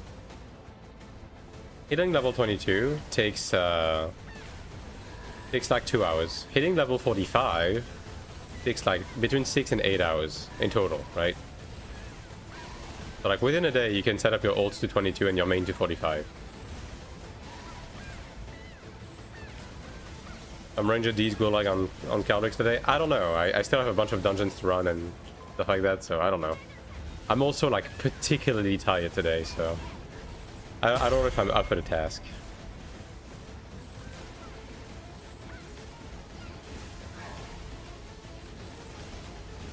Like realistically I should be sleeping right now.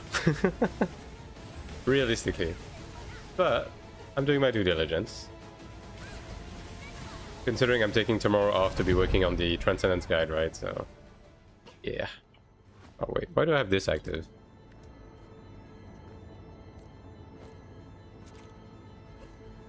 Why are you farming in the 2 hours per character and character creation? Factoring in... I mean, ults you just fucking hit randomize and you send them, right?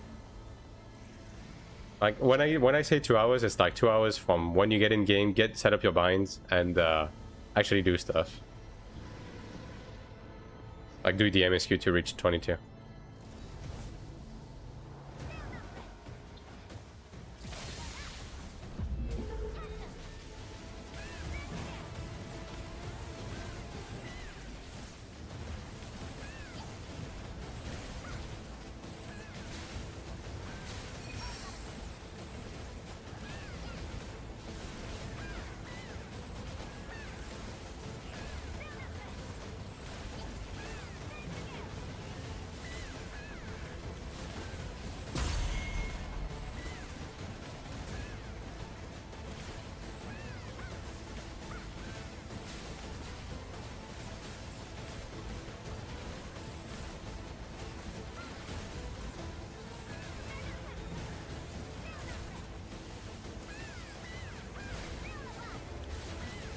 There's no way to share UI and keybinds between characters. You can.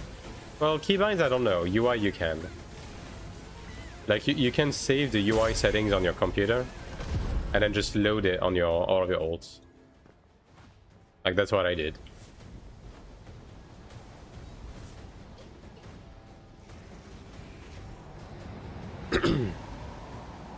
Yeah, energy is per character, so...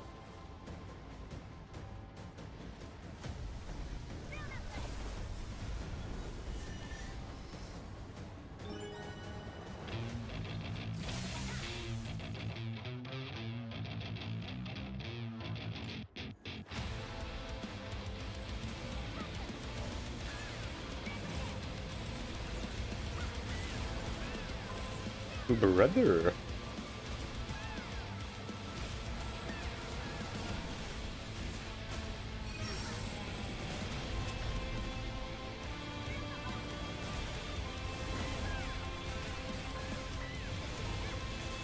What character's gonna... Can't move, yeah.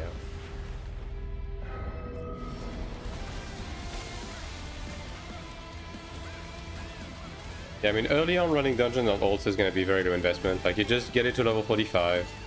You just do exploration, that's 1600, you can already do background. Right?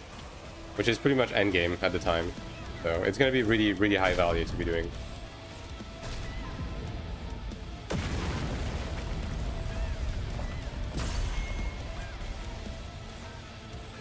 Only one ult? I mean, long term, most people will have one ult to run dungeons with, right? Short term, like you're gonna be running 3 for dungeons if you actually want, you know, to get the most out of it. And then for the rest, like for corridors and Ascension Trial, like sky's the limit. Investment is really, really low, and there's no limitation. So even if you have 7 characters, it works. Why are you guys all following this game from? What do you mean?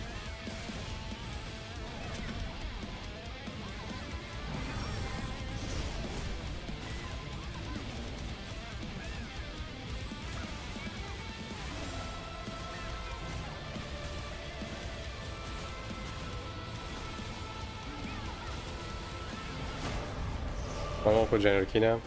I mean, in terms of running dungeon, it's up to 3 ults, right? Yeah, nice. Probably not enough still, but... it is enough, actually. Thanks to the full SV6. Oh. I mean, if the Sprout guy stays, I'm staying too.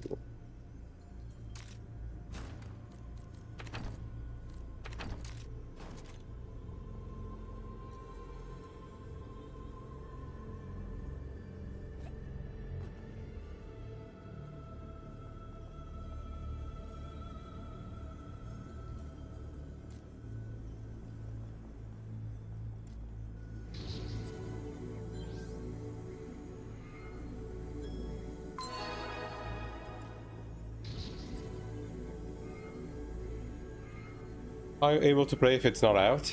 The game has been out in Korea and Taiwan for 8 months. So I'm playing on Taiwan right now.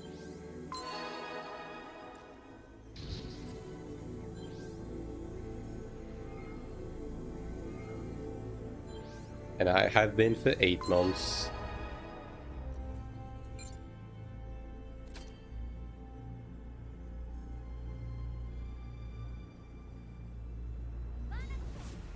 Which country has the most players? I mean, I don't know about country, but between like NA and EU, EU is probably going to be more popular because, yeah, EU just plays MMO more than NA typically. But if you mean like between Korea and Taiwan, I mean, it's hard to say, right? In terms of actual numbers, because Taiwan is Taiwan also has all of the Chinese population, right? I would say that the game is healthier on Korea, but in terms of raw population, it's hard to say.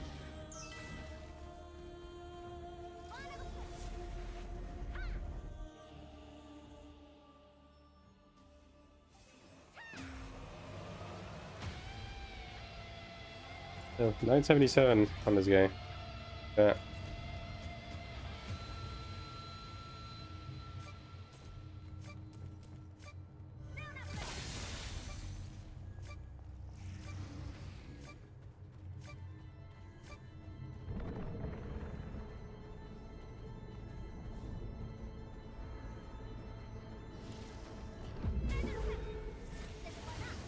What contributes the most to mount and movement speed playing Titan Soul seems so fast? Well, you have movement speed on your boots, which contributes to both, right? Which, the higher grade boots actually have quite a large amount. You have also some certain buffs, like Sprint Mantra from Chenner. And then finally, you have the pet levels that actually gives you like higher mount speed, specifically for mounts. And yeah, you have scrolls as well, although most people use either gray or blue scrolls, which there's not that big of a difference between.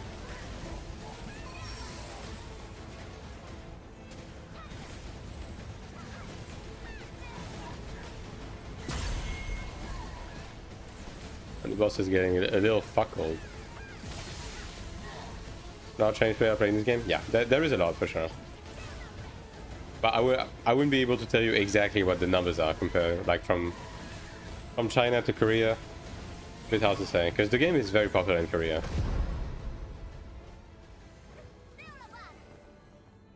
Is crafted gear the best gear for PvE? Yeah, it is.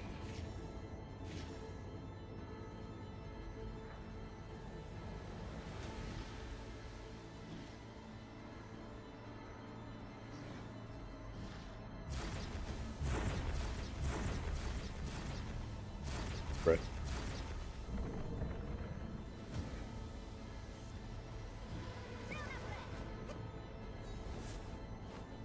Which crafting wouldn't suck so much?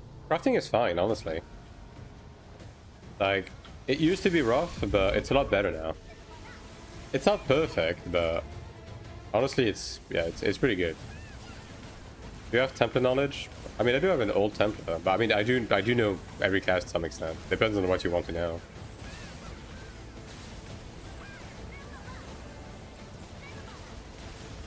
NA is well-centric and reluctant to play anything during Fauna. What's your opinion? Yeah, that's pretty much the case. North America pretty much plays RuneScape and WoW and hates everything else. It is what it is, right? Macro are the main skills. I mean, right now, I think it's Judgment and LMB. Judgment, LMB, Punishment, level 20, right? As your main one. I think Pummel is used in PvP. I don't know if Pummel is still... I mean, you probably use Pummel as a filler when Judgment is down, right?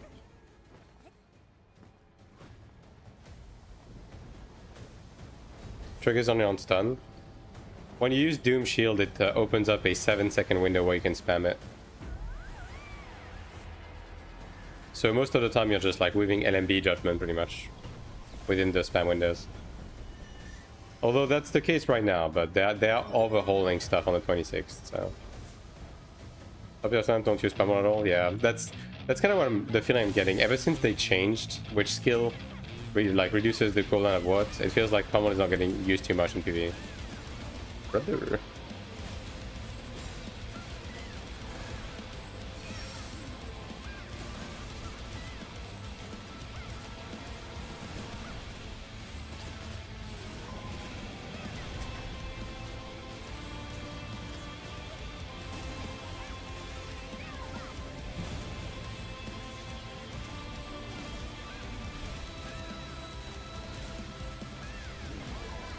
Temper Guild. I mean, I'm not going to make a class-specific guide, although, like, what I just talked about with the skill levels and Doom Shield and everything, like, I talk about that in my PvE guide, like PvE building guide, because every class is very similar in that. Because Templar has that, but other classes also have that, right? In a similar fashion.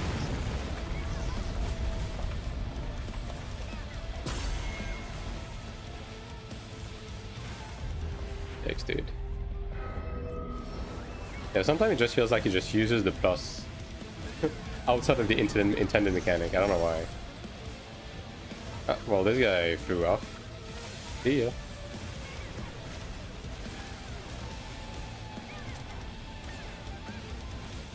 That's a little far, brother. Yeah.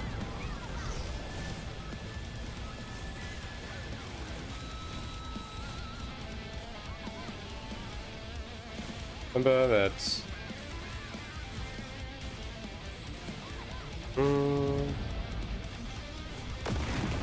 Yeah.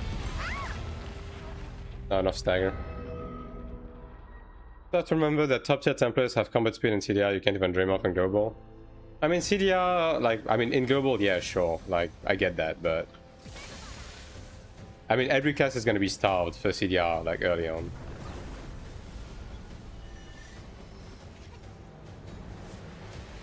Your PvP investment during season 1 will be placed on PvP in global. Yeah, I'm gonna be doing a lot of PvP in global. I'm just not going to make the mistake to invest into PvP early on, because it's gonna be a mistake.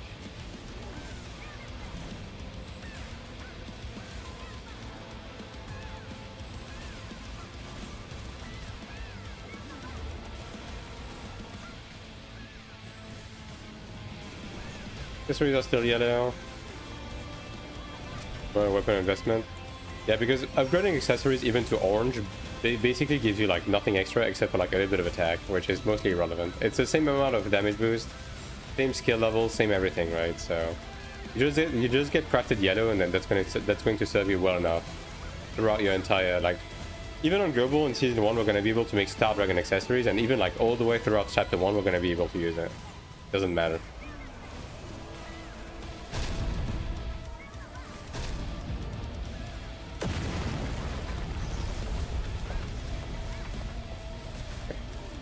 This is just that.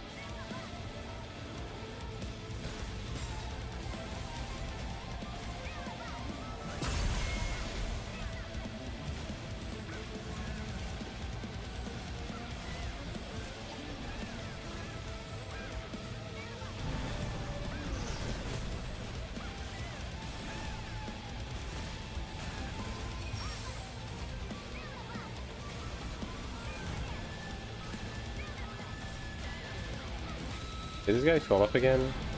Brother. Are we really not making the stagger check? What the fuck is this? Brother. Curious about PvP in this game, so if I'm one-shotting others, I think it's best. I mean, the PvP in this game is not particularly competitive or anything. It's just a side, it's just a side dish that you do for fun once you're done with everything else. Neutron Sense is really tough. It's alright, like, well, once you understand it, it's pretty alright. Like, you just have to get into the rhythm of it, because it is a bit fast-paced, right? So if you don't know the mechanics, you can get caught off guard, for sure. What is Chapter 1, Season 1? Start over now. Chapter 1 is Season 4. But, like, in Season 1 of Global, like, we're gonna be able to have accessories that even right now you could use that are just completely fine, because functionally they don't do anything else, because they don't do anything else than what you will be using instead, even with orange ones, because they give the same amount of PvE damage bonus, and they give the same amount of levels of passives and skills, right? It's just a bit of like extra attack that you get from them, which is, it's nice, but it's not really worth the extra investment, which is why I'm using yellow accessories right now. Even though I'm using demonic because they're pretty cheap to upgrade, I genuinely have no incentive to upgrade to orange, to be honest.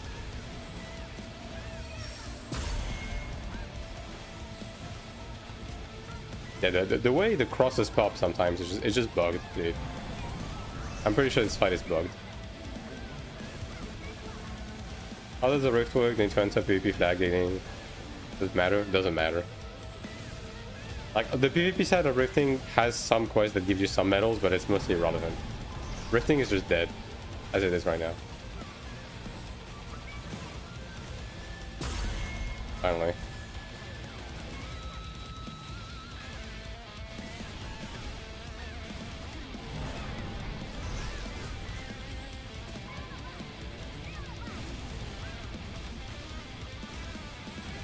I don't think this group is coming back in week 2.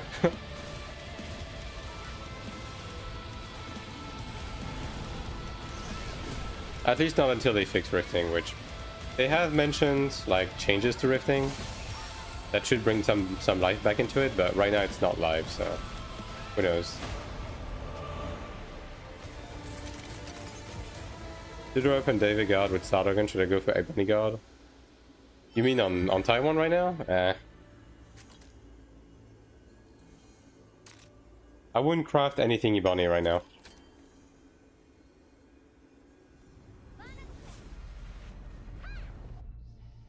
Like as I mentioned in my post growth guard, like if you're like post growth, just go for like I would not go for Ludra weapon. Like if you go Ludra anything, I would go Ludra guard, and I would grab I would make the Crimson weapon and then slowly upgrade that into Horn Dragon.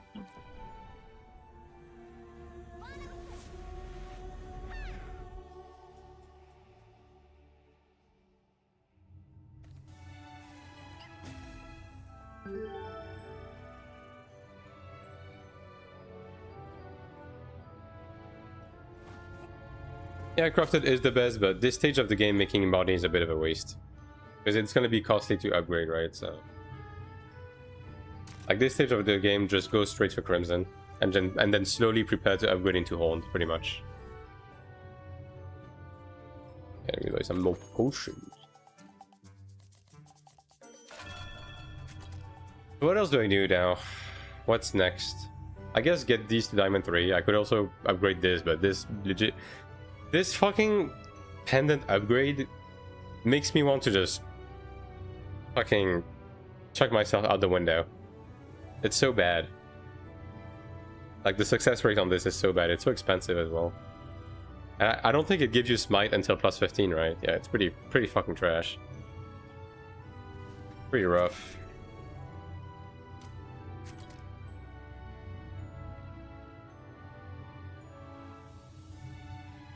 I could upgrade those into Crimson, but again, it's such a minute upgrade. Have you ever bought gold? Nah. I'm sub only. Like, no battle pass, no swiping, no nothing. I'm just playing the video game.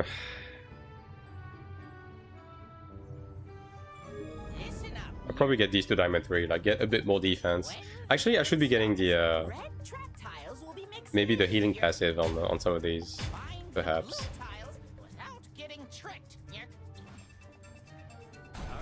And then get them to Diamond 3 to make up the Constitution. More popular faction in your area? I mean, that's hard to say. I don't think any faction is more popular than the other one in AION2. Because of the way the game is set up, but... I can foresee Asmo being more popular, yeah. At least a little bit at the start. Germany does like Elios though. Like the German Eliosers were pretty strong on AION1, but again, there were more racial differences on AION1, right? So it's a bit hard to say in the context of AION2.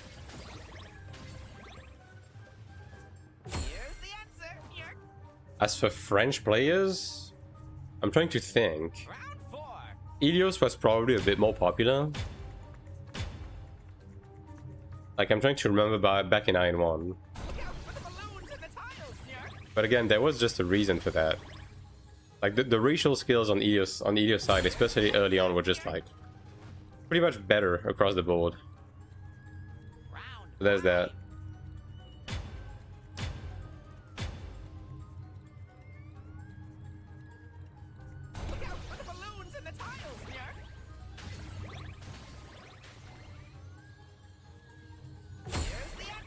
Alright. What do I do with these? Let's see. Round 6. Big defense to at the start? Yeah. Yeah, but you could make an argument for and against it, right? In the sense that, you know, people may have rolled for or against the class because of that. But the Elios racials just being strictly better, I think, did make a lot of people play Elios instead, right? Early on. I'm gonna try to get healing enhancement on this because I don't need the accuracy.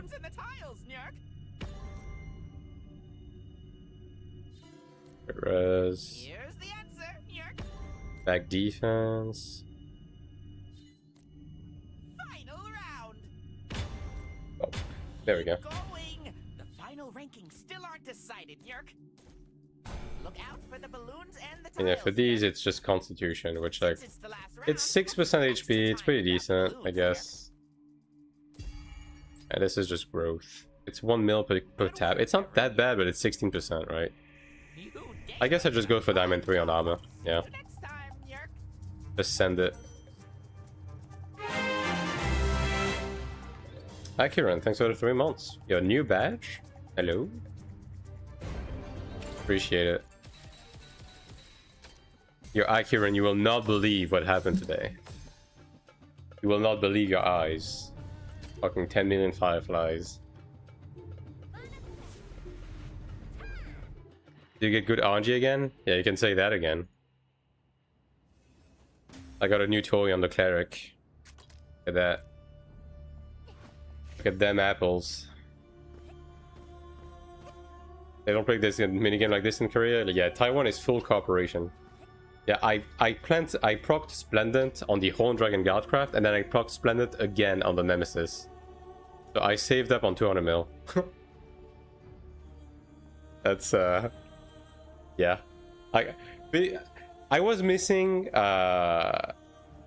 orange gear to transfer it to my my current like Lava Heart Guard, right?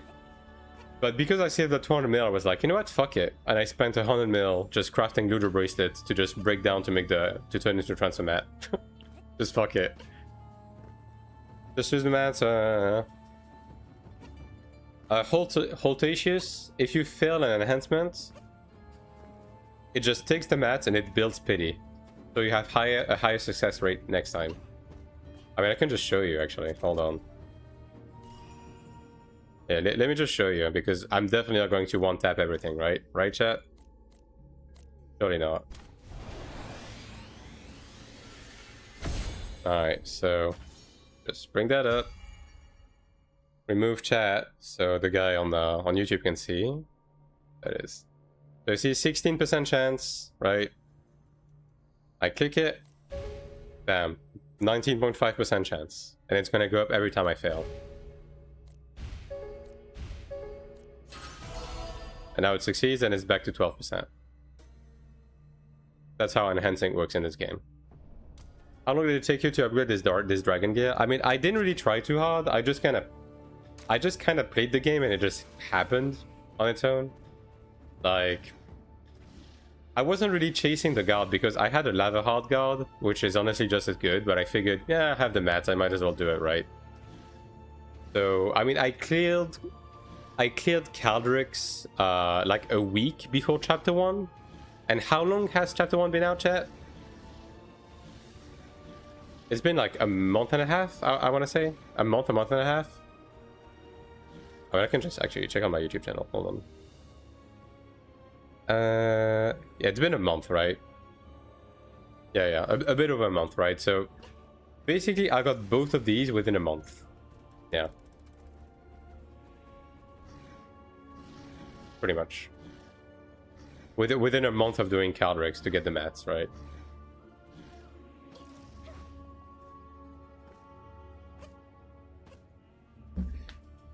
First crafting accessories and global, what major bottleneck are there? Any specific dungeon to farm with your ults? I mean, you just send your ults into the drop near Gulag, like drop near Crowd Cave Gulag, just to get some money and some mines. Okay, the thing is, I'm gonna tell you what the bottleneck is gonna be, right? Let's say you want to make your ring, right? So these are the mats, right? This you're gonna get through your sugar games. Same for that. Same for that. This you're gonna get naturally by just spamming dungeons on your ult, and they're gonna be really cheap on the auction house.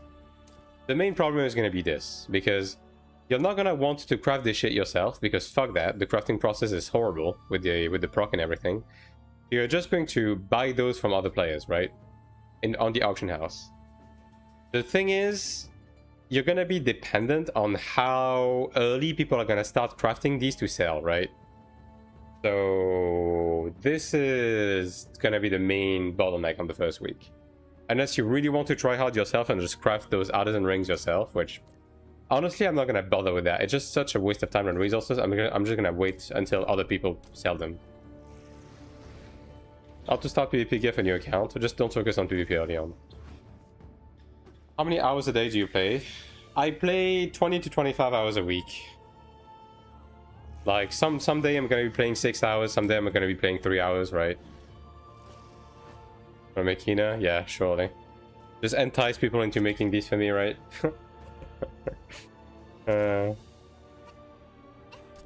Surely.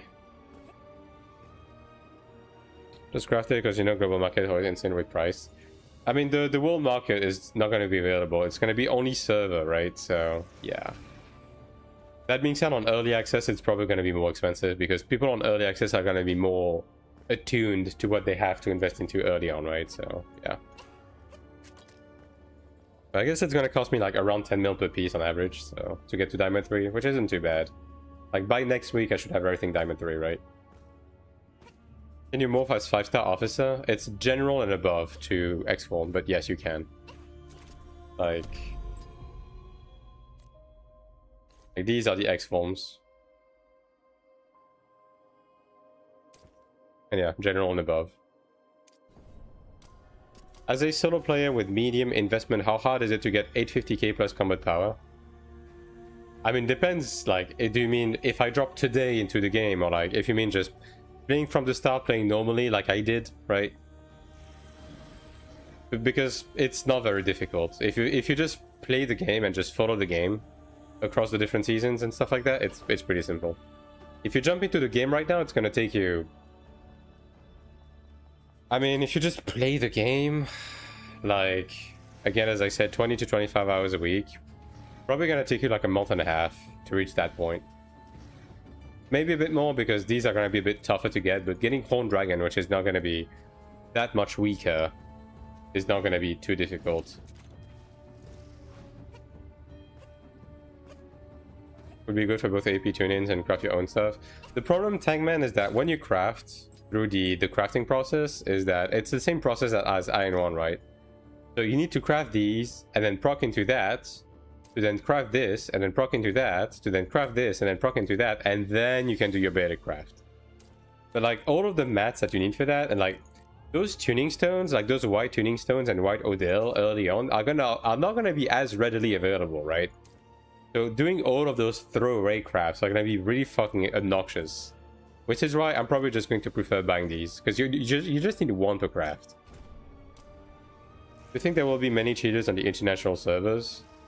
I mean, depending on what you mean by cheaters. I don't even know if people cheat in PvP right now, because honestly I just don't give a shit. Bots? I mean, yeah, there's gonna be bots everywhere. Like, how many are there gonna be? Depends on NCA management. Who knows? But yeah, there's probably gonna be some bots, yeah. That's unavoidable, especially because AION2 is built in such a game that is like, it's bots haven, right? There's so many activities that only bots do, like gathering, that players rely on. And the economy is really strong, so which means people do want to buy Kina. So yeah, there's gonna be bots. I think you reach that in 1.5 months because there's compound progression that needs more time. Genus, getting an okay Genus is doable within 1.5 months. Getting this armor is doable within 1.5 months. Getting the soul binds is also doable because I'm assuming if you play right now, you have the growth pass, right? If you have the growth pass, most of the enhancing and soulbind heavy lifting is done, right? It's just inheriting. So after that, it's just going to be a matter of getting into raids to get your brooches, bracelets, right? And then getting the proper arcanas. Like, setup, okay. If you lock the fuck in on one character and you really want to progress that one character from the growth system, it's genuinely not that bad. Genuinely not. Is Templar S tier class? I don't know about S tier, but it's a really, really good class. Yeah. Can you explain why Cleric is the only class rated S for PvP? What? No. Cleric? Okay. Cleric in PvP is excellent in group PvP. It might just be the best class for group PvP there is because it's the biggest difference maker in group PvP. The 1v1 PvP, it's dog shit. So it depends on what you're looking at. Like for group PvP, there's no class like it. No class supports as well as Cleric does. I need to be running some content, bro. I need to stop jumping around. Okay, I'm gonna resume doing Ludra and so on and so forth, I guess.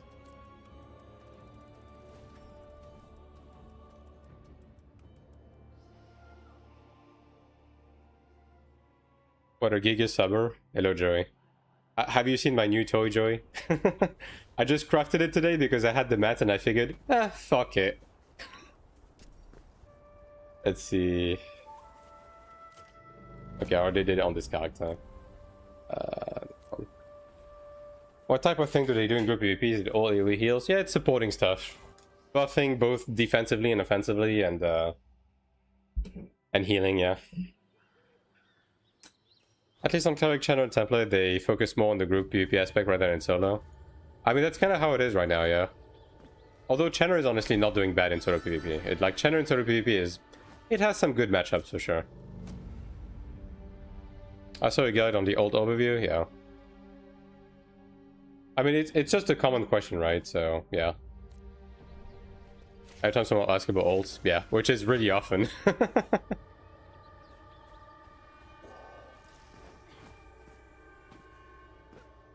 How does a cleric deal with getting early stage AP for Stigma Shards if you suck at solo roaming? I mean, the thing is, you don't even need to be doing PvP yourself to be to get AP, right? You can just jump into forces during sieges and each AP, and that's going to be your AP cap for the week right there. But broadly speaking, Cleric is just the weakest when it comes to like an equal gear, like equal, you know, scenario 1v1 match, right? Because it struggles to pin and kill targets. But if you're just roaming in the abyss, there's always going to be a smaller fish, right? So you're not going to struggle to get your dailies and weeklies done. You're not going to struggle to like farm your AP. It's just, yeah, this character really sucks ass, dude. It's just that an equal 1v1 setting, it's going to be a bit of a struggle. You know what? Fuck it. Like, that's about it. But like to do your weeklies and get your AP, like no class is ever going to struggle.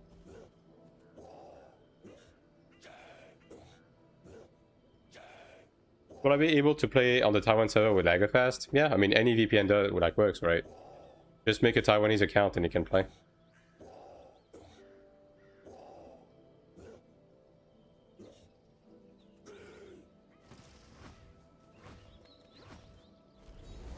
Gearing up for PvP is the most expensive in this game? Yeah, kinda, but at the same time PvP is the most irrelevant thing in this game, right? So, and the thing is, you don't need to be souped up in PvP to be doing PvP, right? It's just also depends on how much you give a shit about 1v1. Like that is the sink here, right?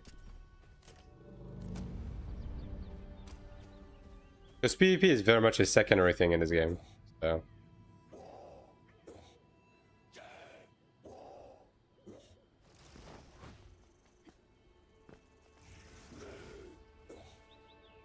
That's a great guide. Thank you. Keep glazing me.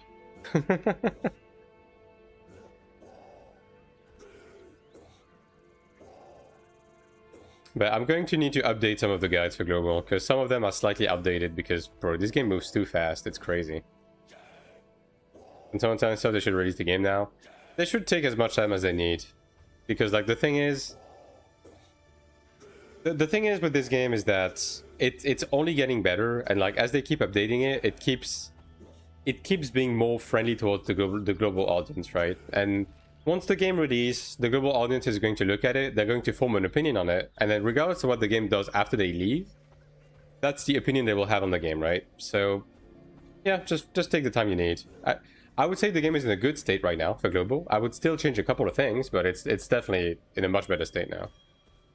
I was about to make my ranger guide and also the direction they're moving towards the changing the combat. Yeah, exactly, Joey. Like, people keep asking me about make a guide for this class, make a macro guide, right? Like, make this, make that. And I'm like, I'm focusing more on the evergreen guides, like the dungeon guides and stuff like that, because these are not going to change, right? And for the rest, I'm just waiting for stability before making guides. And then those are going to be guides I'm going to have to update regularly, right?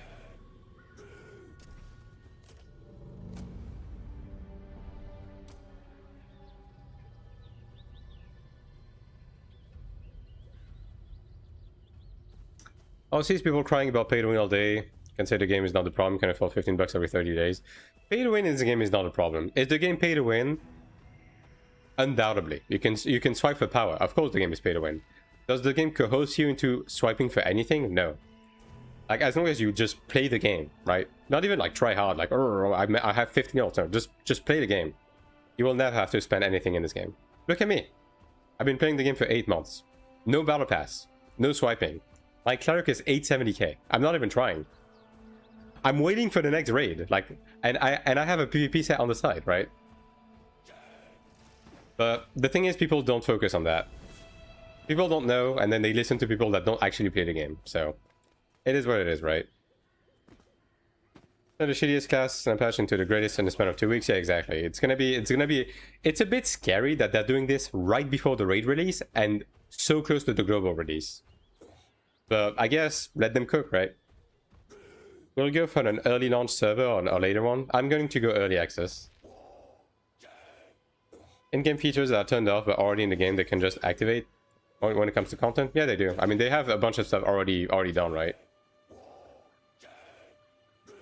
And like, we already know of a bunch of stuff in the pipelines. Like, this game has incredible potential, and the more they move forward with it, the more excited I am about the global release. Women cares about buying power in PvE MMO. Yeah, pretty much. They cry about the pay to win for PvP, not PvE. Yeah, but the thing is, when you understand the game, you understand that the swiping aspect in PvP is kind of... Who gives a shit? PvP gets you nothing progression-wise. Absolutely fucking nothing. Nothing. Zero. Nada. Right? And even if you care about PvP, like, on the long term, especially Season 2 forward, what actually matters is, like, how much you've kept up on medals, as well as potential, right? The actual pay-to-win aspect on PvP is PvP mana stones, right? Which you can argue is... it's PvP mana stones, if you run corridors on ults and you focus on buying PvP mana stones instead of buying AP gear for the closet progression, it's going to be pretty easy to keep up on that as well, right?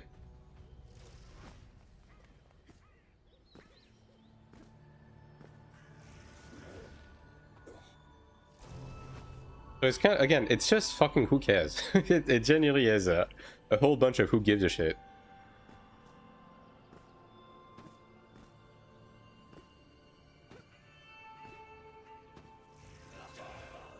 And I mean, for the rest, it's just, I mean, to me, as I always say, the pay to win in this game is not, it's not about getting stuff. It's just about ego. Because fundamentally, you're not gated out of doing anything if you don't swipe. Like, straight up. Yeah, this is not working out. I'm just going to, like, do this on another character. This character is too shit, dude. I did on this one, actually, I'm done, right? Yeah, I guess I'm just done with the ults. Did I do Ascension trial on this one? Let me check. I think most people, when I complain, they're probably not even play. I mean, yeah, 100% did Zach. People just want to complain because at the end of the day, the internet is full of professional, miserable people, right? They're not looking for solutions. They just want something to complain about.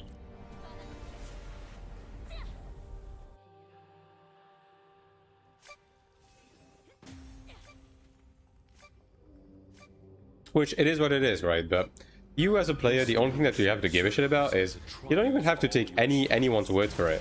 The game is fucking free to play, right? The game drops, you play it. If you have fun, you pick up the sub. If you keep having fun, you keep playing it. And the moment you stop having fun with it, or the moment NC Sub does some dumb shit with it, you just drop the game and you move on to the next one. Like, again, life is too fucking complicated to be investing so much mental energy into this, you know what I mean? It genuinely isn't that deep. It just isn't.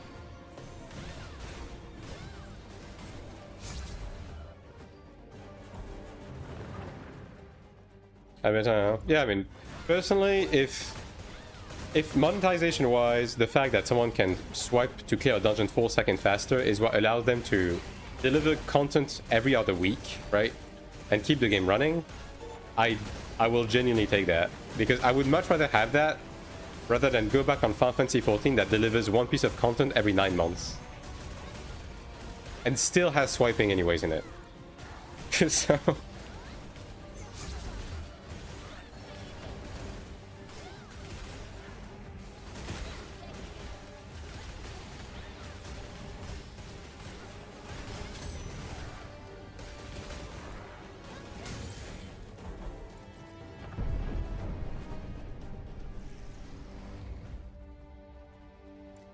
Like, at the end of the day, it is a fucking video game, you know?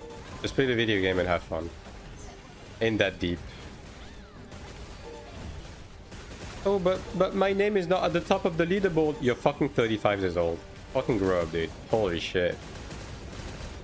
Like, you're not fooling anybody. Anyone playing MMOs this day and age is fucking in their fucking 30s. If you're still worried about that in your 30s, you probably need some actual problems in your life. I don't know.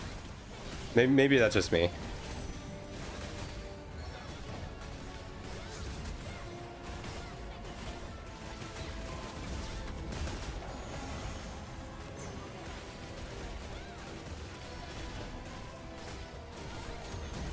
And like, if we're gonna be honest, like the people who are the loudest about this type of stuff are the people who would not be at the top of the leaderboards even if there was absolutely no swiping involved anyways.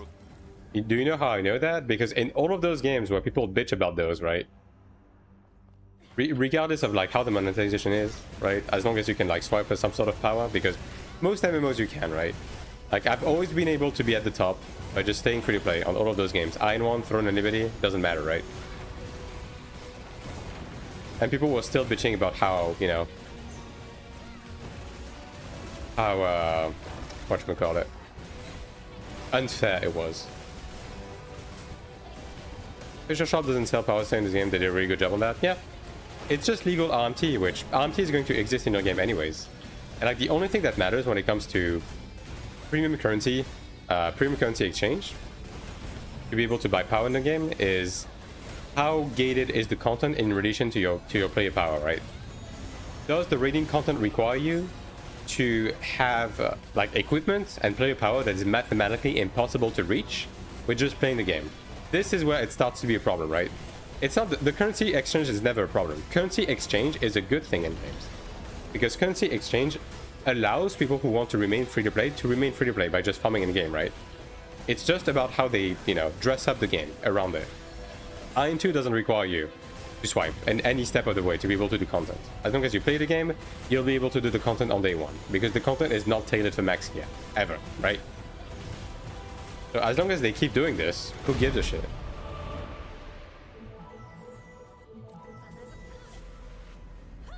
That's all there is to it, right?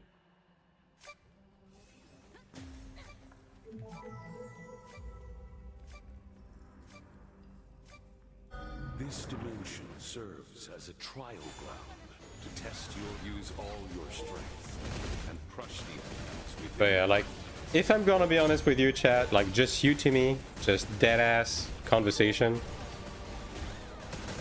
I'm waiting for one thing. It's for the game to have been out for like 5-6 months, and for all of the tourists to be gone.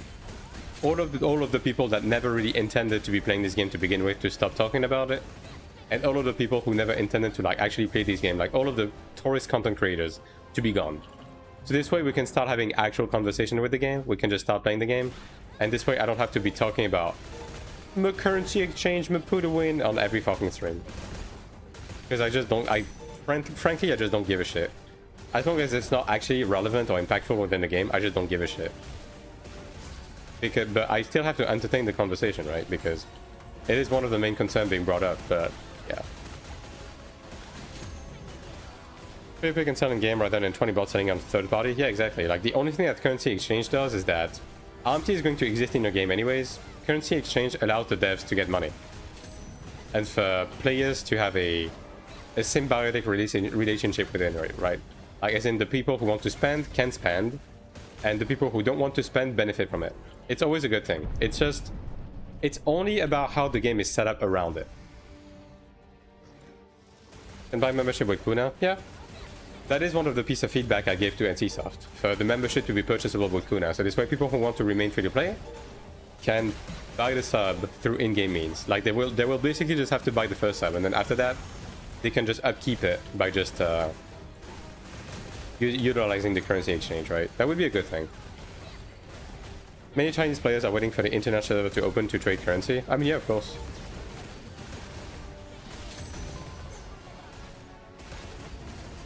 To the surprise of absolutely no one, right? Anyone do a free trial VPN that works in AION2 Taiwan? Well, LagoFast, which is the VPN that sponsors me, has a free trial, but Pretty much every VPN has a free trial. Like, my personal opinion is that you should just be trying the free trials for every VPN and see which one works the best for you. Because, you know, different ISP, different locations, different VPNs are going to work better for you, right? So, yeah. Like, for me, LagoFast was the best, which is why I moved forward with collaborating with them.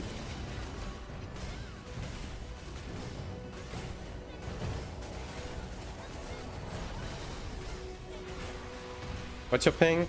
My ping is between 200 and 220. Like, it's in those midst. It's like sometimes low 190s, sometimes like 230s. It's like around that.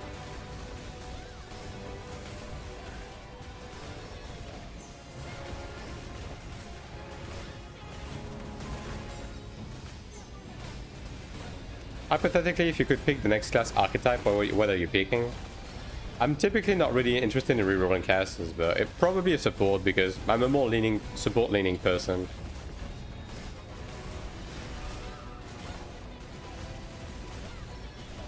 Like, I will play anything, but the thing is, every time I play a DPS, I'm like, ah, god fucking damn it. I wish I was the one supporting right now. Like, it's you're always better served by yourself type shit, you know? You do way less damage? Yeah, my DPS is about cut in half because of my ping. Like, I'm doing about half of the damage I should be doing with my gear.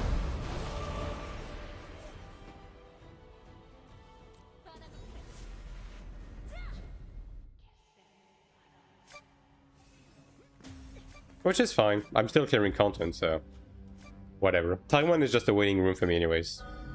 Like, I'm just waiting for global, right? So, like, I'm not particularly trying hard. I'm just, you know, going through the motions to be able to do the content, make guides, so on and so forth, while waiting for global. And ultimately, that's why I picked Cleric, right? I picked Cleric because I knew it would be the least ping-reliant class, right?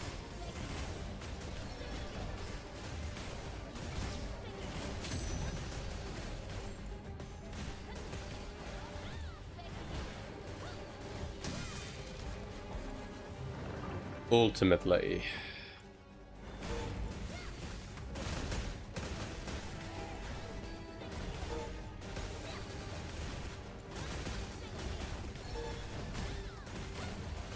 The giveaways before early access. I mean, I'm assuming the official AION2 outlet is probably going to do more, right? Like, between Gamescom and we're probably going to get some sort of like launch stream, and then I would assume they're going to like start doing drops and stuff like that as usual. So.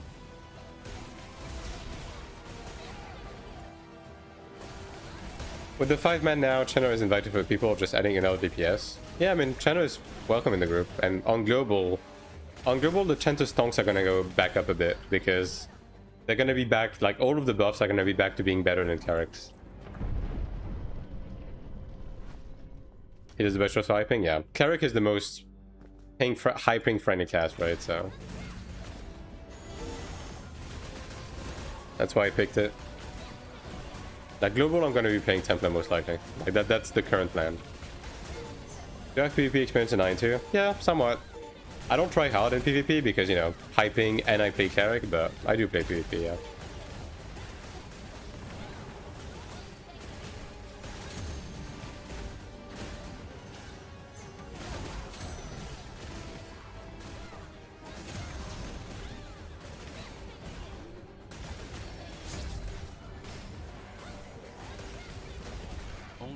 Proceed towards the... I'm gonna deserve that nap, chat. I'm gonna be honest. I am so incredibly tired today. But hey, at least I saw the eclipse and shit, right? The eclipse, the fucking star storm, right? Was nice. But by the gods. My kingdom for a bed. Haven't slept enough? Nah. I mean, like, yesterday I haven't slept much because obviously, like, patch note day, right? And then yesterday, between the eclipse and the shooting stars, right? I just witnessed it with my family. And then this morning I had an appointment, so I woke up early for that. And after that I streamed.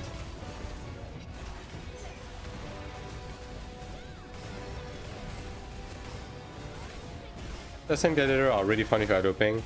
Yeah, I mean, they're kind of at the top of the world when it comes to 1v1 PvP specifically. Gladiator especially is, you know, the golden child of the game.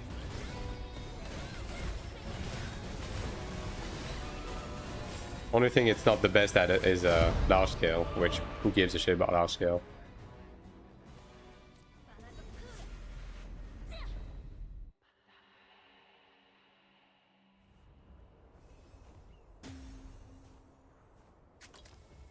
Alright, speaking of Glad, I did some work on the Gladiator as well.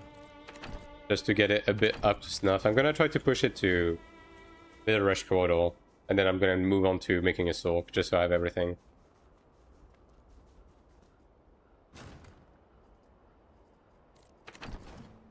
Alright, so this character's good. Let's see.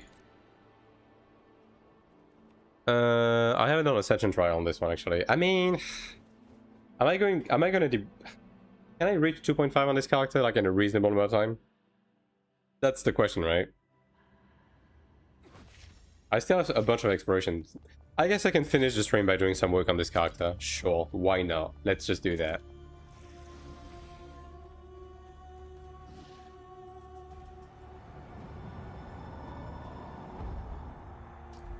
The strongholds I don't really give too much of a shit about. I just want to finish Seal Dungeons, although that's mostly gonna be a rifting endeavor, I'm afraid. I think I've already done everything. Well, I haven't done this one. Let's see this one.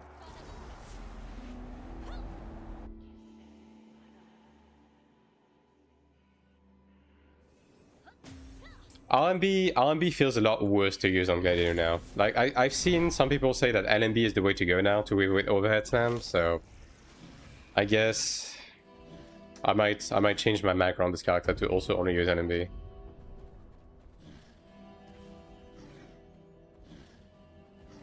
Which is crazy. Just made a Gladiator, bam. Meta change. I mean, just to do open world stuff, I guess it's fine to just leave it as is for now, but...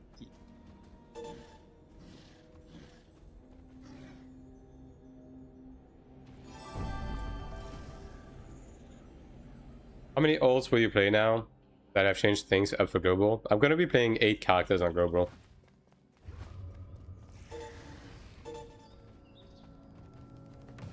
Mike thought about macro, how to use it, and so on. I'm not going to do that, Paja, because they're going to change how macros work in literally 2 weeks.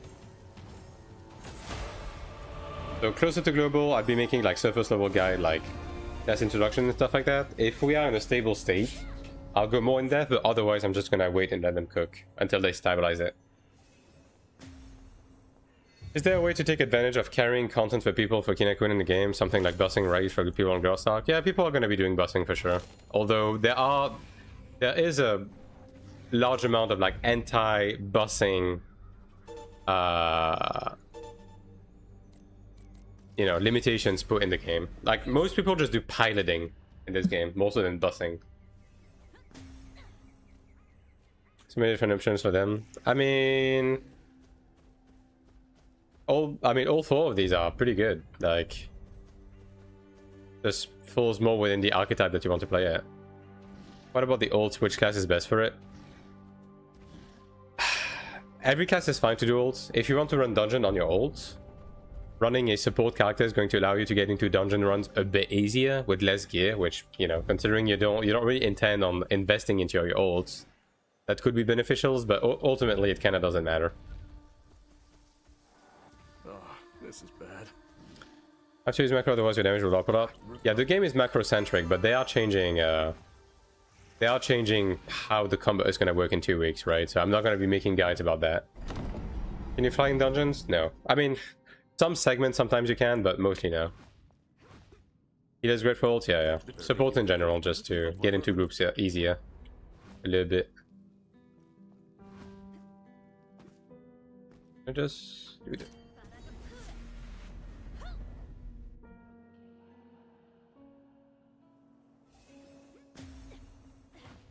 There you are. Over here.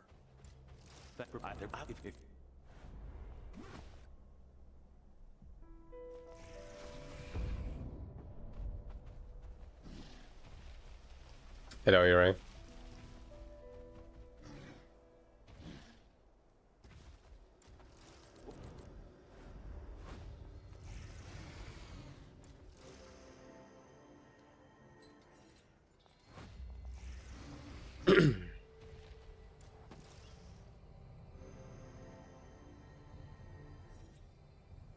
And yeah, I'll be taking... I'm gonna use tomorrow to just work on the guide for the Transcendence. I'm still undecided on making a guide for... whatchamacallit? For Deus Base, considering how close it is to the original one. Like, because I'm about to make a guide for the original one, so... I mean, maybe half time. Maybe. Because it would be pretty easy.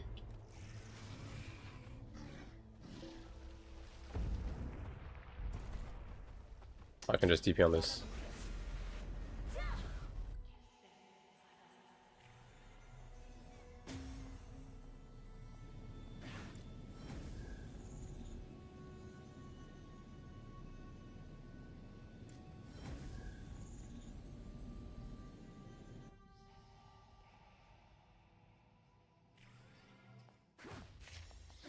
Where are you from? I'm French. From France.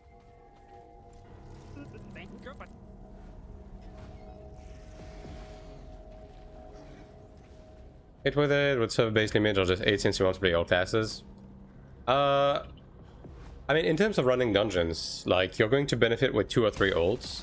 But when it comes to running Ascension Trial, corridors, and stuff like that, sky's the limit, right? You just keep benefiting, like, and it's really low investment to be able to benefit from those. So that's the main reason. Especially to be good on when it comes to enhancement stones early on, right? Like, having 8 characters do Ascension Trial every week is going to help a lot with that.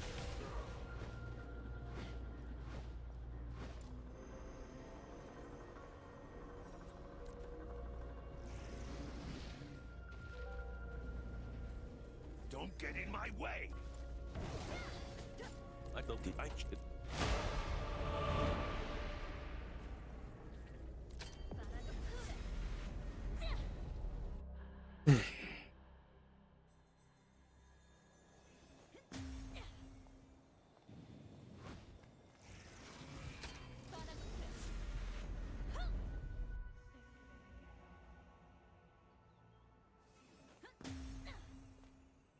What's your PC specs?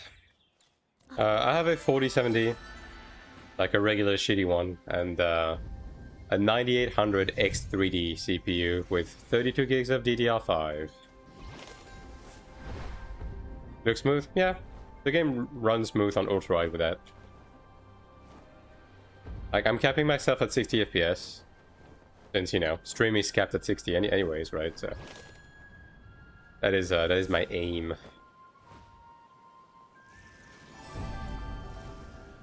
Just for it to look right on stream. I'm not able to quite stream on at 1080 on Twitch yet until I hit partner to be able to have a better bitrate. But 720 is still like fairly serviceable on Twitch. It's whatever. On the YouTube side, it's a bit rougher, but yeah, no, I don't have a streaming PC yet.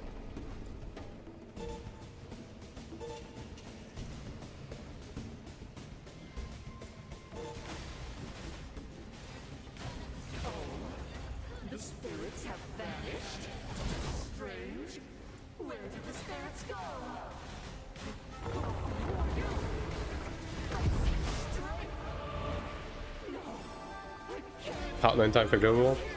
I mean, we'll see, right? At least it's in good in a good direction, right?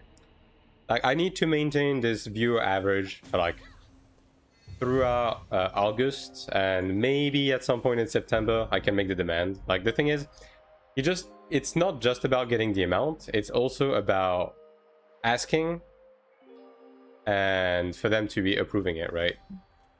Which one is the win stream on this one? I think it's this one, actually. But I mean, we'll see. If it happens, it happens. If it doesn't, it doesn't, right?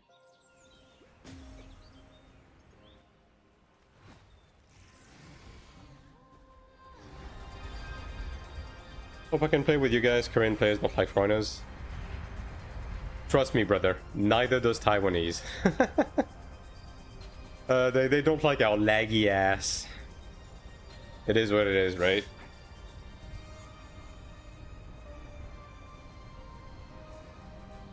But I mean, where are you playing from, personally?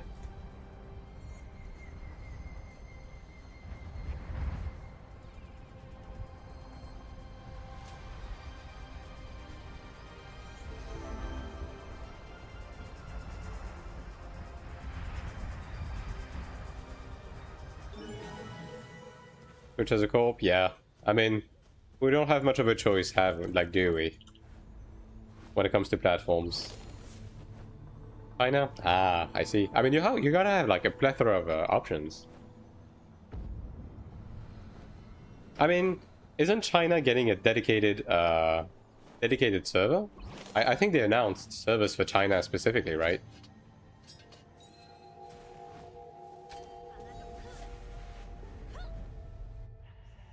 Although, like, you're gonna have plenty of options because the Japanese servers are also going to be located in Korea.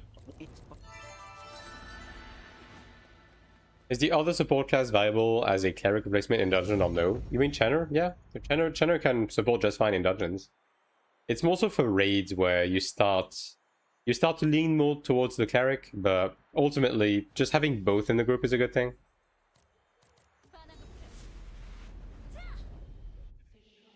Were you ever on forums? I mean, kinda, yeah. Over here. Like, I played MMOs since 2005, right? So.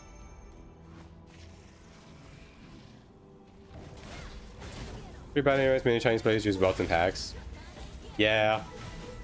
I mean, it's just a mentality thing, I guess. Like, on Taiwan, it just feels like it's normal for them to be paying for pilots for everything. Like, most people in China, like on the Taiwanese servers and Chinese servers, they don't even play the game. They just pay other people to play for them, and they pay for pilots to clear content, right? Like, yeah, it's definitely a bit of a culture shock. But I guess if you want to play on a server that lags less, Japan is going to be an option because you will actually be able to find some English-speaking players as well as some Chinese players on there. Because like all of the Oceanic people and like a lot of Southeast Asians are going to be playing on the Japanese servers since they are located in Korea. What was your first MMO? Final Fantasy 11, and I still play it to this day.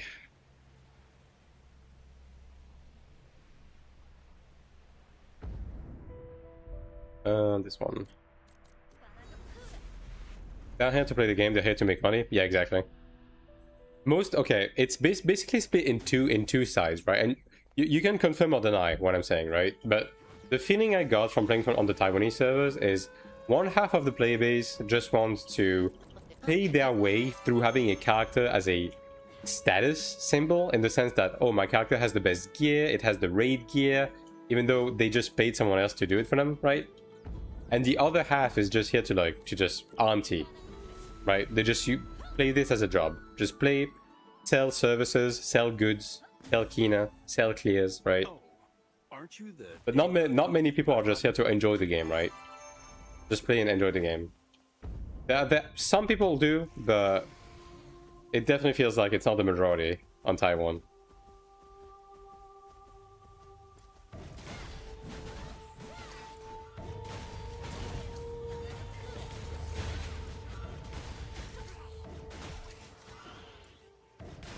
Exactly. Well, guess I got the right idea then.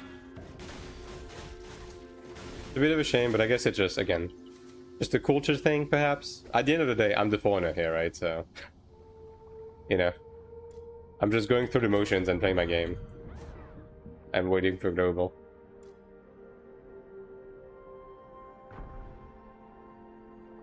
But I definitely... I for one, will be happy to be gone from Taiwan, because it's not a very pleasant like playing environment. Have you decided on what you're going to play on global? Probably Templar. I'm leaning towards Templar right now. Like, I'm gonna have to be cautious with what I say, because depending on the combat changes we have coming in the next 2 months, like, I don't know. Who knows? Maybe I'm gonna play Cleric again. Like, maybe I'm gonna play Gladiator. Maybe I'm you know, like, I don't know. It depends on how big the class changes are gonna be. If I fuck heavy with one of the classes post change, then it's just gonna be that class, right? I just hope all of the changes for every class are gonna be ready by the time global comes out. Like that is my one concern with them doing this so close to global, is that what are we going to receive in terms of the balance? I don't know. What they're gonna do with classes, they're moving away from macros a bit, not completely, but a bit.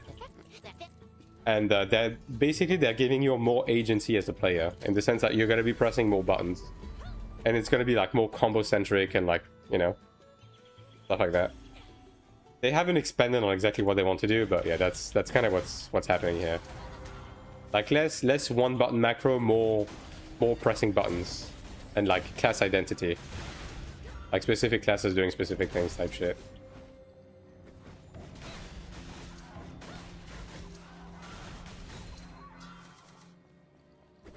Are the macros in game, or do I need to use third party? The game hasn't a macro function yet, but typically, if you can, you just use a mix of both. Why is it unpleasant to play on Taiwan ping or something more? I mean, obviously ping is always going to be unpleasant, although I would say you get used to it. It's just the player base. Like the way the players play the game is a bit unpleasant.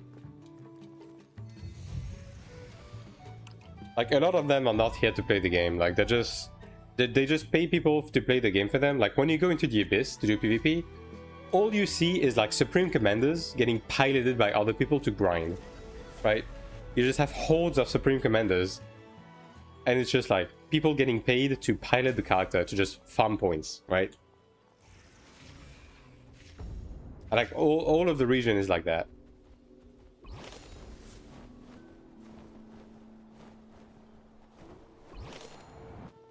Mission money. I don't know about this sub money, because the thing with the bots is that a lot of them just use like stolen credit cards and stuff like that to get the sub anyways, right? Now obviously there is some merit to it. I have a hunch they don't give a shit about bots on Taiwan, because that's what the Chinese players want, right? Like I think that is just how Chinese players want to play the game. So NCSoft just like kind of lets it happen more so than other regions.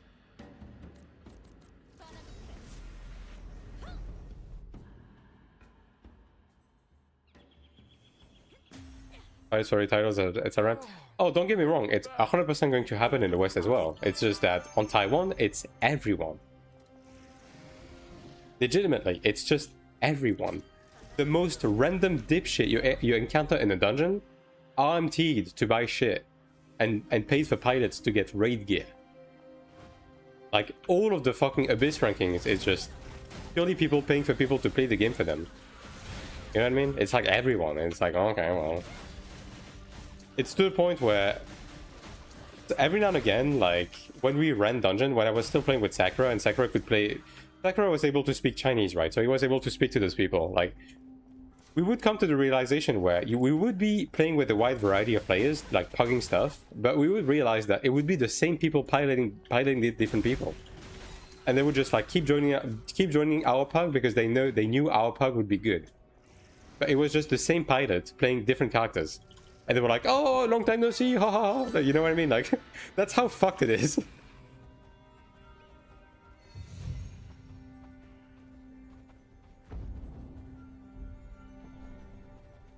And like, the guy would be like, yeah, I'm like, legit, the guy would be like, yeah, I'm ending my shift. Like, this is my 6th character today. Like, I'm finally gonna have a little bit of time to play my own character tonight. And it's like, wow, that's different. Holy. But that's just how it is on Taiwan.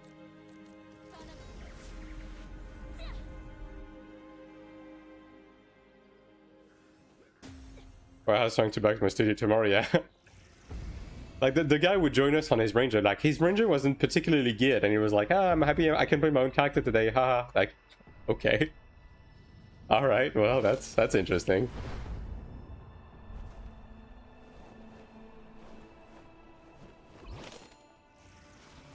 Culture thing, yeah, exactly. Like, it's just a culture thing, which is why, whatever, you know. Like, I'm just kind of playing the game, but this also is used as like a bit of a reinforcement just to tell you guys that, bro, I've been playing on Taiwan with 250 ping, no battle passes, no swiping, just by myself in the middle of an ocean of racist people that just pay for pilots, and I'm still able to enjoy the game, and I'm still able to be competitive and do all of the latest content. Bro, when the game comes out in global, this shit is gonna be easy mode. You know what I mean? Like, if I'm able to enjoy myself and do as much as I am on fucking Taiwan, right? Like, you know what I mean? Global is gonna be easy, bro. I'm gonna be Bing chilling.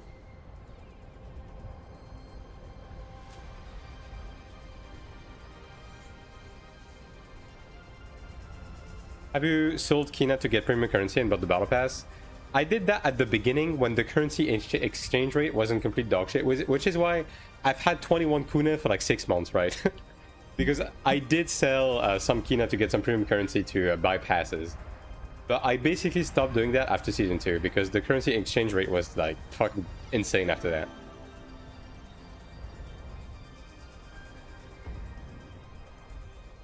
But like, this is why anytime anyone has any concern about pay to win and anything on global, I'm like, brother, you're gonna be playing the game on fucking easy mode as a free to play / sub only play on global. Just fucking enjoy the ride. Trust me on that one. This shit is gonna be very simple. Just focus on having fun and stop giving a shit about what a Korean guy did with his money 8 months ago. Because none of it is going to be relevant to the game you're going to be playing.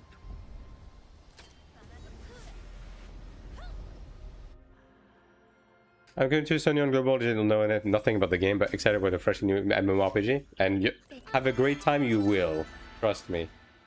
Every step of the way, just progressing on this game and just playing the game is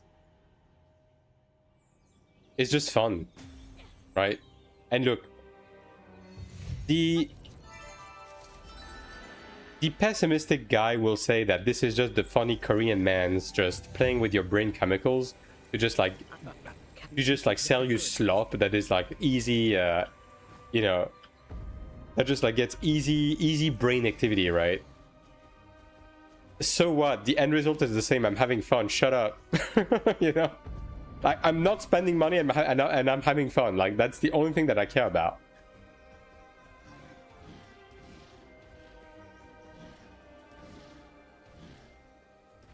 By all platinum medals and stuff. Jesus Christ. I mean, more power to them. If they have fun doing this, like, great. Has zero impact on my personal game.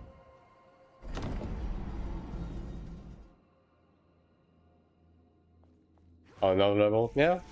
And look, they keep the servers on. Good. Good. They're the guys that allow us to get dungeons every other week.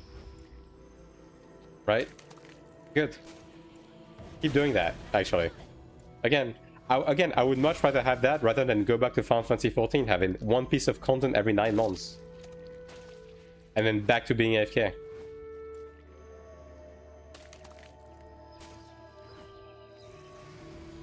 Has the poison around the altar been cleared? Thank you, Korean Will. Yeah, exactly.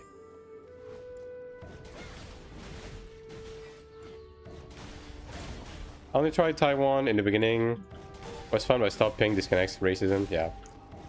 I mean, ping you get used to it. Like, gameplay wise, you get used to it. In terms of how impactful it is on the DPS, it's pretty bad. But like, I haven't really struggled with much in terms of like mechanics and execution, even in the raids with the high ping. How could free-to-play player make in-frame currency there? I mean, without whales, you can't, right? Do I need to talk to her before I do this? Oh yeah, I do. Please wait here for a moment. How to have fun being free-to-play for the people having fun while they're paying? They shouldn't be having fun. Yes, exactly. No one is allowed to have fun but me. Isn't that right? Come to me once Oh, you should only have fun in my way.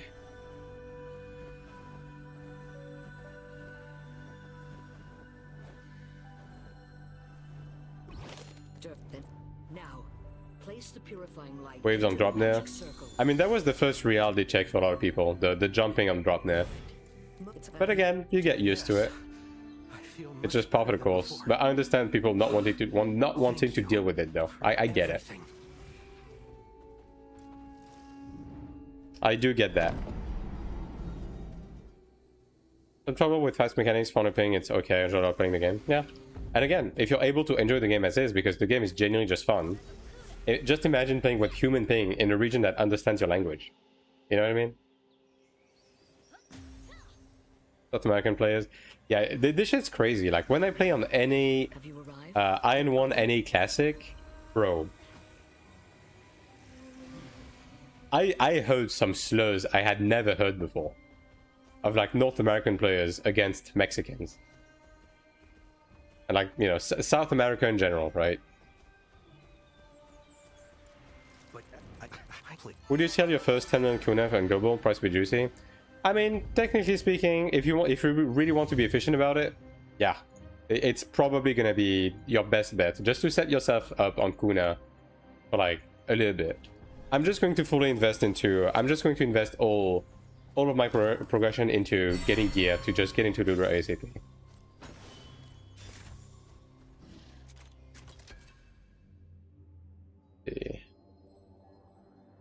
Rush strike. Oh, that's gonna be 16. Maybe I can get something out of it, perhaps. Tolerance. Perfect chance. Dog shit. Nope. Damage boot.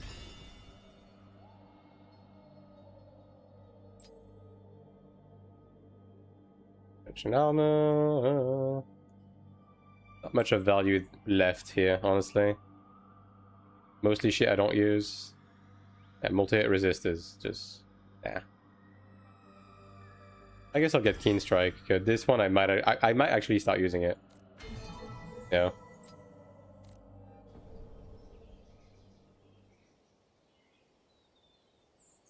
Can you show me the outfit you have on? On this character? Sure. That's a dungeon armor. It's the Zikil's like shadow.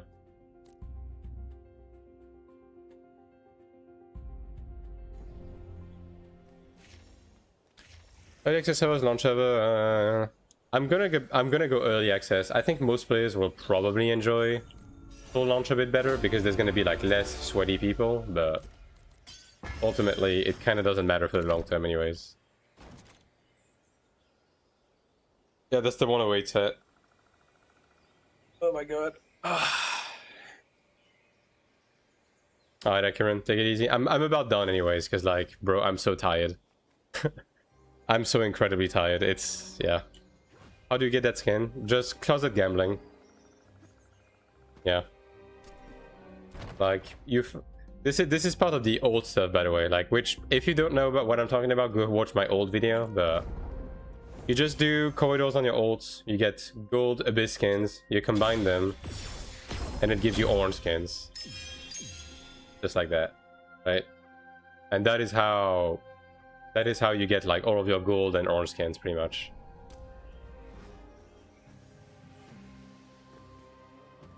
Yep, take it easy, thanks for hanging out.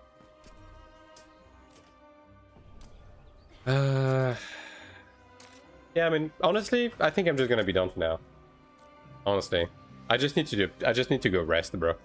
Like, I need to go take a break, take a shower, eat something, and then I'm start working on the Transcendence video. Yes, the closet is synced on the server. Like, all of the skins are shared across your characters. But yeah. Anyways, chat, that is going to be it for me today. So thanks for watching. Thanks for the follows, thanks for the subs, resubs, and everything in between. I will be taking a break tomorrow. I'm going to be working on the Transcendence video guide. Hopefully I can get it out tomorrow, but worst case scenario, I may take the first half of Saturday off to get it out. But either way, I will be back on Saturday. I will keep you guys informed on my channel. And yeah, for the time being, make sure to follow the channel on both Twitch and YouTube. And make sure to jump on my Discord to be made aware of my whereabouts. Holy shit, I'm tired. Just missed. Yeah, Raiden. I mean, usually I would be streaming like half an hour more, but bro, I'm fucking dead. I haven't slept at all. I just need to like take a nap or something. But yeah. Anyhow, for the time being, have a fantastic rest of the day, and I'm gonna be looking for someone to host. All right. Oh yeah. Also, Raiden, have a look at this. Just going to leave this on stream until I finish. There you go. All right. Anyone to host? There's not many people streaming right now, actually.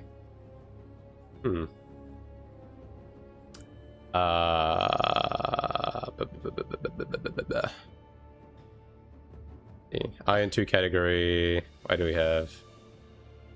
Someone get the spray bottle? Hell yeah. Yeah, I don't know anyone in there.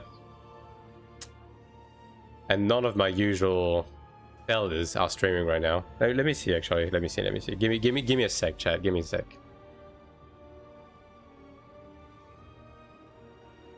I mean, I guess, you know what? Chrism is streaming.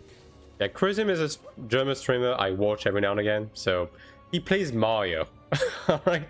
Very detached from the Ion stream. But, that's who I'm gonna host right now. So, go say hi to Chrism.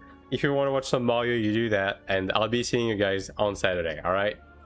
GG's.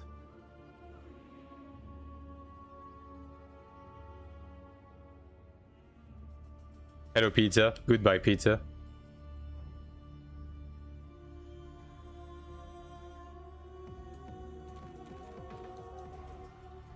I also just remembered there was